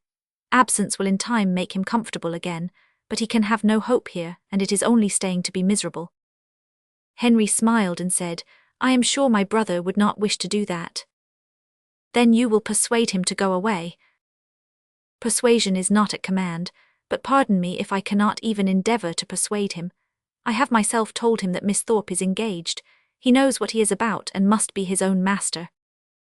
"No, he does not know what he is about," cried Catherine. "He does not know the pain he is giving my brother. Not that James has ever told me so, but I am sure he is very uncomfortable." "And are you sure it is my brother's doing?" "Yes, very sure." "Is it my brother's attentions to Miss Thorpe, or Miss Thorpe's admission of them, that gives the pain?" "Is not it the same thing?" "I think Mr. Morland would acknowledge a difference. No man is offended by another man's admiration of the woman he loves. It is the woman only who can make it a torment." Catherine blushed for her friend and said, "Isabella is wrong, but I am sure she cannot mean to torment, for she is very much attached to my brother. She has been in love with him ever since they first met, and while my father's consent was uncertain, she fretted herself almost into a fever. You know she must be attached to him. I understand, she is in love with James and flirts with Frederick. Oh no, not flirts. A woman in love with one man cannot flirt with another. It is probable that she will neither love so well, nor flirt so well, as she might do either singly. The gentlemen must each give up a little. After a short pause, Catherine resumed with, Then you do not believe Isabella so very much attached to my brother? I can have no opinion on that subject. But what can your brother mean? If he knows her engagement, what can he mean by his behaviour? You are a very close questioner. Am I? I only ask what I want to be told. But do you only ask what I can be expected to tell? Yes, I think so, for you must know your brother's heart. My brother's heart, as you term it on the present occasion, I assure you I can only guess at. Well, nay, if it is to be guesswork, let us all guess for ourselves. To be guided by second-hand conjecture is pitiful. The premises are before you. My brother is a lively and perhaps sometimes a thoughtless young man. He has had about a week's acquaintance with your friend, and he has known her engagement almost as long as he has known her. Well, said Catherine, after some moments' consideration, you may be able to guess at your brother's intentions from all this, but I am sure I cannot. But is not your father uncomfortable about it? Does not he want Captain Tilney to go away? Sure, if your father were to speak to him, he would go. My dear Miss Morland, said Henry, in this amiable solicitude for your brother's comfort, may you not be a little mistaken? Are you not carried a little too far? Would he thank you, either on his own account or Miss Thorpe's, for supposing that her affection, or at least her good behaviour, is only to be secured by her seeing nothing of Captain Tilney? Is he safe only in solitude, or is her heart constant to him only when unsolicited by anyone else? He cannot think this, and you may be sure that he would not have you think it. I will not say, do not be uneasy, because I know that you are so at this moment, but be as little uneasy as you can. You have no doubt of the mutual attachment of your brother and your friend. Depend upon it, therefore, that real jealousy never can exist between them. Depend upon it that no disagreement between them can be of any duration. Their hearts are open to each other, as neither heart can be to you. They know exactly what is required and what can be borne, and you may be certain that one will never tease the other beyond what is known to be pleasant. Perceiving her still to look doubtful and grave, he added, Though Frederick does not leave Bath with us, he will probably remain but a very short time, perhaps only a few days behind us. His leave of absence will soon expire, and he must return to his regiment. And what will then be their acquaintance? The mess-room will drink Isabella Thorpe for a fortnight, and she will laugh with your brother over poor Tilney's passion for a month. Catherine would contend no longer against comfort. She had resisted its approaches during the whole length of a speech, but it now carried her captive. Henry Tilney must know best. She blamed herself for the extent of her fears, and resolved never to think so seriously on the subject again. Her resolution was supported by Isabella's behaviour in their parting interview. The Thorpes spent the last evening of Catherine's stay in Pulteney Street, and nothing passed between the lovers to excite her uneasiness, or make her quit them in apprehension. James was in excellent spirits, and Isabella most engagingly placid. Her tenderness for her friend seemed rather the first feeling of her heart, but that at such a moment was allowable, and once she gave her lover a flat contradiction, and once she drew back her hand, but Catherine remembered Henry's instructions, and placed it all to judicious affection. The embraces, tears, and promises of the parting fair ones may be fancied. Chapter 20. Mr. and Mrs. Allen were sorry to lose their young friend, whose good humour and cheerfulness had made her a valuable companion, and in the promotion of whose enjoyment their own had been gently increased. Her happiness in going with Miss Tilney, however, prevented their wishing it otherwise, and as they were to remain only one more week in Bath themselves, her quitting them now would not long be felt. Mr. Allen attended her to Milsom Street, where she was to breakfast, and saw her seated with the kindest welcome among her new friends. But so great was her agitation in finding herself as one of the family, and so fearful was she of not doing exactly what was right, and of not being able to preserve their good opinion, that, in the embarrassment of the first 5 minutes, she could almost have wished to return with him to Pulteney Street. Miss Tilney's manners and Henry's smile soon did away some of her unpleasant feelings, but still she was far from being at ease. nor could the incessant attentions of the general himself entirely reassure her. Nay, perverse as it seemed, she doubted whether she might not have felt less, had she been less attended to. His anxiety for her comfort, his continual solicitations that she would eat, and his often expressed fears of her seeing nothing to her taste, though never in her life before had she beheld half such variety on a breakfast table, made it impossible for her to forget for a moment that she was a visitor. She felt utterly unworthy of such respect, and knew not how to reply to it. Her tranquillity was not improved by the general's impatience for the appearance of his eldest son, nor by the displeasure he expressed at his laziness when Captain Tilney at last came down. She was quite pained by the severity of his father's reproof, which seemed disproportionate to the offence, and much was her concern increased when she found herself the principal cause of the lecture, and that his tardiness was chiefly resented from being disrespectful to her. This was placing her in a very uncomfortable situation, and she felt great compassion for Captain Tilney, without being able to hope for his goodwill. He listened to his father in silence, and attempted not any defence, which confirmed her in fearing that the inquietude of his mind on Isabella's account might, by keeping him long sleepless, have been the real cause of his rising late. It was the first time of her being decidedly in his company, and she had hoped to be now able to form her opinion of him. But she scarcely heard his voice while his father remained in the room, and even afterwards, so much were his spirits affected, she could distinguish nothing but these words, in a whisper to Elena, "How glad I shall be when you are all off." The bustle of going was not pleasant. The clock struck 10 while the trunks were carrying down, and the general had fixed to be out of Milsom Street by that hour. His greatcoat, instead of being brought for him to put on directly, was spread out in the curricle in which he was to accompany his son. The middle seat of the chaise was not drawn out, though there were 3 people to go in it, and his daughter's maid had so crowded it with parcels that Miss Morland would not have room to sit.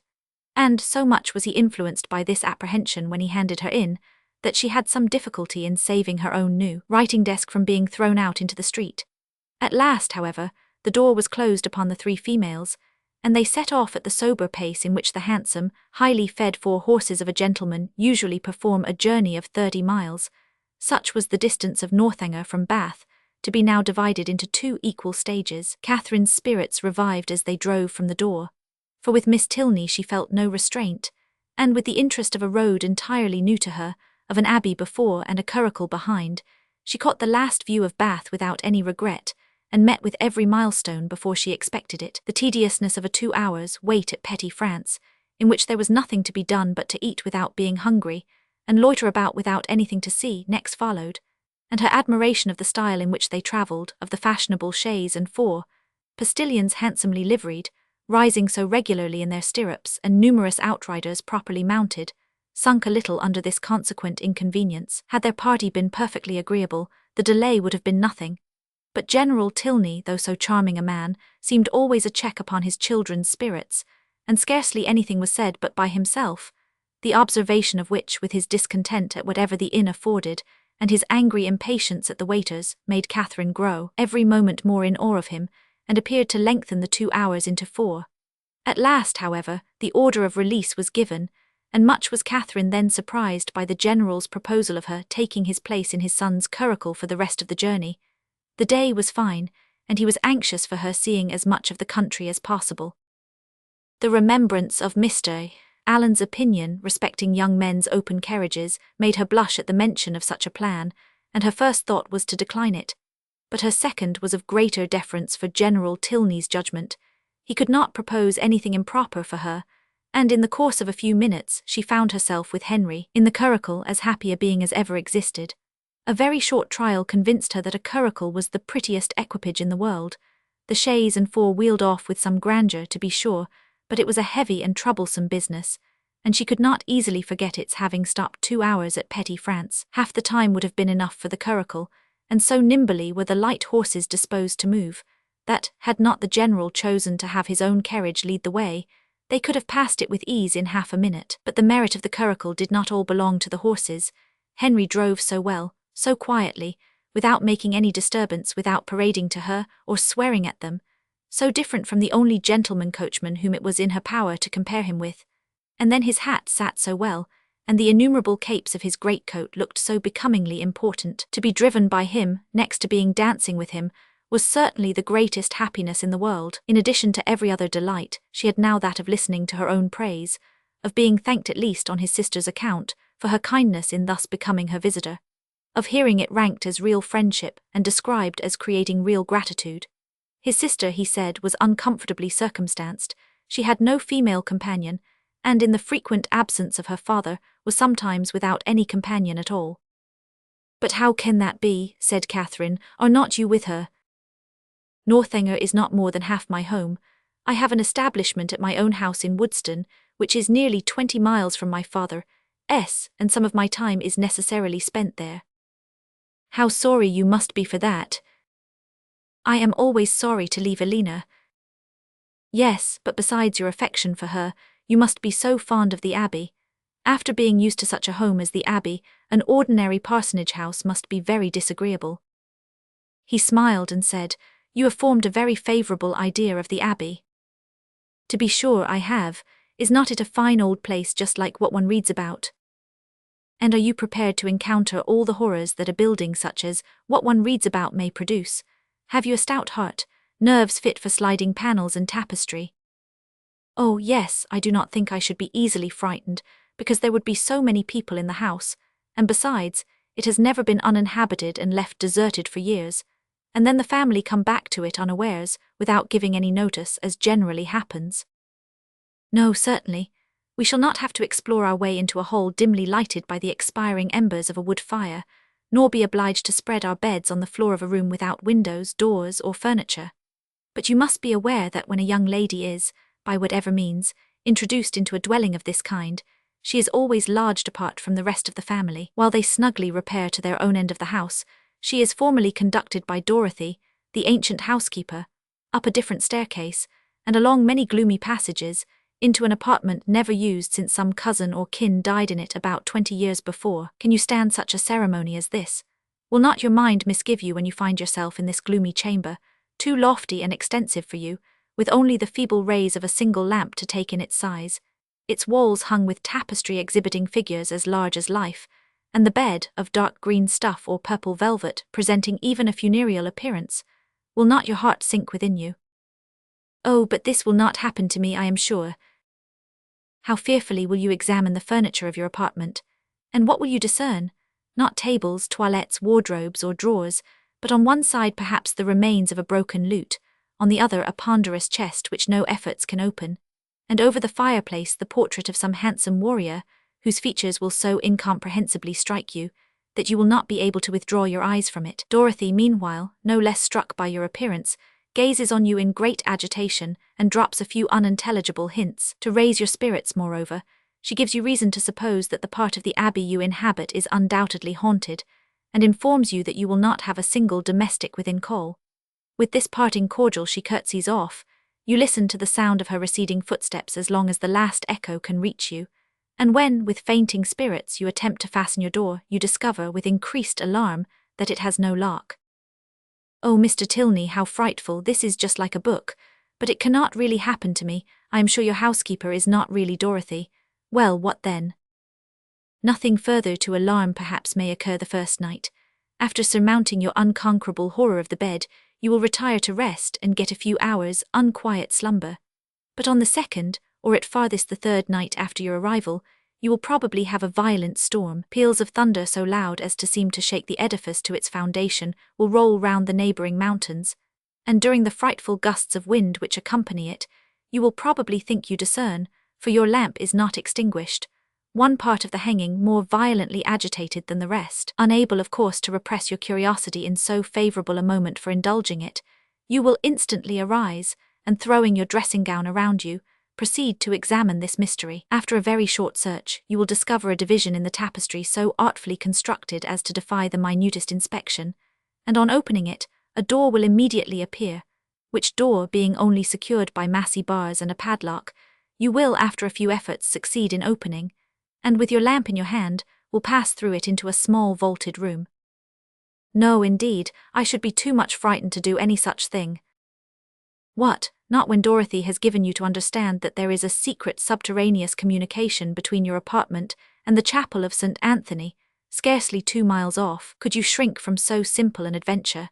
No, no, you will proceed into this small vaulted room, and through this into several others, without perceiving anything very remarkable in either.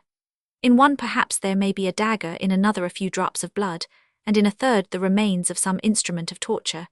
But there being nothing in all this out of the common way, and your lamp being nearly exhausted, you will return towards your own apartment. In repassing through the small vaulted room, however, your eyes will be attracted towards a large, old-fashioned cabinet of ebony and gold, which, though narrowly examining the furniture before, you had passed unnoticed. Impelled by an irresistible presentiment, you will eagerly advance to it, unlock its folding doors, and search into every drawer, but for some time without discovering anything of importance, perhaps nothing but a considerable hoard of diamonds. At last, however, by touching a secret spring, an inner compartment will open, a roll of paper appears, you seize it, it contains many sheets of manuscript. You hasten with the precious treasure into your own chamber, but scarcely have you been able to decipher, O thou, whomsoever thou mayst be, into whose hands these memoirs of the wretched Matilda may fall, when your lamp suddenly expires in the socket, and leaves you in total darkness. Oh no, no, do not say so, well, go on. But Henry was too much amused by the interest he had raised to be able to carry it farther. He could no longer command solemnity either of subject or voice, and was obliged to entreat her to use her own fancy in the perusal of Matilda's woes. Catherine, recollecting herself, grew ashamed of her eagerness, and began earnestly to assure him that her attention had been fixed without the smallest apprehension of really meeting with what he related. Miss Tilney, she was sure, would never put her into such a chamber as he had described. She was not at all afraid. As they drew near the end of their journey, her impatience for a sight of the Abbey, for some time suspended by his conversation on subjects very different, returned in full force, and every bend in the road was expected with solemn awe to afford a glimpse of its massy walls of grey stone, rising amidst a grove of ancient oaks, with the last beams of the sun playing in beautiful splendour on its high Gothic windows. But so low did the building stand, that she found herself passing through the great gates of the lodge into the very grounds of Northanger, without having discerned even an antique chimney. She knew not that she had any right to be surprised, but there was a something in this mode of approach which she certainly had not expected. To pass between lodges of a modern appearance, to find herself with such ease in the very precincts of the Abbey, and driven so rapidly along a smooth, level road of fine gravel, without obstacle, alarm, or solemnity of any kind, struck her as odd and inconsistent. She was not long at leisure, however, for such considerations. A sudden scud of rain, driving full in her face, made it impossible for her to observe anything further, and fixed all her thoughts on the welfare of her new straw bonnet. And she was actually under the Abbey walls, was springing, with Henry's assistance, from the carriage, was beneath the shelter of the old porch, and had even passed on to the hall, where her friend and the general were waiting to welcome her, without feeling one awful foreboding of future misery to herself, or one moment's suspicion of any past scenes of horror being acted within the solemn edifice. The breeze had not seemed to waft the sighs of the murdered to her, it had wafted nothing worse than a thick mizzling rain, and having given a good shake to her habit, she was ready to be shown into the common drawing-room, and capable of considering where she was. An abbey, yes, it was delightful to be really in an abbey, but she doubted as she looked round the room whether anything within her observation would have given her the consciousness. The furniture was in all the profusion and elegance of modern taste. The fireplace, where she had expected the ample width and ponderous carving of former times, was contracted to a Rumford, with slabs of plain though handsome marble, and ornaments over it of the prettiest English china. The windows, to which she looked with peculiar dependence, from having heard the general talk of his preserving them in their Gothic form with reverential care, were yet less what her fancy had portrayed. To be sure, the pointed arch was preserved, the form of them was Gothic, they might be even casements, but every pane was so large, so clear, so light, to an imagination which had hoped for the smallest divisions and the heaviest stonework for painted glass, dirt, and cobwebs, the difference was very distressing. The general, perceiving how her eye was employed, began to talk of the smallness of the room and simplicity of the furniture, where everything, being for daily use, pretended only to comfort, etc., flattering himself, however, that there were some apartments in the Abbey not unworthy her notice, and was proceeding to mention the costly gilding of one in particular, when, taking out his watch, he stopped short to pronounce it with surprise within 20 minutes of 5. This seemed the word of separation, and Catherine found herself hurried away by Miss Tilney in such a manner as convinced her that the strictest punctuality to the family hours would be expected at Northanger. Returning through the large and lofty hall, they ascended a broad staircase of shining oak, which, after many flights and many landing places, brought them upon a long, wide gallery. On one side it had a range of doors, and it was lighted on the other by windows which Catherine had only time to discover looked into a quadrangle, before Miss Tilney led the way into a chamber, and scarcely staying to hope she would find it comfortable, left her with an anxious entreaty that she would make as little alteration as possible in her dress. Chapter 21.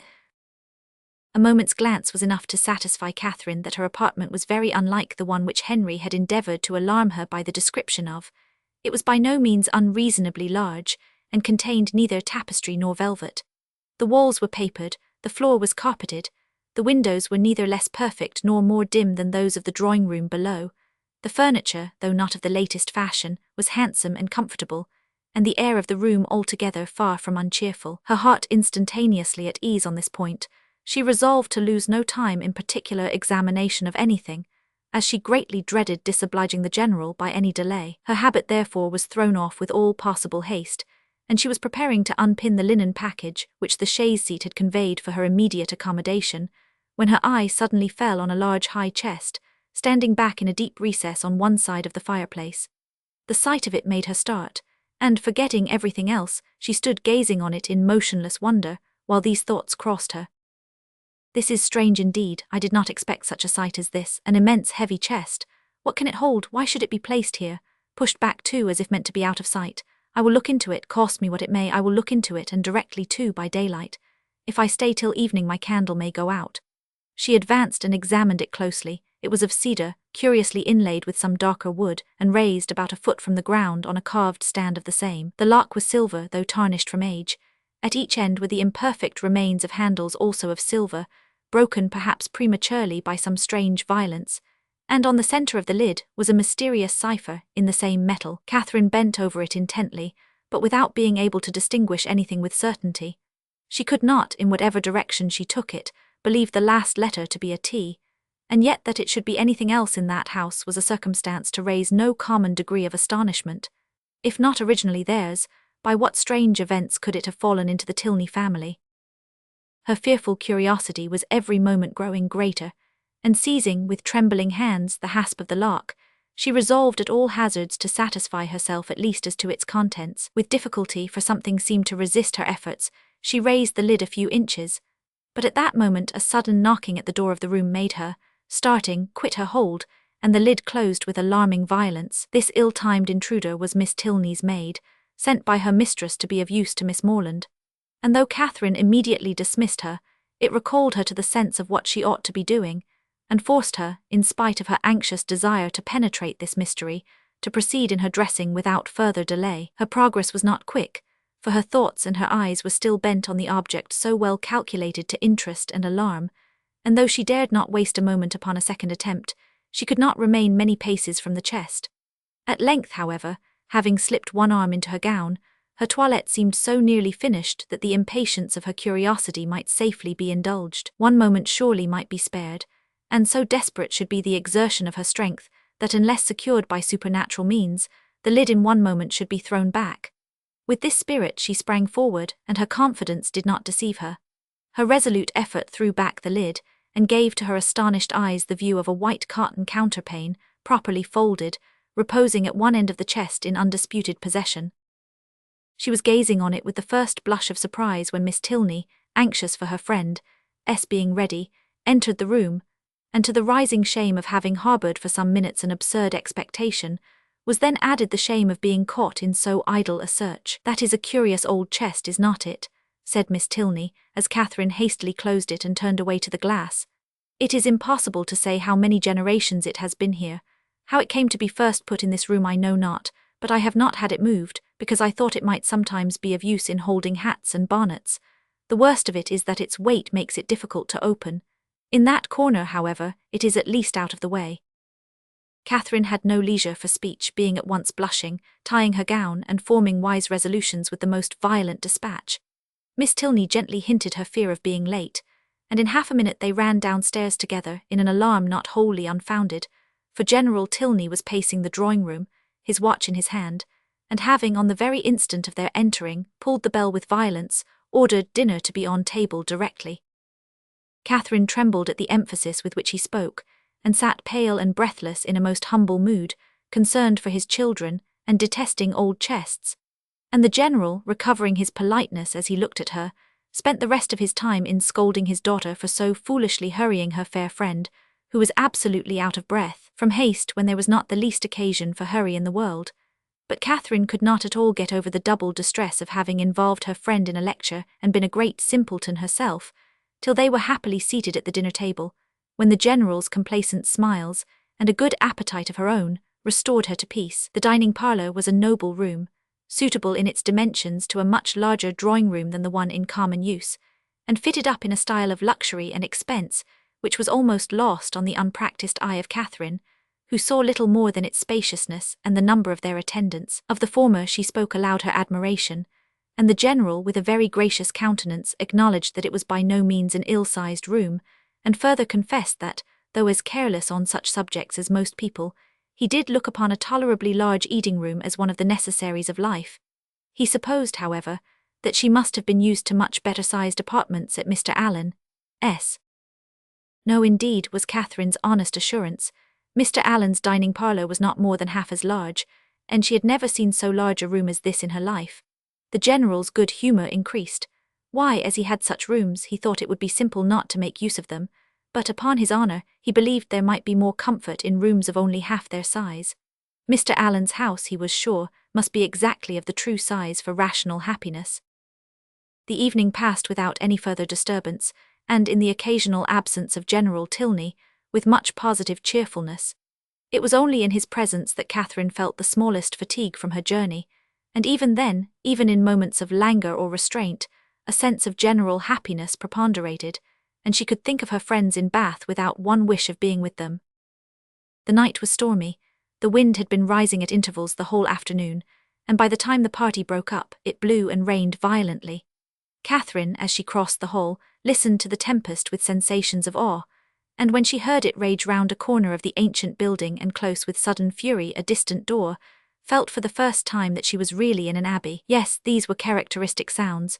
They brought to her recollection a countless variety of dreadful situations and horrid scenes, which such buildings had witnessed, and such storms ushered in, and most heartily did she rejoice in the happier circumstances attending her entrance within walls so solemn. She had nothing to dread from midnight assassins or drunken gallants. Henry had certainly been only in jest in what he had told her that morning. In a house so furnished and so guarded, she could have nothing to explore or to suffer, and might go to her bedroom as securely as if it had been her own chamber at Fullerton. Thus wisely fortifying her mind, as she proceeded upstairs, she was enabled, especially on perceiving that Miss Tilney slept only 2 doors from her, to enter her room with a tolerably stout heart, and her spirits were immediately assisted by the cheerful blaze of a wood fire. "How much better is this," said she, as she walked to the fender. "How much better to find a fire ready lit, than to have to wait shivering in the cold till all the family are in bed, as so many poor girls have been obliged to do, and then to have a faithful old servant frightening one by coming in with a faggot. How glad I am that Northanger is what it is. If it had been like some other places, I do not know that, in such a night as this, I could have answered for my courage. But now, to be sure, there is nothing to alarm one." She looked round the room. The window curtains seemed in motion. It could be nothing but the violence of the wind penetrating through the divisions of the shutters, and she stepped boldly forward, carelessly humming a tune to assure herself of its being so, peeped courageously behind each curtain, saw nothing on either low window seat to scare her, and on placing a hand against the shutter, felt the strongest conviction of the wind's force. A glance at the old chest as she turned away from this examination was not without its use. She scorned the causeless fears of an idle fancy, and began with a most happy indifference to prepare herself for bed. She should take her time, she should not hurry herself. She did not care if she were the last person up in the house, but she would not make up her fire. That would seem cowardly, as if she wished for the protection of light after she were in bed. The fire therefore died away, and Catherine, having spent the best part of an hour in her arrangements, was beginning to think of stepping into bed, when, on giving a parting glance round the room, she was struck by the appearance of a high, old-fashioned black cabinet, which, though in a situation conspicuous enough, had never caught her notice before.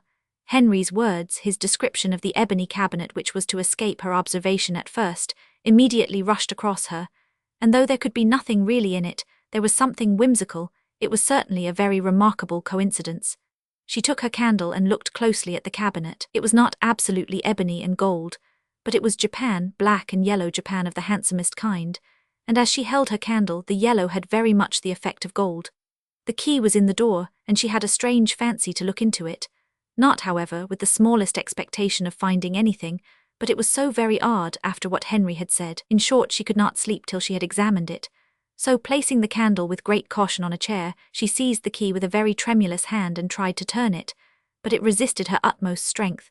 Alarmed but not discouraged, she tried it another way. A bolt flew, and she believed herself successful, but how strangely mysterious. The door was still immovable. She paused a moment in breathless wonder. The wind roared down the chimney, the rain beat in torrents against the windows, and everything seemed to speak the awfulness of her situation. To retire to bed, however, unsatisfied on such a point, would be vain, since sleep must be impossible with the consciousness of a cabinet so mysteriously closed in her immediate vicinity. Again, therefore, she applied herself to the key, and after moving it in every possible way for some instants with the determined celerity of hope's last effort, the door suddenly yielded to her hand.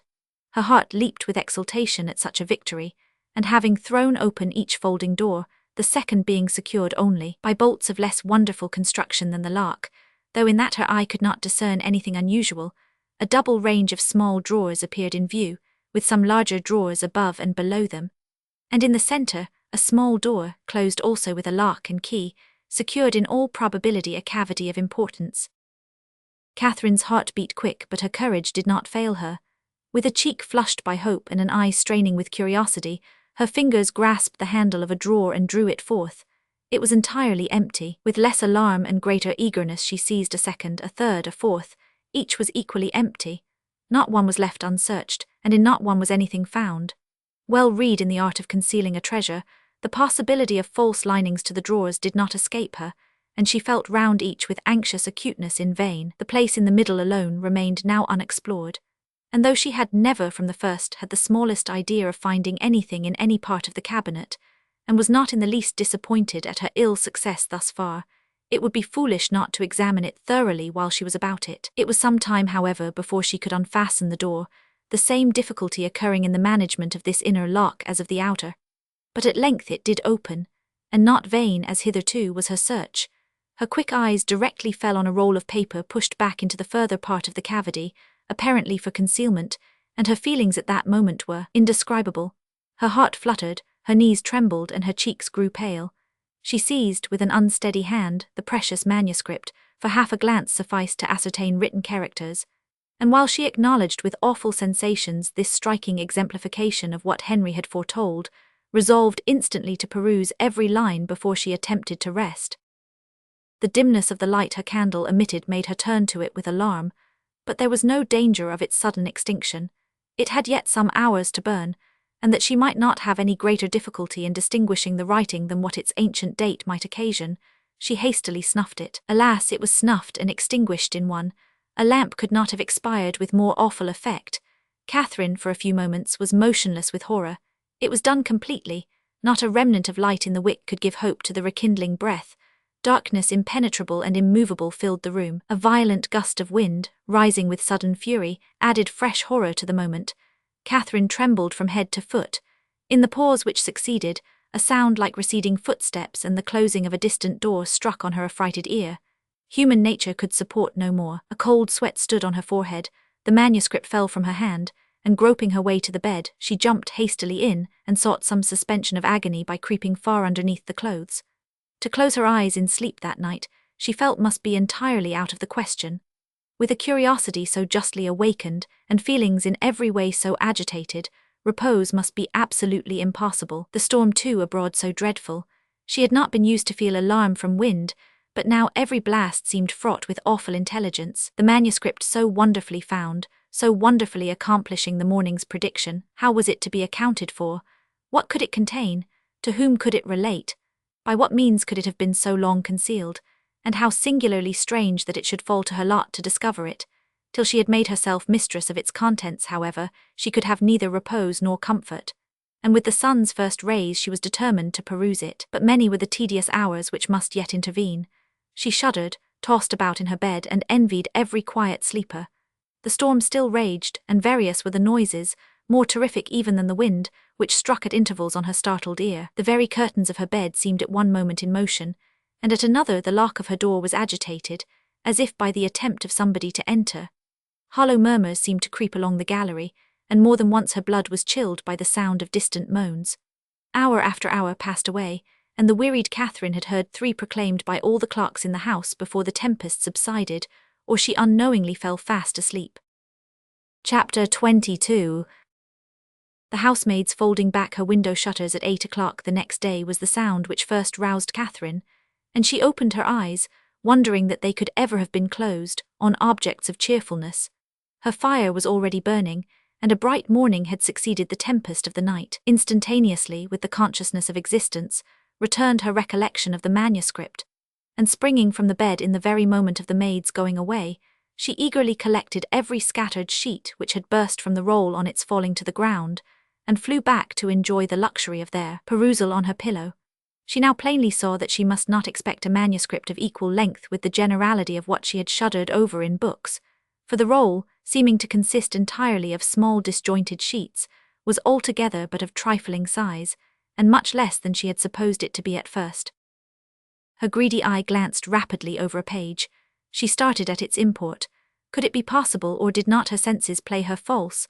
An inventory of linen in coarse and modern characters seemed all that was before her. If the evidence of sight might be trusted, she held a washing bill in her hand. She seized another sheet, and saw the same articles with little variation. A third, a fourth, and a fifth presented nothing new. Shirts, stockings, cravats, and waistcoats faced her in each. 2 others, penned by the same hand, marked an expenditure scarcely more interesting, in letters, hair powder, shoestring, and breeches ball, and the larger sheet which had enclosed the rest seemed by its first cramp line, to poultice chestnut mare, A. Ferrier's bill. Such was the collection of papers left perhaps, as she could then suppose, by the negligence of a servant in the place whence she had taken them, which had filled her with expectation and alarm, and robbed her of half her night's rest. She felt humbled to the dust. Could not the adventure of the chest have taught her wisdom? A corner of it, catching her eye as she lay, seemed to rise up in judgment against her. Nothing could now be clearer than the absurdity of her recent fancies. To suppose that a manuscript of many generations back could have remained undiscovered in a room such as that, so modern, so habitable, or that she should be the first to possess the skill of unlocking a cabinet, the key of which was open to all. How could she have so imposed on herself? Heaven forbid that Henry Tilney should ever know her folly, and it was in a great measure his own doing, for had not the cabinet appeared so exactly to agree with his description of her adventures, she should never have felt the smallest curiosity about it. This was the only comfort that occurred. Impatient to get rid of those hateful evidences of her folly, those detestable papers then scattered over the bed, she rose directly, and folding them up as nearly as possible in the same shape as before, returned them to the same spot within the cabinet, with a very hearty wish that no untoward accident might ever bring them forward again, to disgrace her even with herself. Why the locks should have been so difficult to open, however, was still something remarkable, for she could now manage them with perfect ease. In this there was surely something mysterious, and she indulged in the flattering suggestion for half a minute, till the possibility of the doors having been at first unlocked, and of being herself its fastener, darted into her head, and cost her another blush. She got away as soon as she could from a room in which her conduct produced such unpleasant reflections, and found her way with all speed to the breakfast parlour, as it had been pointed out to her by Miss Tilney the evening before. Henry was alone in it, and his immediate hope of her having been undisturbed by the tempest, with an arch reference to the character of the building they inhabited, was rather distressing. For the world would she not have her weakness suspected, and yet unequal to an absolute falsehood, was constrained to acknowledge that the wind had kept her awake a little. But we have a charming morning after it, she added, desiring to get rid of the subject, and storms and sleeplessness are nothing when they are over. What beautiful hyacinths! I have just learnt to love a hyacinth. And how might you learn? By accident or argument? Your sister taught me, I cannot tell how. Mrs. Allen used to take pains year after year to make me like them, but I never could till I saw them the other day in Milsom Street. I am naturally indifferent about flowers. But now you love a hyacinth, so much the better. You have gained a new source of enjoyment, and it is well to have as many holds upon happiness as possible. Besides, a taste for flowers is always desirable in your sex, as a means of getting you out of doors, and tempting you to more frequent exercise than you would otherwise take. And though the love of a hyacinth may be rather domestic, who can tell, the sentiment once raised, but you may in time come to love a rose. But I do not want any such pursuit to get me out of doors. The pleasure of walking and breathing fresh air is enough for me, and in fine whether I am out more than half my time. Mamma says I am never within. At any rate, however, I am pleased that you have learnt to love a hyacinth. The mere habit of learning to love is the thing, and a teachableness of disposition in a young lady is a great blessing. Has my sister a pleasant mode of instruction? Catherine was saved the embarrassment of attempting an answer by the entrance of the general, whose smiling compliments announced a happy state of mind, but whose gentle hint of sympathetic early rising did not advance her composure.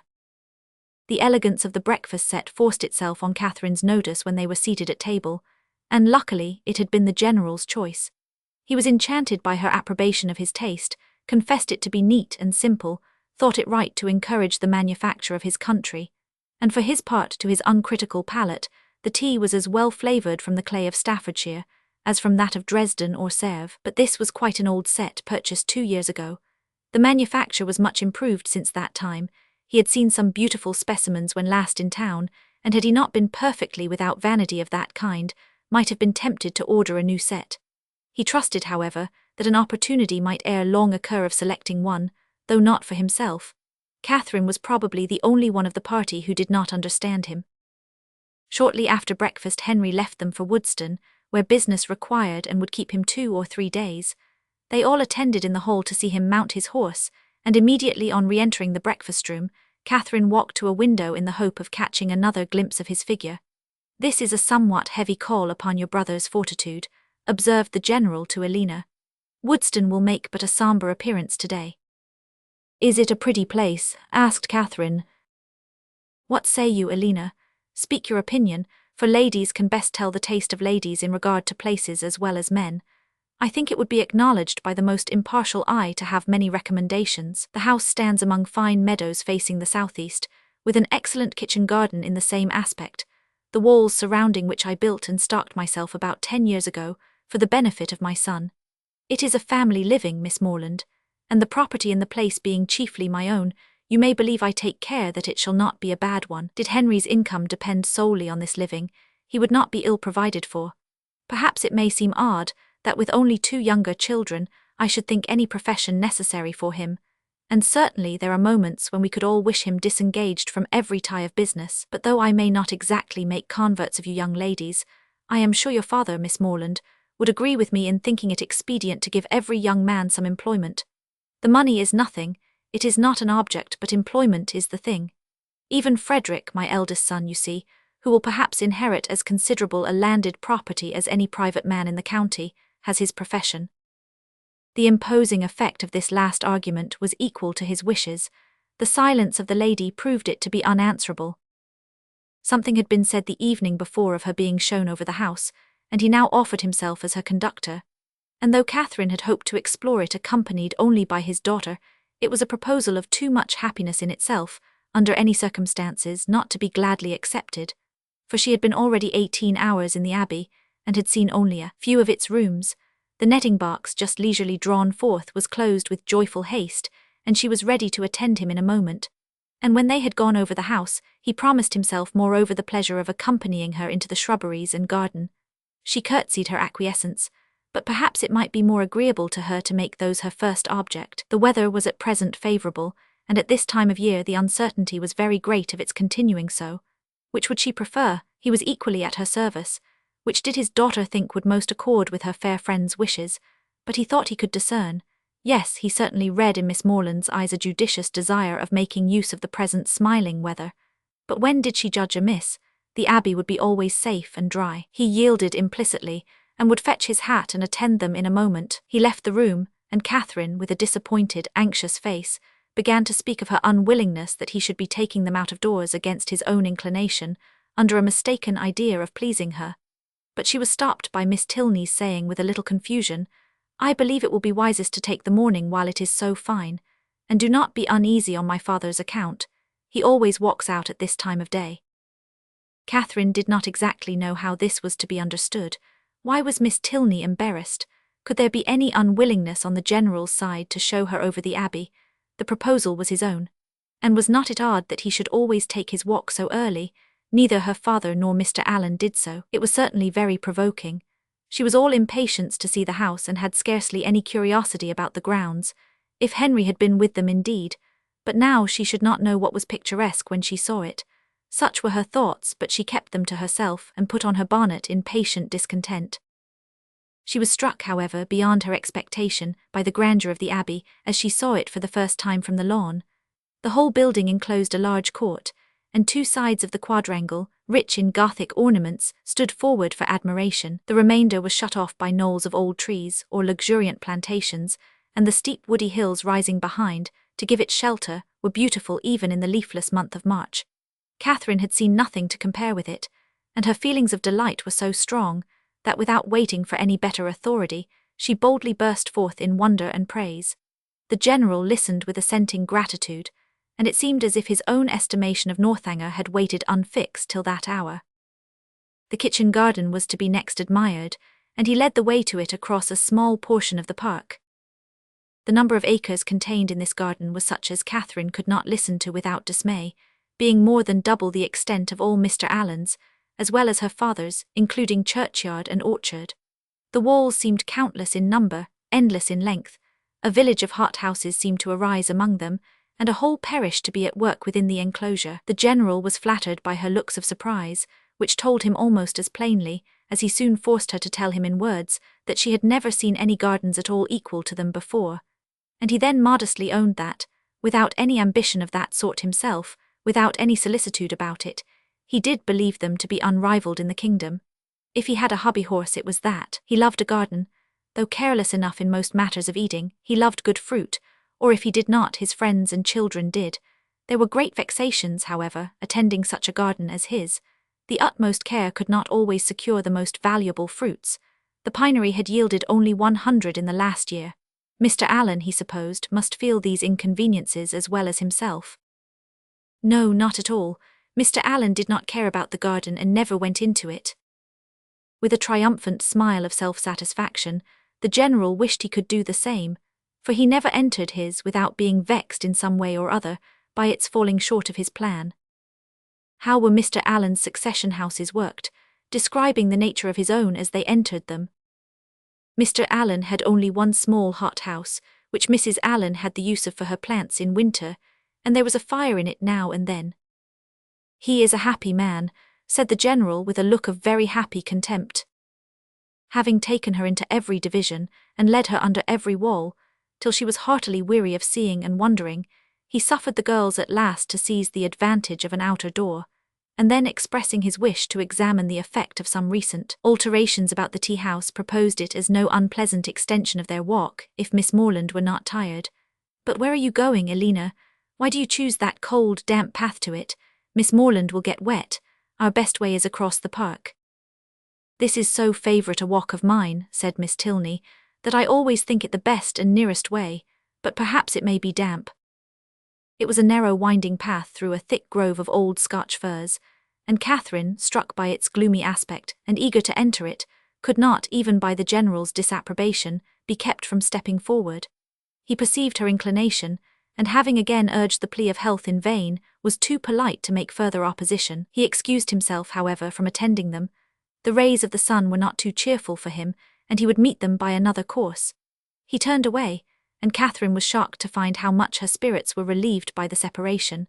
The shock, however, being less real than the relief, offered it no injury, and she began to talk with easy gaiety of the delightful melancholy which such a grove inspired. "I am particularly fond of this spot," said her companion with a sigh. "It was my mother's favourite walk." Catherine had never heard Mrs. Tilney mentioned in the family before, and the interest excited by this tender remembrance showed itself directly in her altered countenance, and in the attentive pause with which she waited for something more. "I used to walk here so often with her," added Elena, "though I never loved it then as I have loved it since. At that time indeed I used to wonder at her choice, but her memory endears it now." And ought it not, reflected Catherine, to endear it to her husband? Yet the general would not enter it. Miss Tilney continuing silent, she ventured to say, "Her death must have been a great affliction." "A great and increasing one," replied the other in a low voice. "I was only 13 when it happened, and though I felt my loss perhaps as strongly as one so young could feel it, I could not then know what a loss it was." She stopped for a moment, and then added with great firmness, "I have no sister, you know, and though my brothers are very affectionate and Henry is a great deal here, which I am most thankful for, it is impossible for me not to be often solitary. To be sure you must miss him very much. A mother would have been always present, a mother would have been a constant friend, her influence would have been beyond all other." Was she a very charming woman? Was she handsome? Was there any picture of her in the Abbey? And why had she been so partial to that grove? Was it from dejection of spirits? Were questions now eagerly poured forth. The first 3 received a ready affirmative, the 2 others were passed by, and Catherine's interest in the deceased Mrs. Tilney augmented with every question, whether answered or not. Of her unhappiness in marriage she felt persuaded. The General certainly had been an unkind husband. He did not love her walk. Could he therefore have loved her? And besides, handsome as he was, there was a something in the turn of his features which spoke his not having behaved well to her. "Her picture, I suppose," blushing at the consummate art of her own question, "hangs in your father's room." "No, it was intended for the drawing-room, but my father was dissatisfied with the painting, and for some time it had no place. Soon after her death I obtained it for my own and hung it in my bed-chamber, where I shall be happy to show it you. It is very like." Here was another proof. A portrait very like of a departed wife not valued by the husband. He must have been dreadfully cruel to her. Catherine attempted no longer to hide from herself the nature of the feelings which, in spite of all his attentions, he had previously excited, and what had been terror and dislike before was now absolute aversion. Yes, aversion. His cruelty to such a charming woman made him odious to her. She had often read of such characters which Mr. Allen had been used to call unnatural and overdrawn, but here was proof positive of the contrary. She had just settled this point when the end of the path brought them directly upon the General, and in spite of all her virtuous indignation, she found herself again obliged to walk with him, listen to him, and even to smile when he smiled. Being no longer able, however, to receive pleasure from the surrounding objects, she soon began to walk with lassitude. The General perceived it, and with a concern for her health, which seemed to reproach her for her opinion of him, was most urgent for returning with his daughter to the house. He would follow them in a quarter of an hour. Again they parted, but Alina was called back in half a minute to receive a strict charge against taking her friend round the Abbey till his return. This second instance of his anxiety to delay what she so much wished for struck Catherine as very remarkable. Chapter 23. An hour passed away before the General came in, spent on the part of his young guest, in no very favourable consideration of his character. This lengthened absence, these solitary rambles, did not speak a mind at ease or a conscience void of reproach. At length he appeared, and whatever might have been the gloom of his meditations, he could still smile with them. Miss Tilney, understanding in part her friend's curiosity to see the house, soon revived the subject, and her father being, contrary to Catherine's expectations, unprovided with any pretence for further delay, beyond that of stopping 5 minutes to order refreshments to be in the room by their return, was at last ready to escort them. They set forward, and with a grandeur of air, a dignified step which caught the eye but could not shake the doubts of the well-read Catherine, he led the way across the hall, through the common drawing-room and one useless antechamber, into a room magnificent both in size and furniture. The real drawing-room, used only with company of consequence. It was very noble, very grand, very charming, was all that Catherine had to say, for her indiscriminating eye scarcely discerned the colour of the satin, and all minuteness of praise, all praise that had much meaning, was supplied by the General. The costliness or elegance of any room's fitting up could be nothing to her. She cared for no furniture of a more modern date than the 15th century. When the General had satisfied his own curiosity in a close examination of every well-known ornament, they proceeded into the library, an apartment in its way of equal magnificence, exhibiting a collection of books, on which an humble man might have looked with pride. Catherine heard, admired, and wondered with more genuine feeling than before, gathered all that she could from this storehouse of knowledge, by running over the titles of half a shelf, and was ready to proceed. But suites of apartments did not spring up with her wishes. Large as was the building, she had already visited the greatest part. Though on being told that, with the addition of the kitchen, the 6 or 7 rooms she had now seen surrounded 3 sides of the court, she could scarcely believe it, or overcome the suspicion of there being many chambers secreted. It was some relief, however, that they were to return to the rooms in common use, by passing through a few of less importance, looking into the court, which, with occasional passages, not wholly unintricate, connected the different sides. And she was further soothed in her progress by being told that she was treading what had once been a cloister, having traces of cells pointed out, and observing several doors that were neither opened nor explained to her, by finding herself successively in a billiard room, and in the general's private apartment, without comprehending their connection, or being able to turn aright when she left them. And lastly, by passing through a dark little room, owning Henry's authority, and strewed with his litter of books, guns, and greatcoats. From the dining room, of which, though already seen and always to be seen at 5 o'clock, the general could not forego the pleasure of pacing out the length, for the more certain information of Miss Morland, as to what she neither doubted nor cared for, they proceeded by quick communication to the kitchen, the ancient kitchen of the convent, rich in the massy walls and smoke of former days, and in the stoves and hot closets of the present. The general's improving hand had not loitered here. Every modern invention to facilitate the labor of the cooks had been adopted within this, their spacious theatre.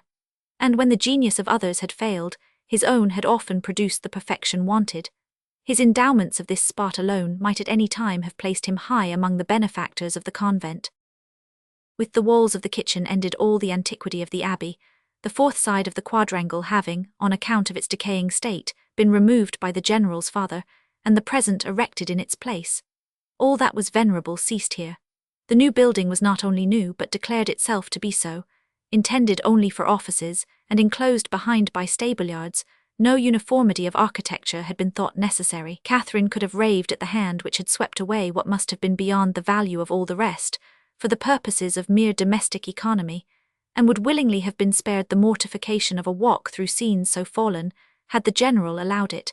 But if he had a vanity, it was in the arrangement of his offices, and as he was convinced that to a mind like Miss Morland's, a view of the accommodations and comforts by which the labours of her inferiors were softened must always be gratifying, he should make no apology for leading her on.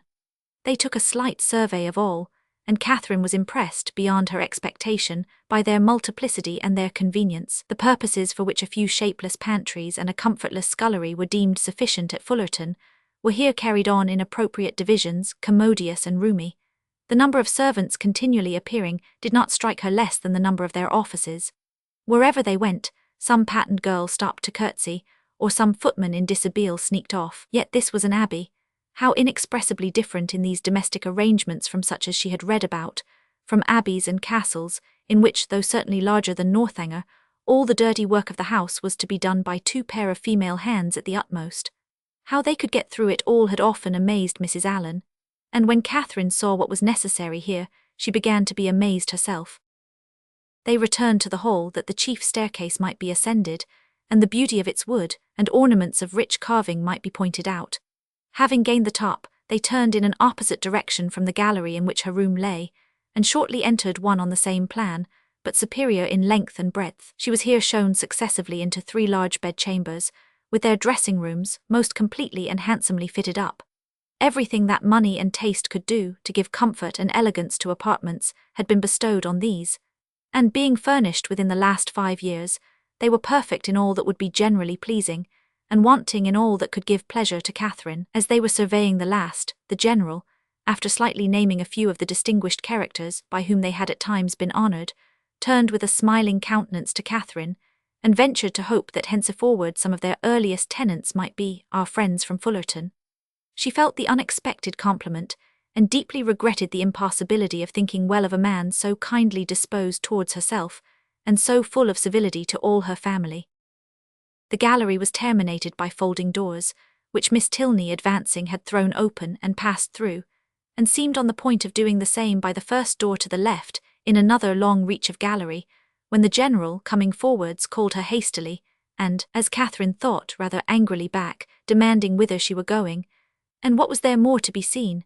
Had not Miss Morland already seen all that could be worth her notice, and did she not suppose her friend might be glad of some refreshment after so much exercise? Miss Tilney drew back directly, and the heavy doors were closed upon the mortified Catherine, who, having seen in a momentary glance beyond them a narrower passage, more numerous openings, and symptoms of a winding staircase, believed herself at last within the reach of something worth her notice, and felt, as she unwillingly paced back the gallery, that she would rather be allowed to examine that end of the house than see all the finery of all the rest. The General's evident desire of preventing such an examination was an additional stimulant. Something was certainly to be concealed. Her fancy, though it had trespassed lately once or twice, could not mislead her here, and what that something was, a short sentence of Miss Tilney's, as they followed the General at some distance downstairs, seemed to point out. "I was going to take you into what was my mother's room, the room in which she died," were all her words, but few as they were, they conveyed pages of intelligence to Catherine.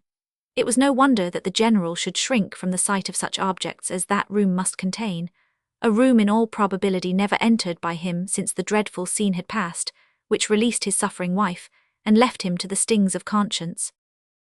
She ventured, when next alone with Elena, to express her wish of being permitted to see it, as well as all the rest of that side of the house, and Elena promised to attend her there whenever they should have a convenient hour. Catherine understood her. The General must be watched from home before that room could be entered. "It remains as it was, I suppose," said she in a tone of feeling. "Yes, entirely." "And how long ago may it be that your mother died?" "She has been dead these 9 years. And 9 years, Catherine knew, was a trifle of time, compared with what generally elapsed after the death of an injured wife, before her room was put to rights. "You were with her, I suppose, to the last?" "No," said Miss Tilney, sighing. "I was unfortunately from home. Her illness was sudden and short, and before I arrived it was all over." Catherine's blood ran cold with the horrid suggestions, which naturally sprang from these words. Could it be possible? Could Henry's father? And yet how many were the examples to justify even the blackest suspicions? And when she saw him in the evening while she worked with her friend, slowly pacing the drawing-room for an hour together in silent thoughtfulness, with downcast eyes and contracted brow, she felt secure from all possibility of wronging him. It was the air and attitude of a Montoni. What could more plainly speak the gloomy workings of a mind not wholly dead to every sense of humanity, in its fearful review of past scenes of guilt? Unhappy man! And the anxiousness of her spirits directed her eyes towards his figure so repeatedly as to catch Miss Tilney's notice. "My father," she whispered, "often walks about the room in this way. It is nothing unusual." So much the worse, thought Catherine. Such ill-timed exercise was of a piece with the strange unseasonableness of his morning walks, and boded nothing good. After an evening, the little variety and seeming length of which made her peculiarly sensible of Henry's importance among them, she was heartily glad to be dismissed, though it was a look from the General not designed for her observation which sent his daughter to the bell. When the butler would have lit his master's candle, however, he was forbidden. The latter was not going to retire. "I have many pamphlets to finish," said he to Catherine, "before I can close my eyes, and perhaps may be poring over the affairs of the nation for hours after you are asleep. Can either of us be more meetly employed? My eyes will be blinding for the good of others, and yours preparing by rest for future mischief." But neither the business alleged nor the magnificent compliment could win Catherine from thinking that some very different object must occasion so serious a delay of proper repose.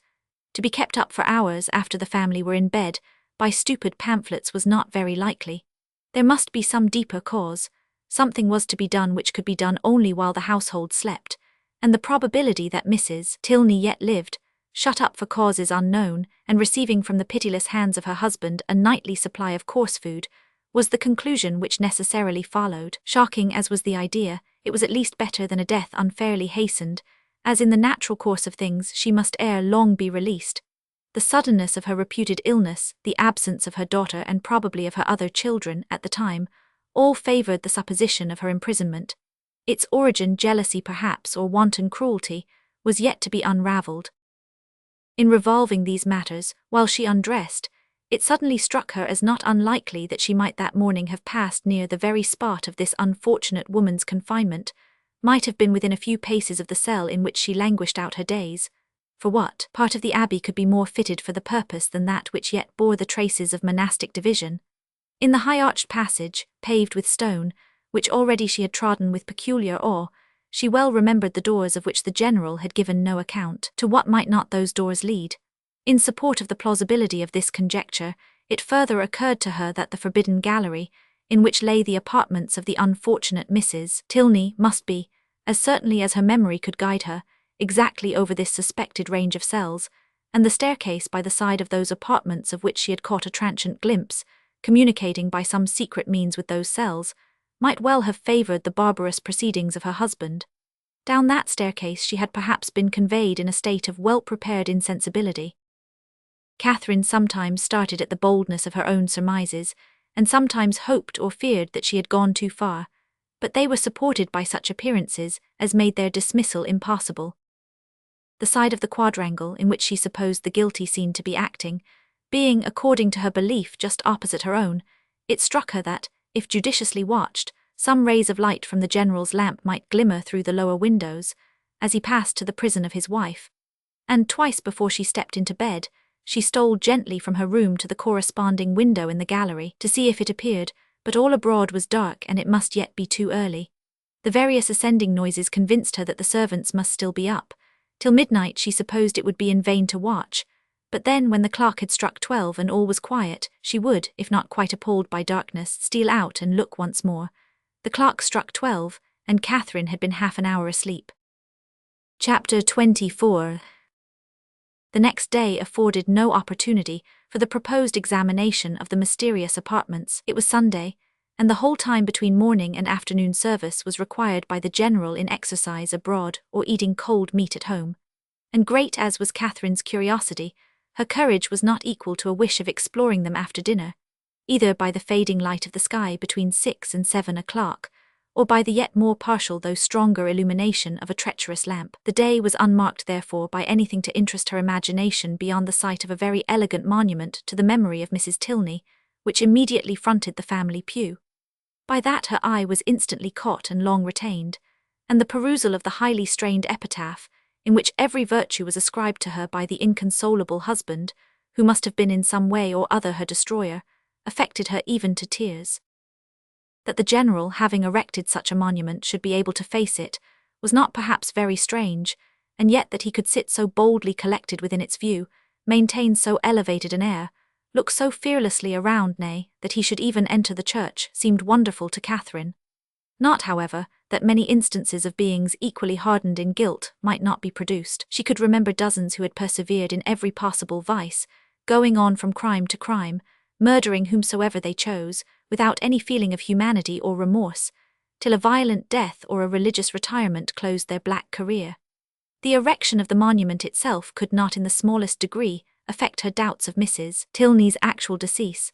Were she even to descend into the family vault where her ashes were supposed to slumber, were she to behold the coffin in which they were said to be enclosed, what could it avail in such a case?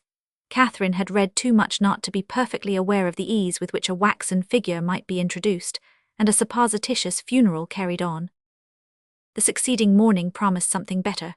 The general's early walk, ill-timed as it was in every other view, was favourable here, and when she knew him to be out of the house, she directly proposed to Miss Tilney the accomplishment of her promise. Elena was ready to oblige her, and Catherine reminding her as they went of another promise. Their first visit in consequence was to the portrait in her bedchamber. It represented a very lovely woman, with a mild and pensive countenance, justifying so far the expectations of its new observer. But they were not in every respect answered, for Catherine had depended upon meeting with features, hair, complexion, that should be the very counterpart, the very image, if not of Henry, of Elena's, the only portraits of which she had been in the habit of thinking, bearing always an equal resemblance of mother and child. A face once taken was taken for generations, but here she was obliged to look and consider and study for a likeness. She contemplated it, however, in spite of this drawback, with much emotion, and but for a yet stronger interest would have left it unwillingly. Her agitation as they entered the great gallery was too much for any endeavour at discourse. She could only look at her companion. Elena's countenance was dejected, yet sedate, and its composure spoke her inured to all the gloomy objects to which they were advancing. Again she passed through the folding doors. Again her hand was upon the important lock, and Catherine, hardly able to breathe, was turning to close the former with fearful caution, when the figure, the dreaded figure of the general himself at the further end of the gallery, stood before her. The name of Elena at the same moment in his loudest tone resounded through the building, giving to his daughter the first intimation of his presence, and to Catherine terror upon terror. An attempt at concealment had been her first instinctive movement on perceiving him, yet she could scarcely hope to have escaped his eye. And when her friend, who with an apologizing look darted hastily by her, had joined and disappeared with him, she ran for safety to her own room, and locking herself in, believed that she should never have courage to go down again. She remained there at least an hour, in the greatest agitation, deeply commiserating the state of her poor friend, and expecting a summons herself from the angry general to attend him in his own apartment. No summons, however, arrived, and at last, on seeing a carriage drive up to the abbey, she was emboldened to descend and meet him under the protection of visitors. The breakfast-room was gay with company, and she was named to them by the general as the friend of his daughter, in a complimentary style, which so well concealed his resentful ire, as to make her feel secure at least of life for the present. And Elena, with a command of countenance which did honour to her concern for his character, taking an early occasion of saying to her, "My father only wanted me to answer a note," she began to hope that she had either been unseen by the general, or that from some consideration of policy she should be allowed to suppose herself so. Upon this trust she dared still to remain in his presence, after the company left them, and nothing occurred to disturb it. In the course of this morning's reflections, she came to a resolution of making her next attempt on the forbidden door alone.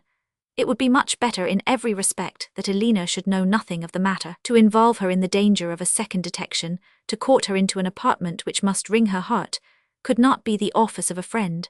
The general's utmost anger could not be to herself what it might be to a daughter, and besides, she thought the examination itself would be more satisfactory if made without any companion. It would be impossible to explain to Elena the suspicions, from which the other had, in all likelihood, been hitherto happily exempt. Nor could she therefore in her presence search for those proofs of the general's cruelty, which however they might yet have escaped discovery, she felt confident of somewhere drawing forth, in the shape of some fragmented journal, continued to the last gasp. Of the way to the apartment she was now perfectly mistress, and as she wished to get it over before Henry's return, who was expected on the morrow, there was no time to be lost. The day was bright, her courage high. At 4 o'clock the sun was now 2 hours above the horizon, and it would be only her retiring to dress half an hour earlier than usual. It was done, and Catherine found herself alone in the gallery before the clocks had ceased to strike. It was no time for thought. She hurried on, slipped with the least possible noise through the folding doors, and without stopping to look or breathe, rushed forward to the one in question. The lock yielded to her hand, and luckily with no sullen sound that could alarm a human being. On tiptoe she entered. The room was before her, but it was some minutes before she could advance another step. She beheld what fixed her to the spot and agitated every feature. She saw a large, well-proportioned apartment, an handsome dimity bed, arranged as unoccupied with an housemaid's care, a bright bath stove, mahogany wardrobes and neatly painted chairs, on which the warm beams of a western sun gaily poured through 2 sash windows. Catherine had expected to have her feelings worked, and worked they were. Astonishment and doubt first seized them, and a shortly succeeding ray of common sense added some bitter emotions of shame. She could not be mistaken as to the room, but how grossly mistaken in everything else. In Miss Tilney's meaning, in her own calculation, this apartment, to which she had given a date so ancient, a position so awful, proved to be one end of what the general's father had built. There were 2 other doors in the chamber, leading probably into dressing closets, but she had no inclination to open either. Would the veil in which Mrs. Tilney had last walked, or the volume in which she had last read, remain to tell what nothing else was allowed to whisper? No, whatever might have been the general's crimes, he had certainly too much wit to let them sue for detection. She was sick of exploring, and desired but to be safe in her own room with her own heart only privy to its folly, and she was on the point of retreating as softly as she had entered, when the sound of footsteps, she could hardly tell where, made her pause and tremble. To be found there even by a servant would be unpleasant, but by the general, and he seemed always at hand when least wanted, much worse. She listened, the sound had ceased, and resolving not to lose a moment she passed through and closed the door. At that instant a door underneath was hastily opened. Someone seemed with swift steps to ascend the stairs, by the head of which she had yet to pass before she could gain the gallery.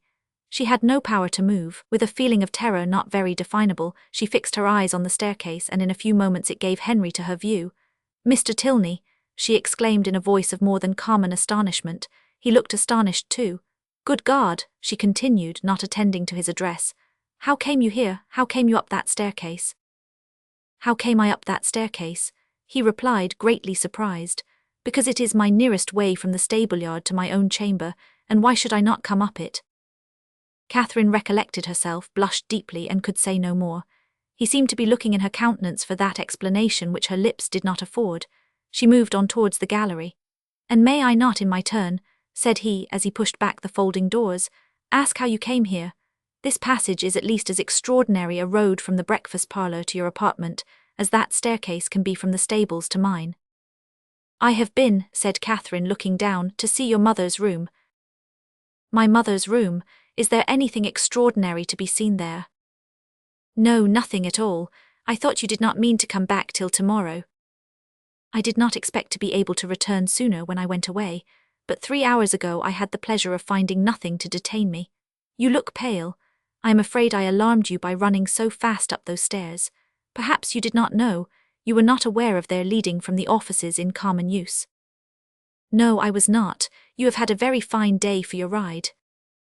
"Very, and does Elena leave you to find your way into all the rooms in the house by yourself?"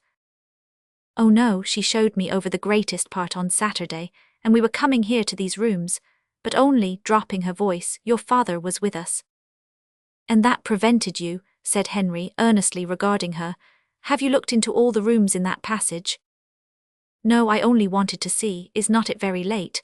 I must go and dress." "It is only 4:15, showing his watch. And you are not now in Bath? No theatre, no rooms to prepare for. Half an hour at Northanger must be enough." She could not contradict it, and therefore suffered herself to be detained, though her dread of further questions made her, for the first time in their acquaintance, wish to leave him. They walked slowly up the gallery. "Have you had any letter from Bath since I saw you?" "No, and I am very much surprised. Isabella promised so faithfully to write directly." "Promised so faithfully, a faithful promise, that puzzles me. I have heard of a faithful performance, but a faithful promise, the fidelity of promising. It is a power little worth knowing, however, since it can deceive and pain you. My mother's room is very commodious, is it not? Large and cheerful looking, and the dressing closets so well disposed. It always strikes me as the most comfortable apartment in the house, and I rather wonder that Elena should not take it for her own. She sent you to look at it, I suppose?" "No. It has been your own doing entirely." Catherine said nothing. After a short silence, during which he had closely observed her, he added, "As there is nothing in the room in itself to raise curiosity, this must have proceeded from a sentiment of respect for my mother's character, as described by Elena, which does honour to her memory. The world, I believe, never saw a better woman, but it is not often that virtue can boast an interest such as this. The domestic, unpretending merits of a person never known do not often create that kind of fervent, venerating tenderness which would prompt a visit like yours. Elena, I suppose, has talked of her a great deal." "Yes, a great deal. That is, no, not much, but what she did say was very interesting. Her dying so suddenly, slowly, and with hesitation it was spoken, and you, none of you being at home, and your father, I thought, perhaps had not been very fond of her." "And from these circumstances," he replied, his quick eye fixed on hers, "you infer perhaps the probability of some negligence, some," involuntarily she shook her head, "or it may be of something still less pardonable." She raised her eyes towards him more fully than she had ever done before. "My mother's illness," he continued, "the seizure which ended in her death was sudden. The malady itself, one from which she had often suffered, a bilious fever, its cause therefore constitutional. On the 3rd day, in short, as soon as she could be prevailed on, a physician attended her, a very respectable man, and one in whom she had always placed great confidence. Upon his opinion of her danger, 2 others were called in the next day, and remained in almost constant attendance for 24 hours. On the 5th day she died. During the progress of her disorder, Frederick and I, we were both at home, saw her repeatedly, and from our own observation can bear witness to her having received every possible attention which could spring from the affection of those about her, or which her situation in life could command. Poor Elena was absent, and at such a distance as to return only to see her mother in her coffin." "But your father," said Catherine, "was he afflicted?" "For a time greatly so. You have erred in supposing him not attached to her. He loved her, I am persuaded, as well as it was possible for him to. We have not all, you know, the same tenderness of disposition, and I will not pretend to say that while she lived, she might not often have had much to bear, but though his temper injured her, his judgment never did. His value of her was sincere, and if not permanently, he was truly afflicted by her death." "I am very glad of it," said Catherine. "It would have been very shocking." "If I understand you rightly, you had formed a surmise of such horror as I have hardly words to, dear Miss Morland. consider the dreadful nature of the suspicions you have entertained. What have you been judging from? Remember the country and the age in which we live. Remember that we are English, that we are Christians. Consult your own understanding, your own sense of the probable, your own observation of what is passing around you. Does our education prepare us for such atrocities? Do our laws connive at them? Could they be perpetrated without being known in a country like this, where social and literary intercourse is on such a footing, where every man is surrounded by a neighbourhood of voluntary spies, and where roads and newspapers lay everything open? Dearest Miss Morland, what ideas have you been admitting? They had reached the end of the gallery, and with tears of shame she ran off to her own room. Chapter 25. The visions of romance were over. Catherine was completely awakened. Henry's address, short as it had been, had more thoroughly opened her eyes to the extravagance of her late fancies than all their several disappointments had done. Most grievously was she humbled, most bitterly did she cry. It was not only with herself that she was sunk, but with Henry. Her folly, which now seemed even criminal, was all exposed to him, and he must despise her forever. The liberty which her imagination had dared to take with the character of his father, could he ever forgive it? The absurdity of her curiosity and her fears, could they ever be forgotten? She hated herself more than she could express.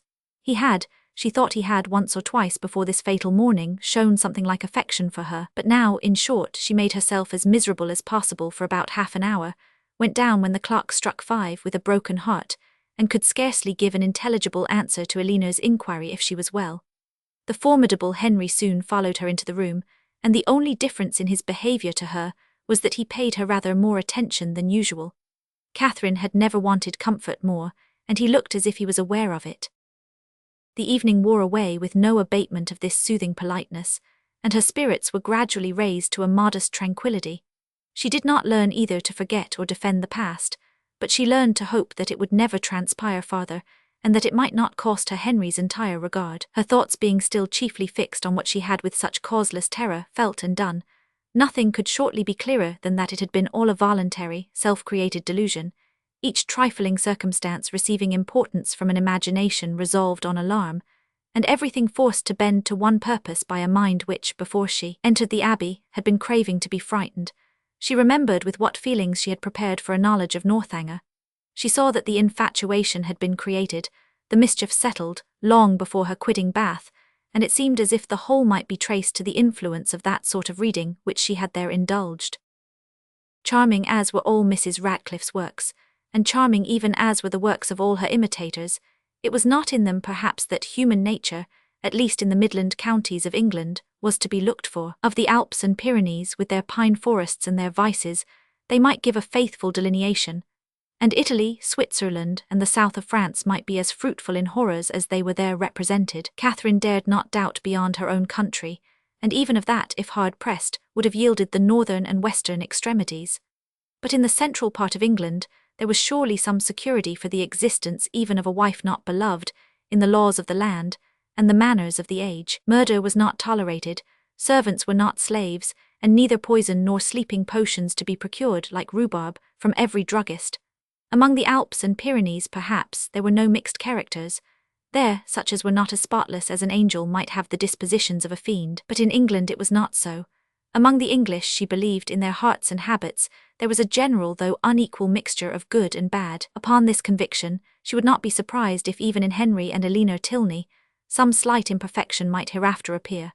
And upon this conviction she need not fear to acknowledge some actual specks in the character of their father, who, though cleared from the grossly injurious suspicions which she must ever blush to have entertained, she did believe, upon serious consideration, to be not perfectly amiable. Her mind made up on these several points, and her resolution formed, of always judging and acting in future with the greatest good sense, she had nothing to do but to forgive herself and be happier than ever, and the lenient hand of time did much for her by insensible gradations in the course of another day. Henry's astonishing generosity and nobleness of conduct, in never alluding in the slightest way to what had passed, was of the greatest assistance to her, and sooner than she could have supposed it possible in the beginning of her distress, her spirits became absolutely comfortable, and capable, as heretofore, of continual improvement by anything he said. There were still some subjects, indeed, under which she believed they must always tremble, the mention of a chest or a cabinet, for instance, and she did not love the sight of Japan in any shape.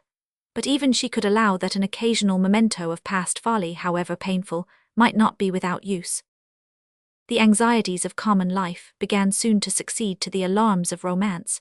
Her desire of hearing from Isabella grew every day greater. She was quite impatient to know how the Bath world went on, and how the rooms were attended, and especially was she anxious to be assured of Isabella's having matched some fine netting cotton, on which she had left her intent, and of her continuing on the best terms with James. Her only dependence for information of any kind was on Isabella.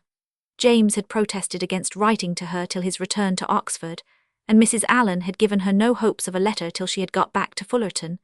But Isabella had promised and promised again, and when she promised a thing she was so scrupulous in performing it. This made it so particularly strange.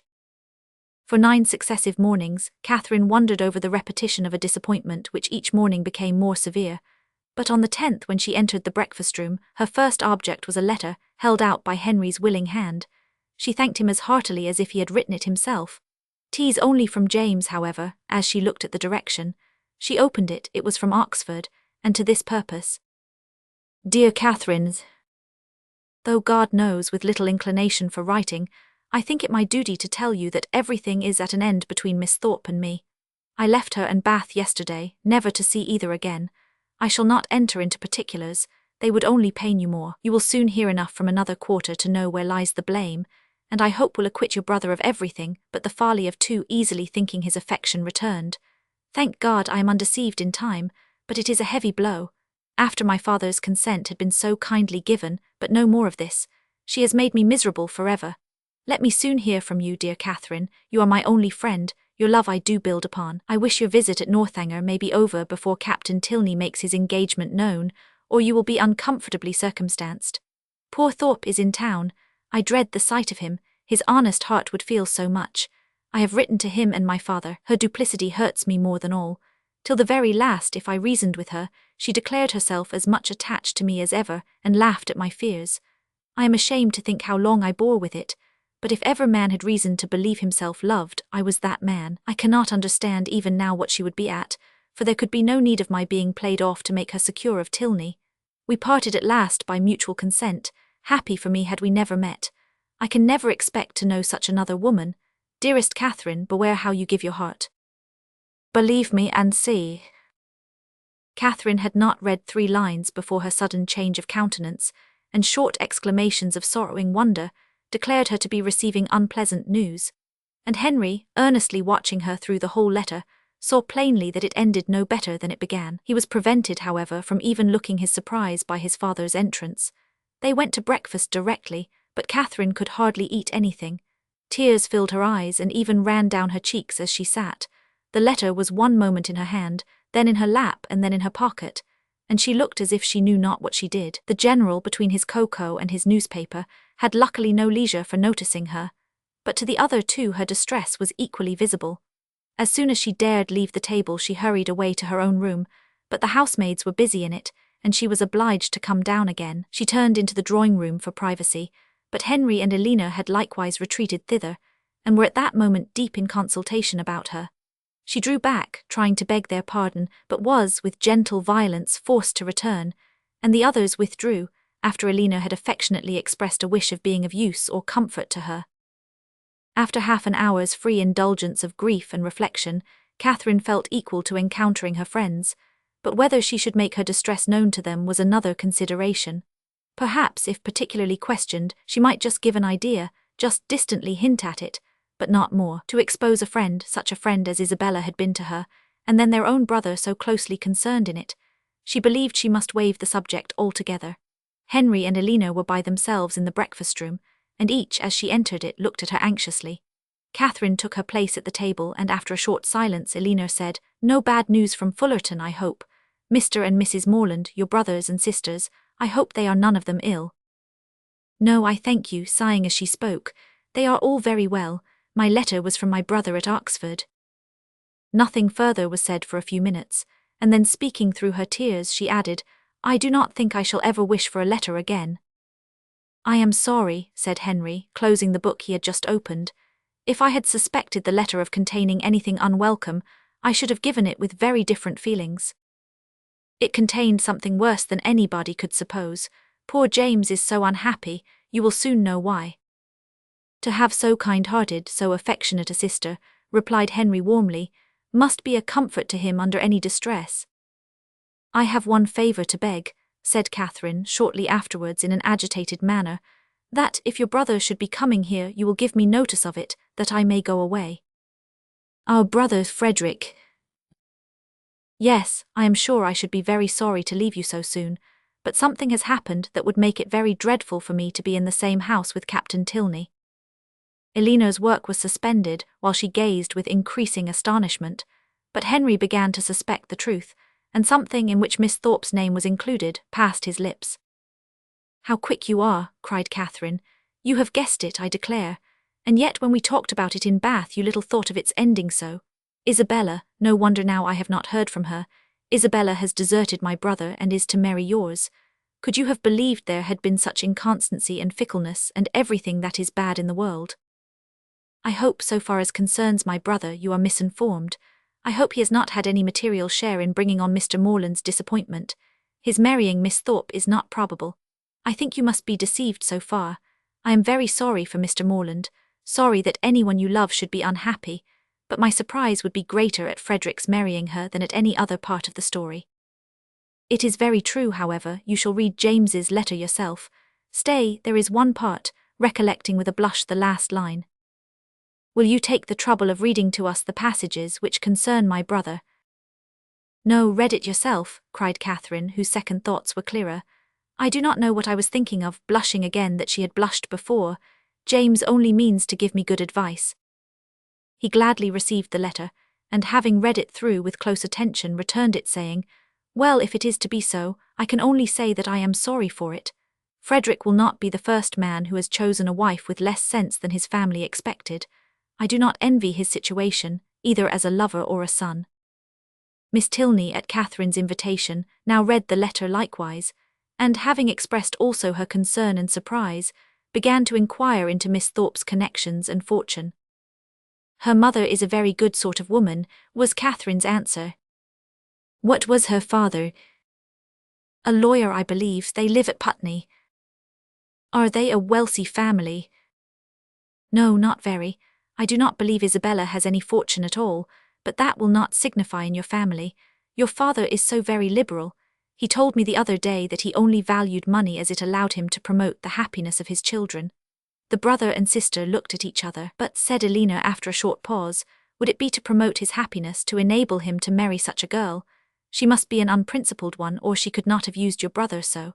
And how strange an infatuation on Frederick's side. A girl who, before his eyes, is violating an engagement voluntarily entered into with another man. Is not it inconceivable, Henry?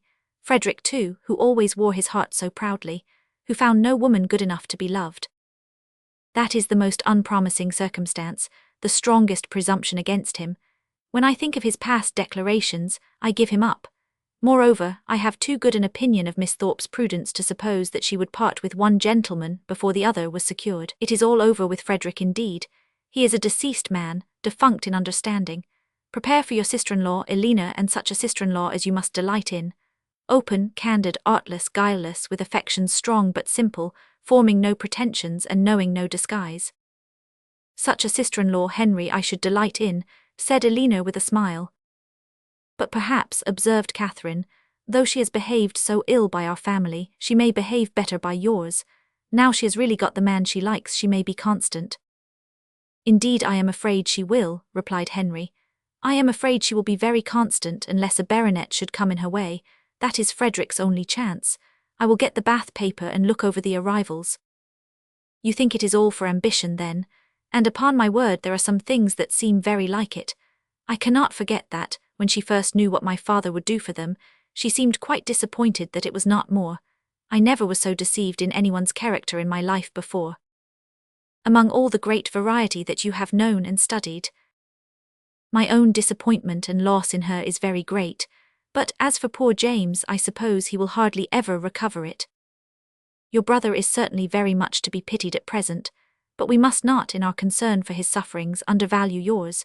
You feel, I suppose, that in losing Isabella you lose half yourself. You feel a void in your heart which nothing else can occupy. Society is becoming irksome. And as for the amusements in which you were wont to share at Bath, the very idea of them without her is abhorrent. You would not, for instance, now go to a ball for the world. You feel that you have no longer any friend to whom you can speak with unreserve, on whose regard you can place dependence, or whose counsel in any difficulty you could rely on. You feel all this. No, said Catherine after a few moments' reflection, I do not, ought I? To say the truth, though I am hurt and grieved that I cannot still love her, that I am never to hear from her, perhaps never to see her again, I do not feel so very, very much afflicted as one would have thought. You feel, as you always do, what is most to the credit of human nature.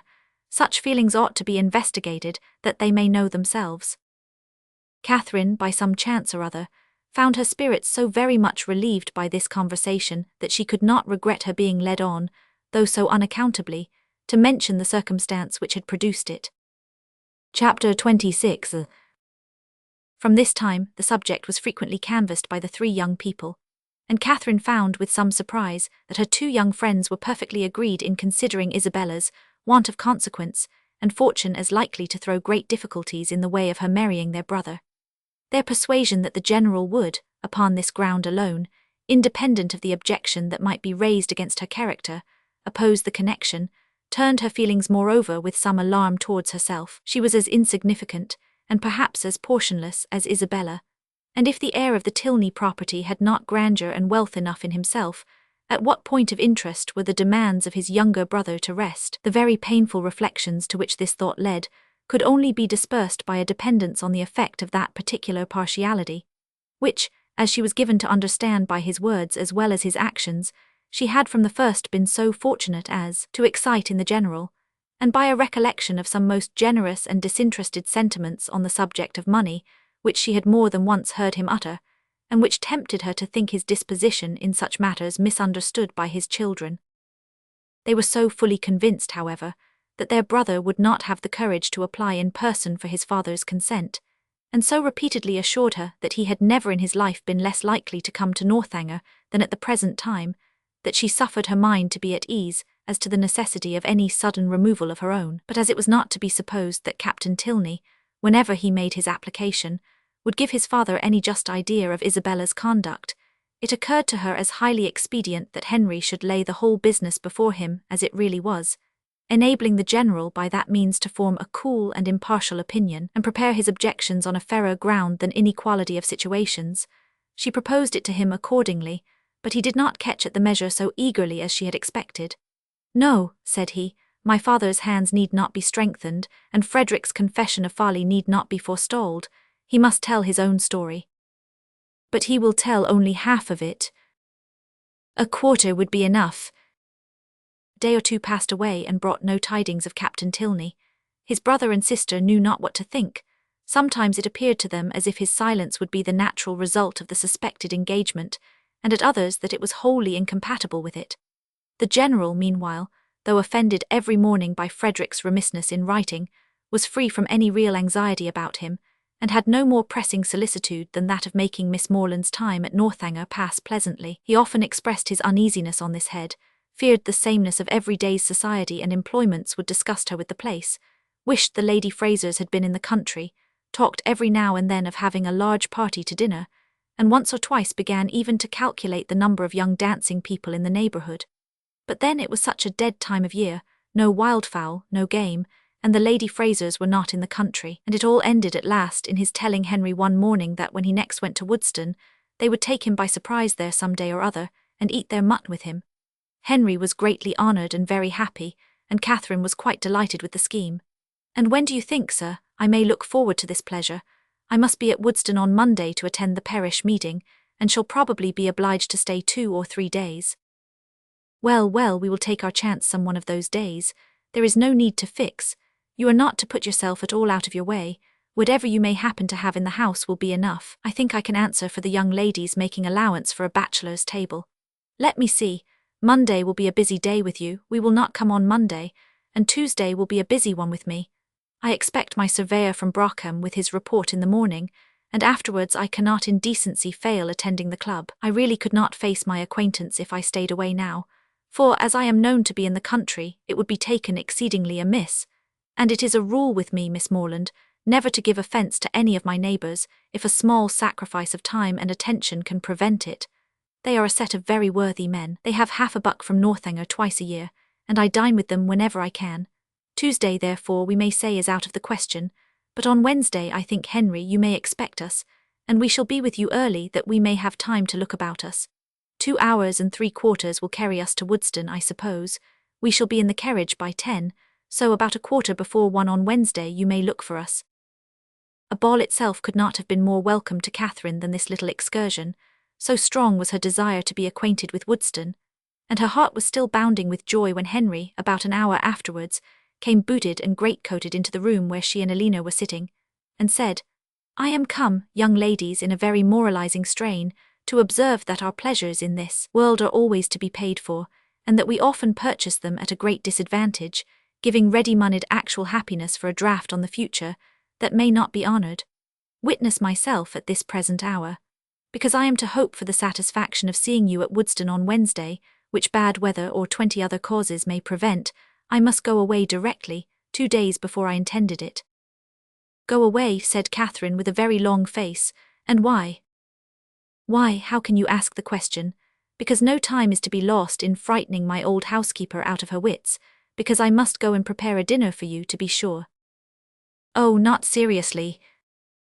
"Aye, and sadly too, for I had much rather stay." "But how can you think of such a thing, after what the General said, when he so particularly desired you not to give yourself any trouble, because anything would do?" Henry only smiled. "I am sure it is quite unnecessary upon your sister's account and mine. You must know it to be so, and the General made such a point of your providing nothing extraordinary. Besides, if he had not said half so much as he did, he has always such an excellent dinner at home, that sitting down to a middling one for one day could not signify. I wish I could reason like you for his sake and my own. Goodbye, as tomorrow is Sunday, Alina, I shall not return." He went, and it being at any time a much simpler operation to Catherine to doubt her own judgment than Henry's, she was very soon obliged to give him credit for being right, however disagreeable to her his going. But the inexplicability of the General's conduct dwelt much on her thoughts. That he was very particular in his eating, she had by her own unassisted observation already discovered, but why he should say one thing so positively and mean another all the while was most unaccountable. How were people at that rate to be understood? Who but Henry could have been aware of what his father was at? From Saturday to Wednesday, however, they were now to be without Henry. This was the sad finale of every reflection, and Captain Tilney's letter would certainly come in his absence, and Wednesday she was very sure would be wet. The past, present and future were all equally in gloom, her brother so unhappy and her loss in Isabella so great, and Alina's spirits always affected by Henry's absence. What was there to interest or amuse her? She was tired of the woods and the shrubberies, always so smooth and so dry, and the Abbey in itself was no more to her now than any other house. The painful remembrance of the folly it had helped to nourish and perfect was the only emotion which could spring from a consideration of the building. What a revolution in her ideas! She who had so longed to be in an abbey, now there was nothing so charming to her imagination as the unpretending comfort of a well-connected parsonage, something like Fullerton but better. Fullerton had its faults, but Woodston probably had none. If Wednesday should ever come. It did come, and exactly when it might be reasonably looked for. It came, it was fine, and Catherine trod on air. By 10 o'clock the chaise and four conveyed the trio from the Abbey, and after an agreeable drive of almost 20 miles they entered Woodston, a large and populous village, in a situation not unpleasant. Catherine was ashamed to say how pretty she thought it, as the General seemed to think an apology necessary for the flatness of the country, and the size of the village.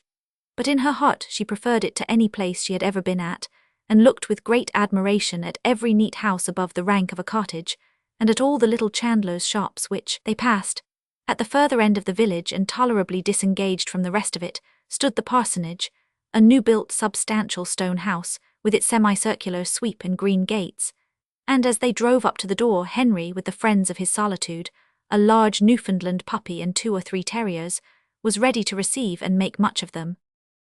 Catherine's mind was too full, as she entered the house, for her either to observe or to say a great deal, and till called on by the General for her opinion of it, she had very little idea of the room in which she was sitting. Upon looking round it then, she perceived in a moment that it was the most comfortable room in the world, but she was too guarded to say so, and the coldness of her praise disappointed him. "We are not calling it a good house," said he. "We are not comparing it with Fullerton and Northanger. We are considering it as a mere parsonage, small and confined, we allow, but decent, perhaps, and habitable, and altogether not inferior to the generality. Or, in other words, I believe there are few country parsonages in England half so good. It may admit of improvement, however. Far be it from me to say otherwise, and anything in reason, a bow thrown out perhaps, though between ourselves, if there is one thing more than another my aversion, it is a patched-on bow." Catherine did not hear enough of this speech to understand or be pained by it, and other subjects being studiously brought forward and supported by Henry, at the same time that a tray full of refreshments was introduced by his servant, the general was shortly restored to his complacency, and Catherine to all her usual ease of spirits.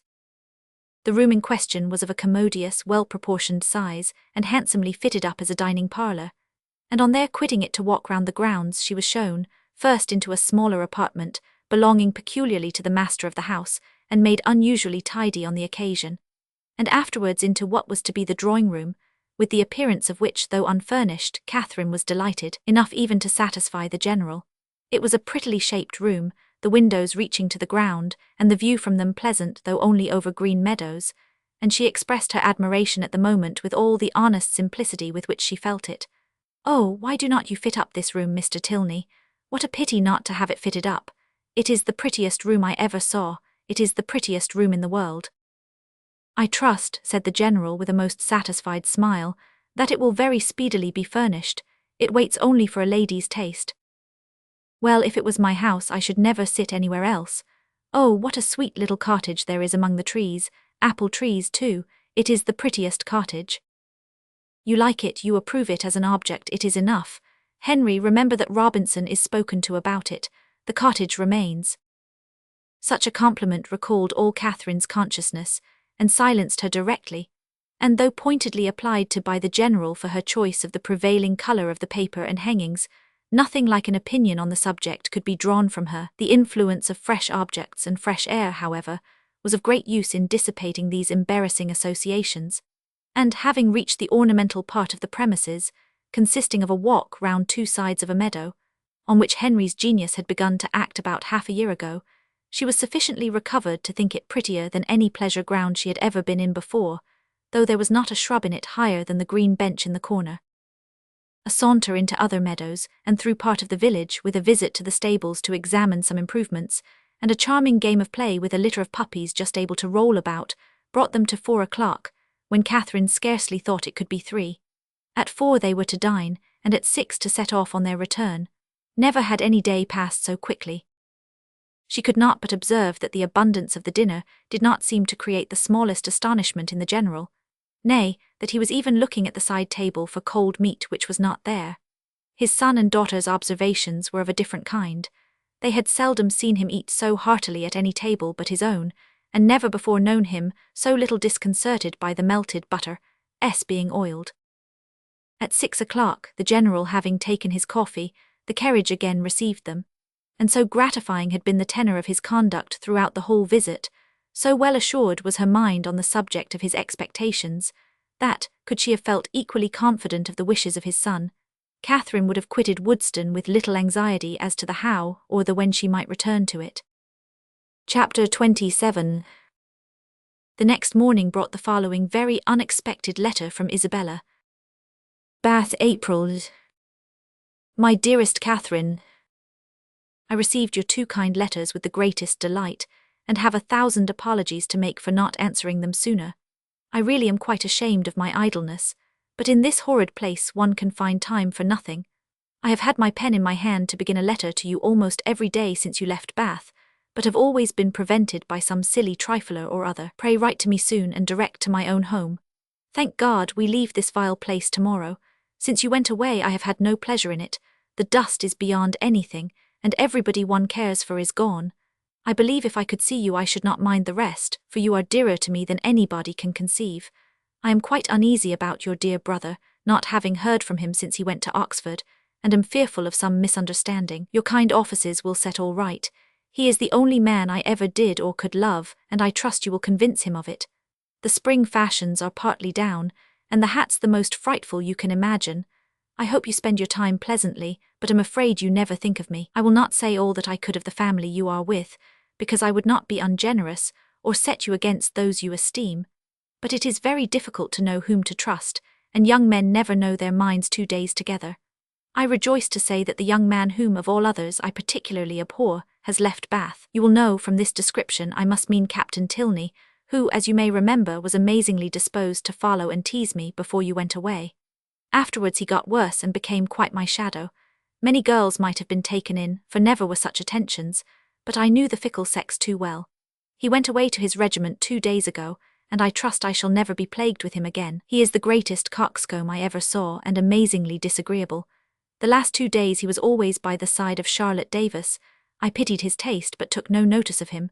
The last time we met was in Bath Street, and I turned directly into a shop that he might not speak to me. I would not even look at him. He went into the pump room afterwards, but I would not have followed him for all the world. Such a contrast between him and your brother. Pray send me some news of the latter. I am quite unhappy about him. He seemed so uncomfortable when he went away, with a cold or something that affected his spirits. I would write to him myself, but have mislaid his direction, and as I hinted above, am afraid he took something in my conduct amiss. Pray explain everything to his satisfaction, or, if he still harbours any doubt, a line from himself to me, or a call at Putney when next in town, might set all to rights. I have not been to the rooms this age, nor to the play, except going in last night with the Hodges for a frolic at half price. They teased me into it, and I was determined they should not say I shut myself up because Tilney was gone. We happened to sit by the Mitchells, and they pretended to be quite surprised to see me out. I knew their spite. At one time they could not be civil to me, but now they are all friendship. But I am not such a fool as to be taken in by them. You know I have a pretty good spirit of my own, and Mitchell had tried to put on a turban like mine, as I wore it the week before at the concert, but made wretched work of it. It happened to become my odd face, I believe, at least Tilney told me so at the time, and said every eye was upon me. But he is the last man whose word I would take. I wear nothing but purple now. I know I look hideous in it, but no matter, it is your dear brother's favourite colour. Lose no time, my dearest, sweetest Catherine, in writing to him and to me. Who ever am, etc. Such a strain of shallow artifice could not impose even upon Catherine. Its inconsistencies, contradictions, and falsehood struck her from the very first. She was ashamed of Isabella, and ashamed of having ever loved her. Her professions of attachment were now as disgusting as her excuses were empty, and her demands impudent. Write to James on her behalf. No, James should never hear Isabella's name mentioned by her again. On Henry's arrival from Woodston, she made known to him and Elena their brother's safety, congratulating them with sincerity on it, and reading aloud the most material passages of her letter with strong indignation. When she had finished it, "So much for Isabella," she cried, "and for all our intimacy, she must think me an idiot, or she could not have written so. But perhaps this has served to make her character better known to me than mine is to her. I see what she has been about. She is a vain coquette, and her tricks have not answered. I do not believe she had ever any regard either for James or for me, and I wish I had never known her." "It will soon be as if you never had," said Henry. "There is but one thing that I cannot understand. I see that she has had designs on Captain Tilney, which have not succeeded, but I do not understand what Captain Tilney has been about all this time. Why should he pay her such attentions as to make her quarrel with my brother, and then fly off himself? I have very little to say for Frederick's motives, such as I believe them to have been. He has his vanities as well as Miss Thorpe, and the chief difference is that, having a stronger head, they have not yet injured himself. If the effect of his behaviour does not justify him with you, we had better not seek after the cause." "Then you do not suppose he ever really cared about her?" "I am persuaded that he never did, and only made believe to do so for mischief's sake." Henry bowed his assent. "Well then, I must say that I do not like him at all. Though it has turned out so well for us, I do not like him at all. As it happens, there is no great harm done, because I do not think Isabella has any heart to lose. But suppose he had made her very much in love with him. But we must first suppose Isabella to have had a heart to lose, consequently to have been a very different creature, and in that case she would have met with very different treatment. It is very right that you should stand by your brother. And if you would stand by yours, you would not be much distressed by the disappointment of Miss Thorpe. But your mind is warped by an innate principle of general integrity, and therefore not accessible to the cool reasonings of family partiality, or a desire of revenge. Catherine was complimented out of further bitterness. Frederick could not be unpardonably guilty, while Henry made himself so agreeable. She resolved on not answering Isabella's letter, and tried to think no more of it. Chapter 28. Soon after this, the General found himself obliged to go to London for a week, and he left Northanger earnestly regretting that any necessity should rob him even for an hour of Miss Morland's company, and anxiously recommending the study of her comfort and amusement to his children as their chief object in his absence.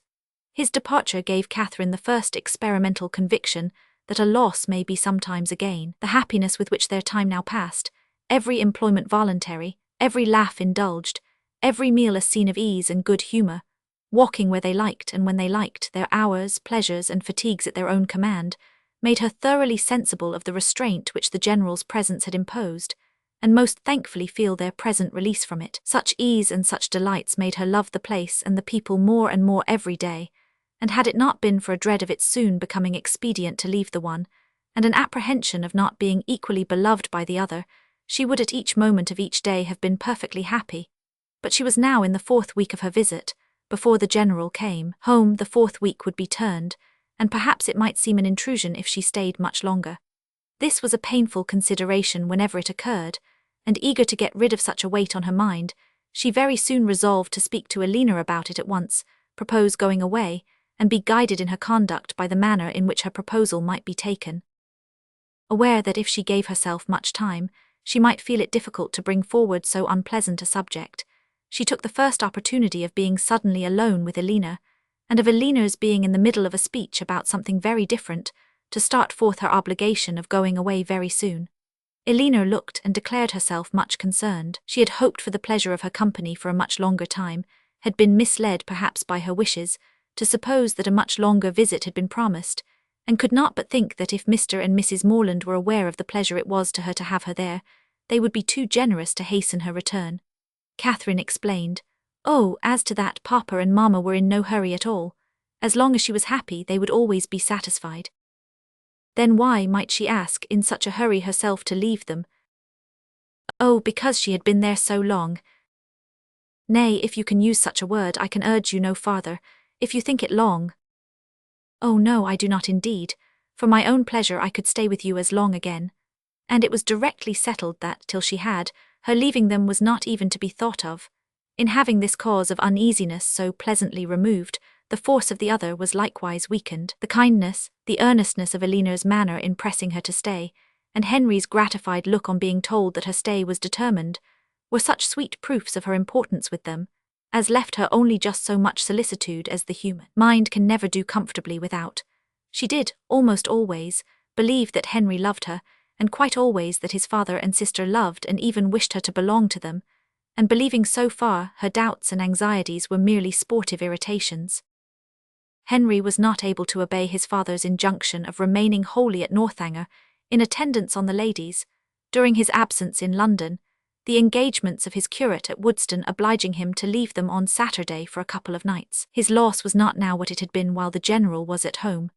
It lessened their gaiety, but did not ruin their comfort, and the two girls, agreeing in occupation and improving in intimacy, found themselves so well sufficient for the time to themselves that it was 11 o'clock, rather a late hour at the Abbey, before they quitted the supper-room on the day of Henry's departure. They had just reached the head of the stairs when it seemed, as far as the thickness of the walls would allow them to judge, that a carriage was driving up to the door, and the next moment confirmed the idea by the loud noise of the house-bell.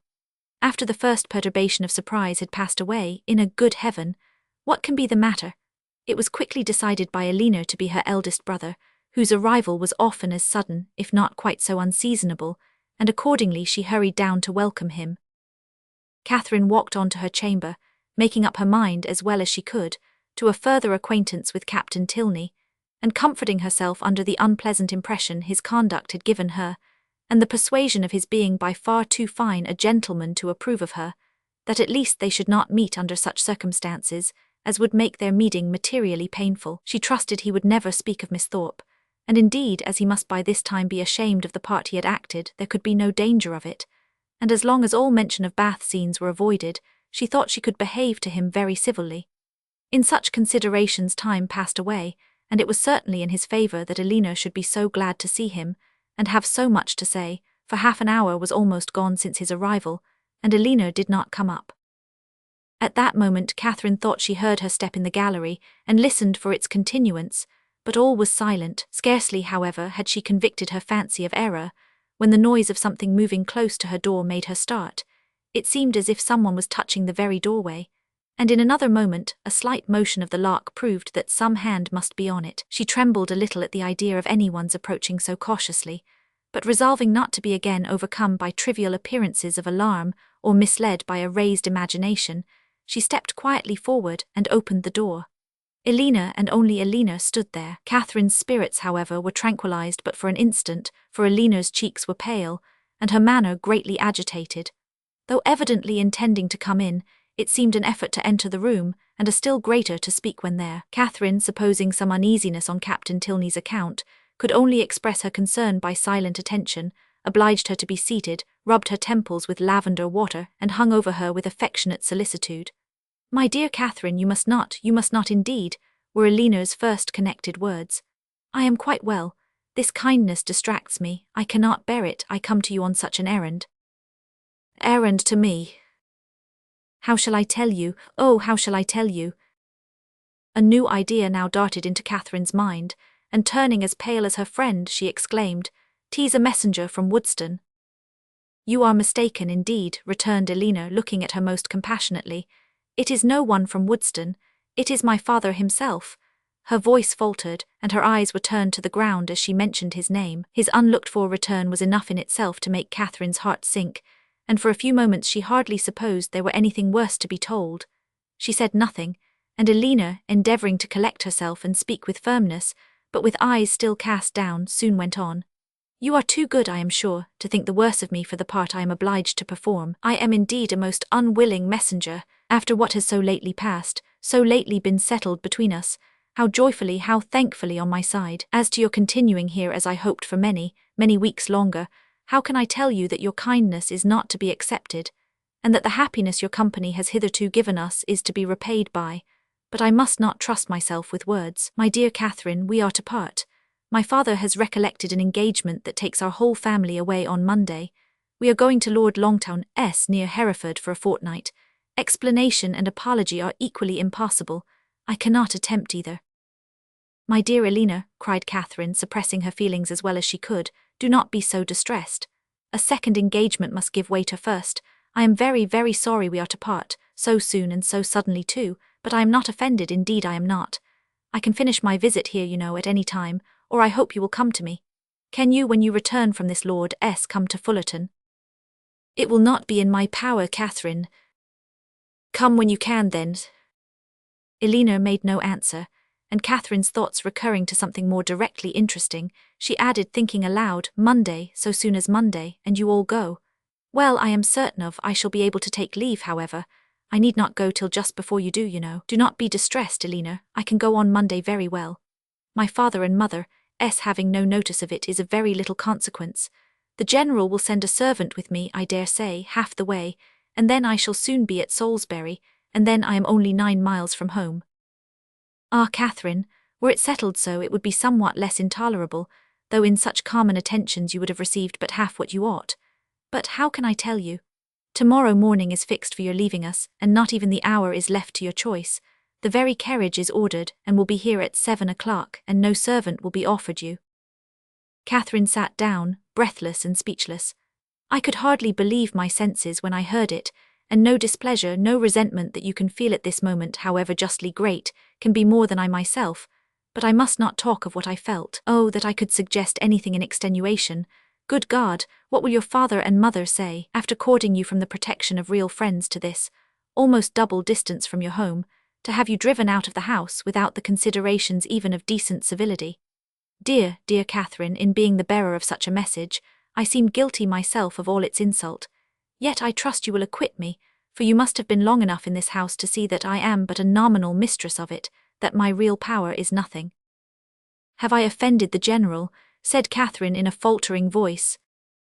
"Alas, for my feelings as a daughter, all that I know, all that I answer for, is that you can have given him no just cause of offence. He certainly is greatly, very greatly discomposed. I have seldom seen him more so. His temper is not happy, and something has now occurred to ruffle it in an uncommon degree. Some disappointment, some vexation, which just at this moment seems important, but which I can hardly suppose you to have any concern in, for how is it possible? It was with pain that Catherine could speak at all, and it was only for Eleanor's sake that she attempted it. "I am sure," said she, "I am very sorry if I have offended him. It was the last thing I would willingly have done. But do not be unhappy, Elena. An engagement, you know, must be kept. I am only sorry it was not recollected sooner that I might have written home, but it is of very little consequence. I earnestly hope that to your real safety it will be of none, but to everything else it is of the greatest consequence, to comfort, appearance, propriety, to your family, to the world. Were your friends, the Allens, still in Bath, you might go to them with comparative ease. A few hours would take you there. But a journey of 70 miles, to be taken post by you at your age alone, unattended. Oh, the journey is nothing, do not think about that, and if we are to part a few hours sooner or later, you know, makes no difference. I can be ready by 7. Let me be called in time." Elena saw that she wished to be alone, and believing it better for each that they should avoid any further conversation, now left her with, "I shall see you in the morning." Catherine's swelling heart needed relief. In Elena's presence friendship and pride had equally restrained her tears, but no sooner was she gone than they burst forth in torrents. Turned from the house, and in such a way, without any reason that could justify, any apology that could atone for the abruptness, the rudeness, nay, the insolence of it. Henry at a distance, not able even to bid him farewell. Every hope, every expectation from him suspended at least, and who could say how long, who could say when they might meet again? And all this by such a man as General Tilney, so polite, so well-bred, and heretofore so particularly fond of her. It was as incomprehensible as it was mortifying and grievous. From what it could arise, and where it would end, were considerations of equal perplexity and alarm. The manner in which it was done so grossly uncivil, hurrying her away without any reference to her own convenience, or allowing her even the appearance of choice as to the time or mode of her travelling. Of 2 days, the earliest fixed on, and of that almost the earliest hour, as if resolved to have her gone before he was stirring in the morning, that he might not be obliged even to see her. What could all this mean but an intentional affront? By some means or other she must have had the misfortune to offend him. Elena had wished to spare her from so painful a notion, but Catherine could not believe it possible that any injury or any misfortune could provoke such ill will against a person not connected, or at least not supposed to be connected with it. Heavily passed the night. Sleep or repose that deserved the name of sleep was out of the question. That room in which her disturbed imagination had tormented her on her first arrival was again the scene of agitated spirits and unquiet slumbers. Yet how different now the source of her inquietude from what it had been then, how mournfully superior in reality and substance. Her anxiety had foundation in fact, her fears in probability, and with a mind so occupied in the contemplation of actual and natural evil, the solitude of her situation, the darkness of her chamber, the antiquity of the building, were felt and considered without the smallest emotion. And though the wind was high, and often produced strange and sudden noises throughout the house, she heard it all as she lay awake, hour after hour, without curiosity or terror. Soon after 6 Elena entered her room, eager to show attention or give assistance where it was possible, but very little remained to be done. Catherine had not loitered, she was almost dressed and her packing almost finished. The possibility of some conciliatory message from the general occurred to her as his daughter appeared. What so natural as that anger should pass away and repentance succeed it? And she only wanted to know how far, after what had passed, an apology might properly be received by her. But the knowledge would have been useless here. It was not called for, neither clemency nor dignity was put to the trial. Elena brought no message, very little passed between them on meeting. Each found her greatest safety in silence, and few and trivial were the sentences exchanged while they remained upstairs, Catherine in busy agitation completing her dress, and Elena with more goodwill than experience, intent upon filling the trunk. When everything was done they left the room, Catherine lingering only half a minute behind her friend, to throw a parting glance on every well-known, cherished object, and went down to the breakfast parlour, where breakfast was prepared. She tried to eat, as well to save herself from the pain of being urged as to make her friend comfortable, but she had no appetite, and could not swallow many mouthfuls. The contrast between this and her last breakfast in that room gave her fresh misery, and strengthened her distaste for everything before her. It was not 24 hours ago since they had met there to the same repast, but in circumstances how different. With what cheerful ease, what happy though false security had she then looked around her, enjoying everything present and fearing little in future beyond Henry's going to Woodston for a day. Happy, happy breakfast, for Henry had been there. Henry had sat by her and helped her. These reflections were long indulged undisturbed by any address from her companion, who sat as deep in thought as herself, and the appearance of the carriage was the first thing to startle and recall them to the present moment. Catherine's colour rose at the sight of it, and the indignity with which she was treated, striking at that instant on her mind with peculiar force, made her for a short time sensible only of resentment. Elena seemed now impelled into resolution and speech. "You must write to me, Catherine," she cried. "You must let me hear from you as soon as possible. Till I know you to be safe at home, I shall not have an hour's comfort. For one letter at all risks, all hazards, I must entreat. Let me have the satisfaction of knowing that you are safe at Fullerton and have found your family well, and then, till I can ask for your correspondence as I ought to do, I will not expect more. Direct to me at Lord Longtown, S., and I must ask it under cover to Alice." "No, Elena, if you are not allowed to receive a letter from me, I am sure I had better not write. There can be no doubt of my getting home safe." Elena only replied, "I cannot wonder at your feelings, I will not importune you. I will trust to your own kindness of heart when I am at a distance from you." But this, with the look of sorrow accompanying it, was enough to melt Catherine's pride in a moment, and she instantly said, "Oh, Elena, I will write to you indeed." There was yet another point which Miss Tilney was anxious to settle, though somewhat embarrassed in speaking of. It had occurred to her that after so long an absence from home, Catherine might not be provided with money enough for the expenses of her journey, and upon suggesting it to her with most affectionate offers of accommodation, it proved to be exactly the case. Catherine had never thought on the subject till that moment, but upon examining her purse was convinced that but for this kindness of her friend, she might have been turned from the house without even the means of getting home, and the distress in which she must have been thereby involved filling the minds of both. Scarcely another word was said by either during the time of their remaining together. Short, however, was that time. The carriage was soon announced to be ready, and Catherine, instantly rising, a long and affectionate embrace supplied the place of language in bidding each other adieu. And as they entered the hall, unable to leave the house without some mention of one whose name had not yet been spoken by either, she paused a moment, and with quivering lips just made it intelligible that she left her kind remembrance for her absent friend. But with this approach to his name ended all possibility of restraining her feelings, and hiding her face as well as she could with her handkerchief, she darted across the hall, jumped into the chaise, and in a moment was driven from the door. Chapter 29. Catherine was too wretched to be fearful. The journey in itself had no terrors for her, and she began it without either dreading its length or feeling its solitariness. Leaning back in one corner of the carriage, in a violent burst of tears, she was conveyed some miles beyond the walls of the Abbey before she raised her head, and the highest point of ground within the park was almost closed from her view before she was capable of turning her eyes towards it. Unfortunately, the road she now travelled was the same which only 10 days ago she had so happily passed along in going to and from Woodston, and for 14 miles, every bitter feeling was rendered more severe by the review of objects on which she had first looked, under impressions so different. Every mile as it brought her nearer Woodston added to her sufferings, and when within the distance of 5 she passed the turning which led to it, and thought of Henry so near yet so unconscious, her grief and agitation were excessive. The day which she had spent at that place had been one of the happiest of her life. It was on that day, that the General had made use of such expressions with regard to Henry and herself, had so spoken and so looked as to give her the most positive conviction of his actually wishing their marriage. Yes, only 10 days ago had he elated her by his pointed regard, had he even confused her by his too significant reference. And now, what had she done, or what had she omitted to do, to merit such a change? The only offence against him of which she could accuse herself had been such as was scarcely possible to reach his knowledge. Henry and her own heart only were privy to the shocking suspicions which she had so idly entertained, and equally safe did she believe her secret with each.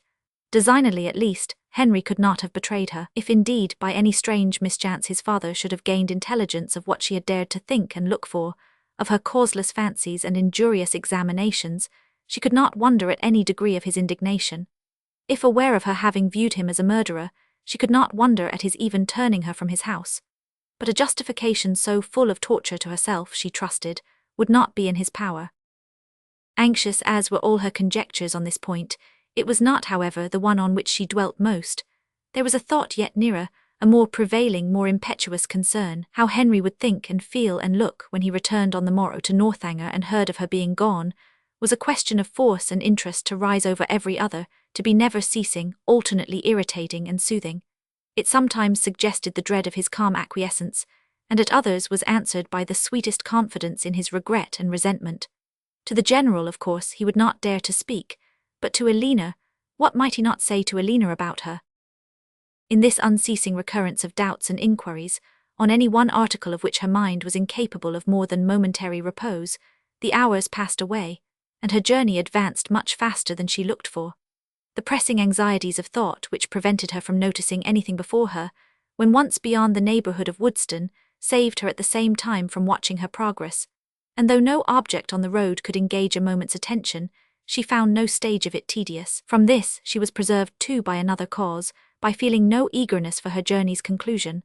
For to return in such a manner to Fullerton was almost to destroy the pleasure of a meeting with those she loved best, even after an absence such as hers, an 11 weeks' absence. What had she to say that would not humble herself and pain her family, that would not increase her own grief by the confession of it, extend in useless resentment, and perhaps involve the innocent with the guilty in undistinguishing ill will? She could never do justice to Henry and Elena's merit. She felt it too strongly for expression, and should a dislike be taken against them, should they be thought of unfavourably on their father's account, it would cut her to the heart.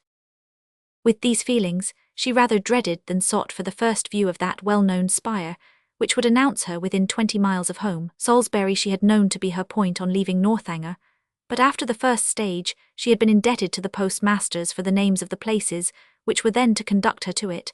So great had been her ignorance of her route. She met with nothing, however, to distress or frighten her. Her youth, civil manners, and liberal pay procured her all the attention that a traveller like herself could require, and stopping only to change horses, she travelled on for about 11 hours without accident or alarm, and between 6 and 7 o'clock in the evening found herself entering Fullerton. A heroine returning at the close of her career to her native village in all the triumph of recovered reputation, and all the dignity of a countess, with a long train of noble relations in their several phaetons, and 3 waiting maids in a travelling chaise and 4 behind her, is an event on which the pen of the contriver may well delight to dwell. It gives credit to every conclusion, and the author must share in the glory she so liberally bestows.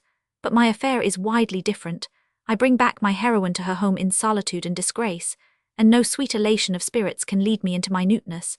A heroine in a hack postchaise is such a blow upon sentiment as no attempt at grandeur or pathos can withstand.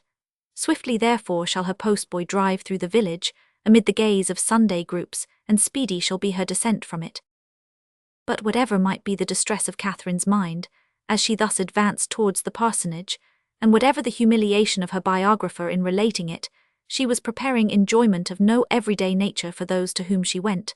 First, in the appearance of her carriage, and secondly in herself. The chaise of a traveller being a rare sight in Fullerton, the whole family were immediately at the window, and to have it stop at the sweep gate was a pleasure to brighten every eye and occupy every fancy, a pleasure quite unlooked for by all but the 2 youngest children, a boy and girl of 6 and 4 years old, who expected a brother or sister in every carriage.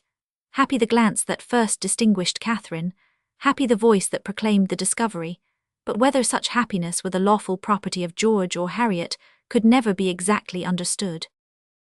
Her father, mother, Sarah, George, and Harriet, all assembled at the door to welcome her with affectionate eagerness, was a sight to awaken the best feelings of Catherine's heart, and in the embrace of each, as she stepped from the carriage, she found herself soothed beyond anything that she had believed possible. So surrounded, so caressed, she was even happy.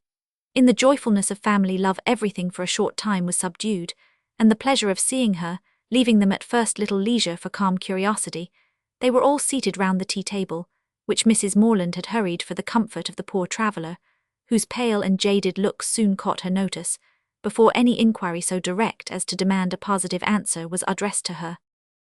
Reluctantly and with much hesitation, did she then begin what might perhaps at the end of half an hour be termed by the courtesy of her hearers an explanation, but scarcely within that time could they at all discover the cause or collect the particulars of her sudden return. They were far from being an irritable race, far from any quickness in catching or bitterness in resenting affronts, but here, when the whole was unfolded, was an insult not to be overlooked, nor for the first half-hour to be easily pardoned. Without suffering any romantic alarm, in the consideration of their daughter's long and lonely journey, Mr. and Mrs. Morland could not but feel that it might have been productive of much unpleasantness to her, that it was what they could never have voluntarily suffered, and that, in forcing her on such a measure, General Tilney had acted neither honourably nor feelingly, neither as a gentleman nor as a parent. Why he had done it, what could have provoked him to such a breach of hospitality, and so suddenly turned all his partial regard for their daughter into actual ill will, was a matter which they were at least as far from divining as Catherine herself. But it did not oppress them by any means so long, and after a due course of useless conjecture, that it was a strange business and that he must be a very strange man, grew enough for all their indignation and wonder, though Sarah indeed still indulged in the sweets of incomprehensibility, exclaiming and conjecturing with youthful ardour. "My dear, you give yourself a great deal of needless trouble," said her mother at last. "Depend upon it, it is something not at all worth understanding." "I can allow for his wishing Catherine away when he recollected this engagement," said Sarah, "but why not do it civilly?" "I am sorry for the young people," returned Mrs. Morland. "They must have a sad time of it, but as for anything else it is no matter now. Catherine is safe at home and our comfort does not depend upon General Tilney."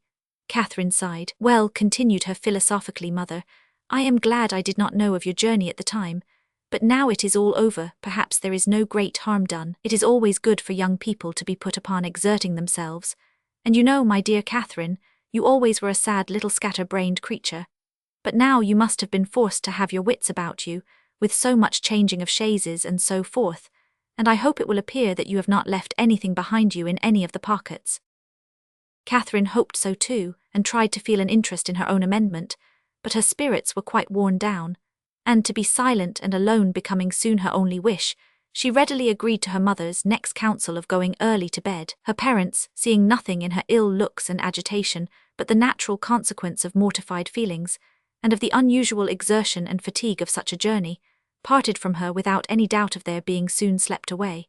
And though, when they all met the next morning, her recovery was not equal to their hopes, they were still perfectly unsuspicious of there being any deeper evil. They never once thought of her heart, which, for the parents of a young lady of 17, just returned from her first excursion from home, was odd enough. As soon as breakfast was over, she sat down to fulfil her promise to Miss Tilney, whose trust in the effect of time and distance on her friend's disposition was already justified, for already did Catherine reproach herself with having parted from Elena coldly, with having never enough valued her merits or kindness, and never enough commiserated her for what she had been yesterday left to endure. The strength of these feelings, however, was far from assisting her pen, and never had it been harder for her to write than in addressing Elena Tilney, to compose a letter which might at once do justice to her sentiments and her situation, convey gratitude without servile regret, be guarded without coldness, and honest without resentment, a letter which Elena might not be pained by the perusal of, and above all which she might not blush herself, if Henry should chance to see, was an undertaking to frighten away all her powers of performance, and after long thought and much perplexity, to be very brief, was all that she could determine on with any confidence of safety. The money therefore which Elena had advanced was enclosed with little more than grateful thanks, and the 1,000 good wishes of a most affectionate heart. "This has been a strange acquaintance," observed Mrs. Morland as the letter was finished, "soon made and soon ended. I am sorry it happened so, for Mrs. Allen thought them very pretty kind of young people, and you were sadly out of luck too in your Isabella. Ah, poor James! Well, we must live and learn, and the next new friends you make I hope will be better worth keeping." Catherine coloured as she warmly answered, "No friend can be better worth keeping than Elena." "If so, my dear, I dare say you will meet again some time or other. Do not be uneasy. It is 10 to 1 but you are thrown together again in the course of a few years, and then what a pleasure it will be." Mrs. Morland was not happy in her attempt at consolation.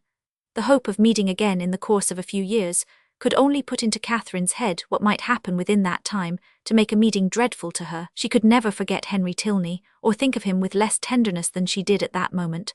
But he might forget her, and in that case to meet. Her eyes filled with tears as she pictured her acquaintance so renewed, and her mother, perceiving her comfortable suggestions to have had no good effect, proposed, as another expedient for restoring her spirits, that they should call on Mrs. Allen. The two houses were only 1/4 of a mile apart, and as they walked, Mrs. Morland quickly dispatched all that she felt on the score of James's disappointment. "We are sorry for him," said she, "but otherwise there is no harm done in the match going off, for it could not be a desirable thing to have him engaged to a girl whom we had not the smallest acquaintance with, and who was so entirely without fortune, and now, after such behaviour, we cannot think at all well of her. Just at present it comes hard to poor James, but that will not last forever, and I dare say he will be a discreeter man all his life for the foolishness of his first choice." This was just such a summary view of the affair as Catherine could listen to. Another sentence might have endangered her complacence, and made her reply less rational, for soon were all her thinking powers swallowed up in the reflection of her own change of feelings and spirits, since last she had trodden that well-known road. It was not 3 months ago since, wild with joyful expectation, she had there run backwards and forwards some 10 times a day, with an heart light, gay, and independent, looking forward to pleasures untasted and unalloyed, and free from the apprehension of evil as from the knowledge of it. 3 months ago had seen her all this, and now how altered a being did she return. She was received by the Allens with all the kindness which her unlooked-for appearance, acting on a steady affection, would naturally call forth, and great was their surprise and warm their displeasure on hearing how she had been treated, though Mrs. Morland's account of it was no inflated representation, no studied appeal to their passions. "Catherine took us quite by surprise yesterday evening," said she. "She travelled all the way post by herself, and knew nothing of coming till Saturday night, for General Tilney, from some odd fancy or other, all of a sudden grew tired of having her there and almost turned her out of the house. Very unfriendly, certainly, and he must be a very odd man, but we are so glad to have her amongst us again, and it is a great comfort to find that she is not a poor helpless creature, but can shift very well for herself." Mr. Allen expressed himself on the occasion with the reasonable resentment of a sensible friend, and Mrs. Allen thought his expressions quite good enough to be immediately made use of again by herself. His wonder, his conjectures, and his explanations became in succession hers, with the addition of this single remark: "I really have not patience with the General," to fill up every accidental pause, and "I really have not patience with the General" was uttered twice after Mr. Allen left the room, without any relaxation of anger, or any material digression of thought. A more considerable degree of wandering attended the third repetition, and after completing the fourth, she immediately added, "Only think, my dear, of my having got that frightful great rent in my best Mechlin so charmingly mended, before I left Bath, that one can hardly see where it was. I must show it you some day or other. Bath is a nice place, Catherine, after all. I assure you I did not above half like coming away. Mrs. Thorpe's being there was such a comfort to us, was not it? You know you and I were quite forlorn at first." "Yes, but that did not last long," said Catherine, her eyes brightening at the recollection of what had first given spirit to her existence there. "Very true, we soon met with Mrs. Thorpe, and then we wanted for nothing. My dear, do not you think these silk gloves wear very well? I put them on new the first time of our going to the lower rooms, you know, and I have worn them a great deal since. Do you remember that evening?" "Do I? Oh, perfectly. It was very agreeable, was not it? Mr. Tilney drank tea with us, and I always thought him a great addition. He is so very agreeable. I have a notion you danced with him, but am not quite sure. I remember I had my favourite gown on." Catherine could not answer, and after a short trial of other subjects, Mrs. Allen again returned to, "I really have not patience with the General. Such an agreeable, worthy man as he seemed to be. I do not suppose, Mrs. Morland, you ever saw a better-bred man in your life. His lodgings were taken the very day after he left them, Catherine, but no wonder, Milsom Street, you know."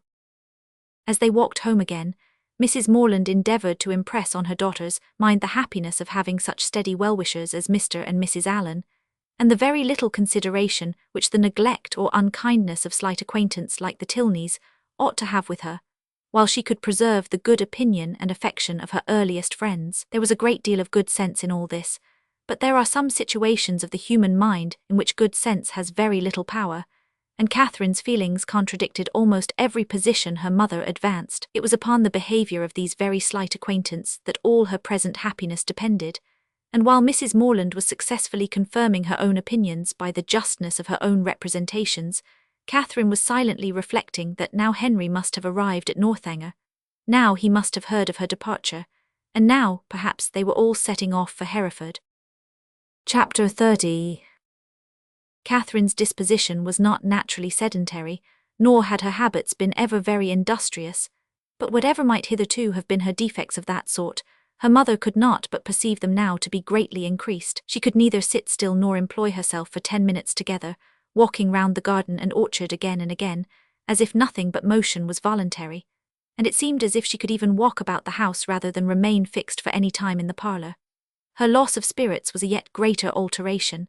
In her rambling and her idleness she might only be a caricature of herself, but in her silence and sadness she was the very reverse of all that she had been before. For 2 days Mrs.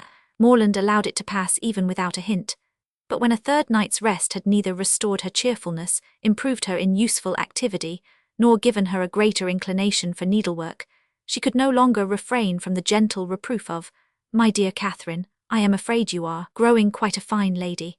I do not know when poor Richard's cravats would be done if he had no friend but you. Your head runs too much upon Bath, but there is a time for everything, a time for balls and plays and a time for work. You have had a long run of amusement, and now you must try to be useful." Catherine took up her work directly, saying in a dejected voice that her head did not run upon Bath much. "Then you are fretting about General Tilney, and that is very simple of you, for 10 to 1 whether you ever see him again. You should never fret about trifles." After a short silence, "I hope, my Catherine, you are not getting out of humour with home because it is not so grand as Northanger. That would be turning your visit into an evil indeed. Wherever you are you should always be contented, but especially at home, because there you must spend the most of your time. I did not quite like at breakfast to hear you talk so much about the French bread at Northanger. I am sure I do not care about the bread, it is all the same to me what I eat. There is a very clever essay in one of the books upstairs upon much such a subject, about young girls that have been spoilt for home by great acquaintance. The Mirror, I think. I will look it out for you some day or other, because I am sure it will do you good." Catherine said no more, and with an endeavour to do right applied to her work, but after a few minutes sunk again, without knowing it herself, into languor and listlessness, moving herself in her chair from the irritation of weariness, much oftener than she moved her needle. Mrs. Morland watched the progress of this relapse, and seeing, in her daughter's absent and dissatisfied look, the full proof of that repining spirit to which she had now begun to attribute her want of cheerfulness, hastily left the room to fetch the book in question, anxious to lose no time in attacking so dreadful a malady. It was some time before she could find what she looked for, and other family matters occurring to detain her, a quarter of an hour had elapsed ere she returned downstairs with the volume from which so much was hoped. Her avocations above having shut out all noise but what she created herself, she knew not that a visitor had arrived within the last few minutes, till on entering the room, the first object she beheld was a young man whom she had never seen before. With a look of much respect, he immediately rose, and being introduced to her by her conscious daughter as Mr. Henry Tilney, with the embarrassment of real sensibility began to apologize for his appearance there, acknowledging that after what had passed, he had little right to expect a welcome at Fullerton, and stating his impatience to be assured of Miss Morland's having reached her home in safety, as the cause of his intrusion. He did not address himself to an uncandid judge or a resentful heart. Far from comprehending him or his sister in their father's misconduct, Mrs. Morland had been always kindly disposed towards each, and instantly, pleased by his appearance, received him with the simple professions of unaffected benevolence, thanking him for such an attention to her daughter, assuring him that the friends of her children were always welcome there, and entreating him to say not another word of the past. He was not ill-inclined to obey this request, for though his heart was greatly relieved by such unlooked-for mildness, it was not just at that moment in his power to say anything to the purpose. Returning in silence to his seat, therefore, he remained for some minutes most civilly answering all Mrs. Morland's common remarks about the weather and roads. Catherine, meanwhile, the anxious, agitated, happy, feverish Catherine, said not a word, but her glowing cheek and brightened eye made her mother trust that this good-natured visit would at least set her heart at ease for a time, and gladly therefore did she lay aside the first volume of the Mirror for a future hour. Desirous of Mr. Morland's assistance, as well in giving encouragement as in finding conversation for her guest, whose embarrassment on his father's account she earnestly pitied, Mrs. Morland had very early dispatched one of the children to summon him, but Mr. Morland was from home, and being thus without any support, at the end of a quarter of an hour she had nothing to say. After a couple of minutes' unbroken silence, Henry, turning to Catherine for the first time since her mother's entrance, asked her, with sudden alacrity, if Mr. and Mrs. Allen were now at Fullerton, and on developing, from amidst all her perplexity of words in reply, the meaning which one short syllable would have given, immediately expressed his intention of paying his respects to them, and with a rising colour asked her if she would have the goodness to show him the way. "You may see the house from this window, sir," was information on Sarah's side, which produced only a bow of acknowledgment from the gentleman and a silencing nod from her mother. For Mrs. Morland, thinking it probable, as a secondary consideration in his wish of waiting on their worthy neighbours, that he might have some explanation to give of his father's behaviour, which it must be more pleasant for him to communicate only to Catherine, would not on any account prevent her accompanying him. They began their walk, and Mrs. Morland was not entirely mistaken in his object in wishing it. Some explanation on his father's account he had to give, but his first purpose was to explain himself, and before they reached Mr. Allen's grounds, he had done it so well that Catherine did not think it could ever be repeated too often. She was assured of his affection, and that heart in return was solicited, which perhaps they pretty equally knew was already entirely his own. For though Henry was now sincerely attached to her, though he felt and delighted in all the excellencies of her character and truly loved her society, I must confess that his affection originated in nothing better than gratitude, or, in other words, that a persuasion of her partiality for him had been the only cause of giving her a serious thought. It is a new circumstance in romance, I acknowledge, and dreadfully derogatory of an heroine's dignity, but if it be as new in common life, the credit of a wild imagination will at least be all my own. A very short visit to Mrs. Allen, in which Henry talked at random, without sense or connection, and Catherine, wrapped in the contemplation of her own unutterable happiness, scarcely opened her lips, dismissed them to the ecstasies of another tête-à-tête, and before it was suffered to close, she was enabled to judge how far he was sanctioned by parental authority in his present application. On his return from Woodston 2 days before, he had been met near the Abbey by his impatient father, hastily informed in angry terms of Miss Morland's departure, and ordered to think of her no more. Such was the permission upon which he had now offered her his hand. The affrighted Catherine, amidst all the terrors of expectation, as she listened to this account, could not but rejoice in the kind caution with which Henry had saved her from the necessity of a conscientious rejection, by engaging her faith before he mentioned the subject. And as he proceeded to give the particulars, and explain the motives of his father's conduct, her feelings soon hardened into even a triumphant delight. The general had had nothing to accuse her of, nothing to lay to her charge, but her being the involuntary, unconscious object of a deception which his pride could not pardon, and which a better pride would have been ashamed to own. She was guilty only of being less rich than he had supposed her to be. Under a mistaken persuasion of her possessions and claims, he had courted her acquaintance in Bath, solicited her company at Northanger, and designed her for his daughter-in-law.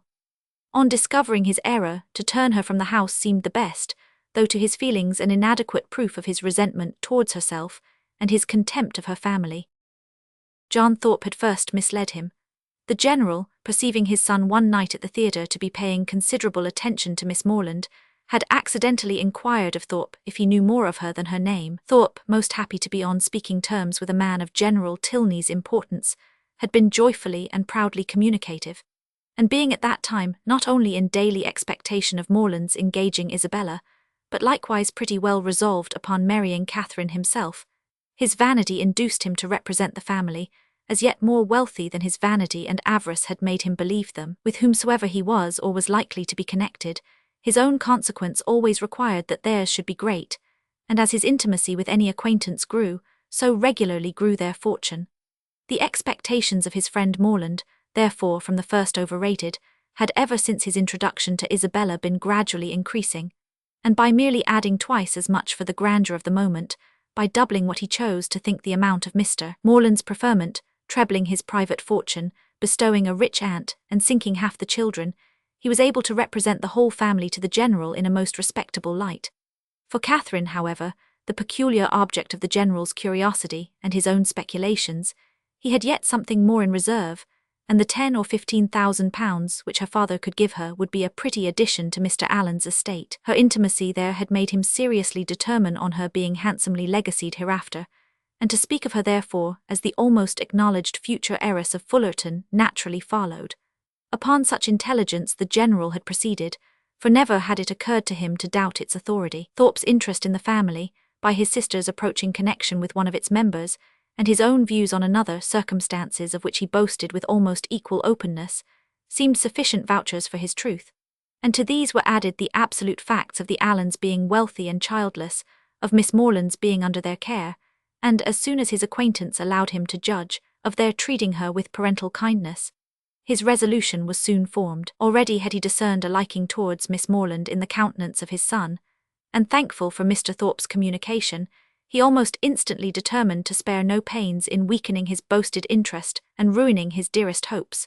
Catherine herself could not be more ignorant at the time of all this than his own children. Henry and Elena, perceiving nothing in her situation likely to engage their father's particular respect, had seen with astonishment the suddenness, continuance, and extent of his attention, and though latterly, from some hints which had accompanied an almost positive command to his son of doing everything in his power to attach her, Henry was convinced of his father's believing it to be an advantageous connection.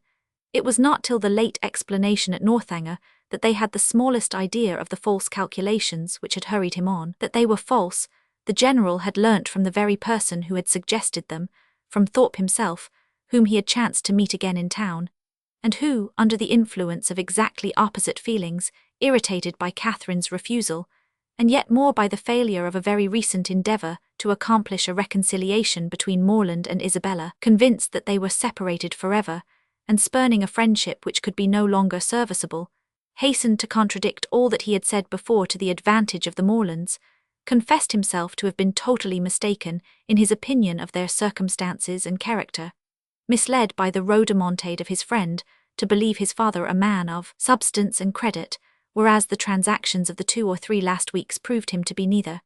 For after coming eagerly forward on the first overture of a marriage between the families, with the most liberal proposals, he had, on being brought to the point by the shrewdness of the relator, been constrained to acknowledge himself incapable of giving the young people even a decent support. They were, in fact, a necessitous family, numerous too, almost beyond example, by no means respected in their own neighbourhood as he had lately had particular opportunities of discovering, aiming at a style of life which their fortune could not warrant, seeking to better themselves by wealthy connections, a forward, bragging, scheming race. The terrified General pronounced the name of Allen with an inquiring look, and here too Thorpe had learnt his error. The Allens, he believed, had lived near them too long, and he knew the young man on whom the Fullerton estate must devolve. The General needed no more. Enraged with almost everybody in the world but himself, he set out the next day for the Abbey, where his performances have been seen.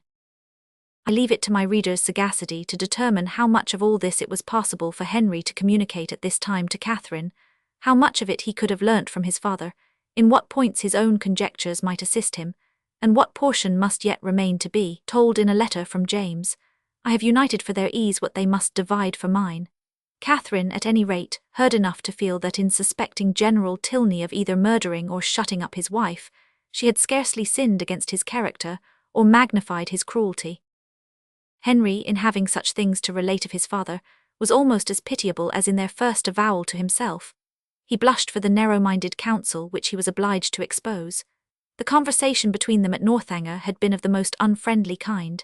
Henry's indignation on hearing how Catherine had been treated, on comprehending his father's views, and being ordered to acquiesce in them, had been open and bold. The General, accustomed on every ordinary occasion to give the law in his family, prepared for no reluctance but of feeling, no opposing desire that should dare to clothe itself in words, could ill brook the opposition of his son, steady as the sanction of reason, and the dictate of conscience could make it. But in such a cause, his anger, though it must shock, could not intimidate Henry, who was sustained in his purpose by a conviction of its justice.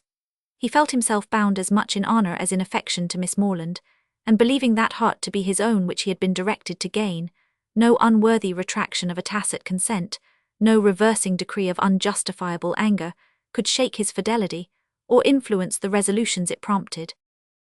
He steadily refused to accompany his father into Herefordshire, an engagement formed almost at the moment to promote the dismissal of Catherine, and as steadily declared his intention of offering her his hand. The General was furious in his anger, and they parted in dreadful disagreement. Henry, in an agitation of mind which many solitary hours were required to compose, had returned almost instantly to Woodston, and on the afternoon of the following day had begun his journey to Fullerton. Chapter 31. Mr. and Mrs. Morland's surprise on being applied to by Mr. Tilney for their consent to his marrying their daughter was, for a few minutes, considerable. it having never entered their heads to suspect an attachment on either side. But as nothing, after all, could be more natural than Catherine's being beloved, they soon learnt to consider it with only the happy agitation of gratified pride, and as far as they alone were concerned, had not a single objection to start. His pleasing manners and good sense were self-evident recommendations, and having never heard evil of him, it was not their way to suppose any evil could be told. Goodwill supplying the place of experience, his character needed no attestation. Catherine would make a sad, heedless young housekeeper, to be sure, was her mother's foreboding remark, but quick was the consolation of there being nothing like practice.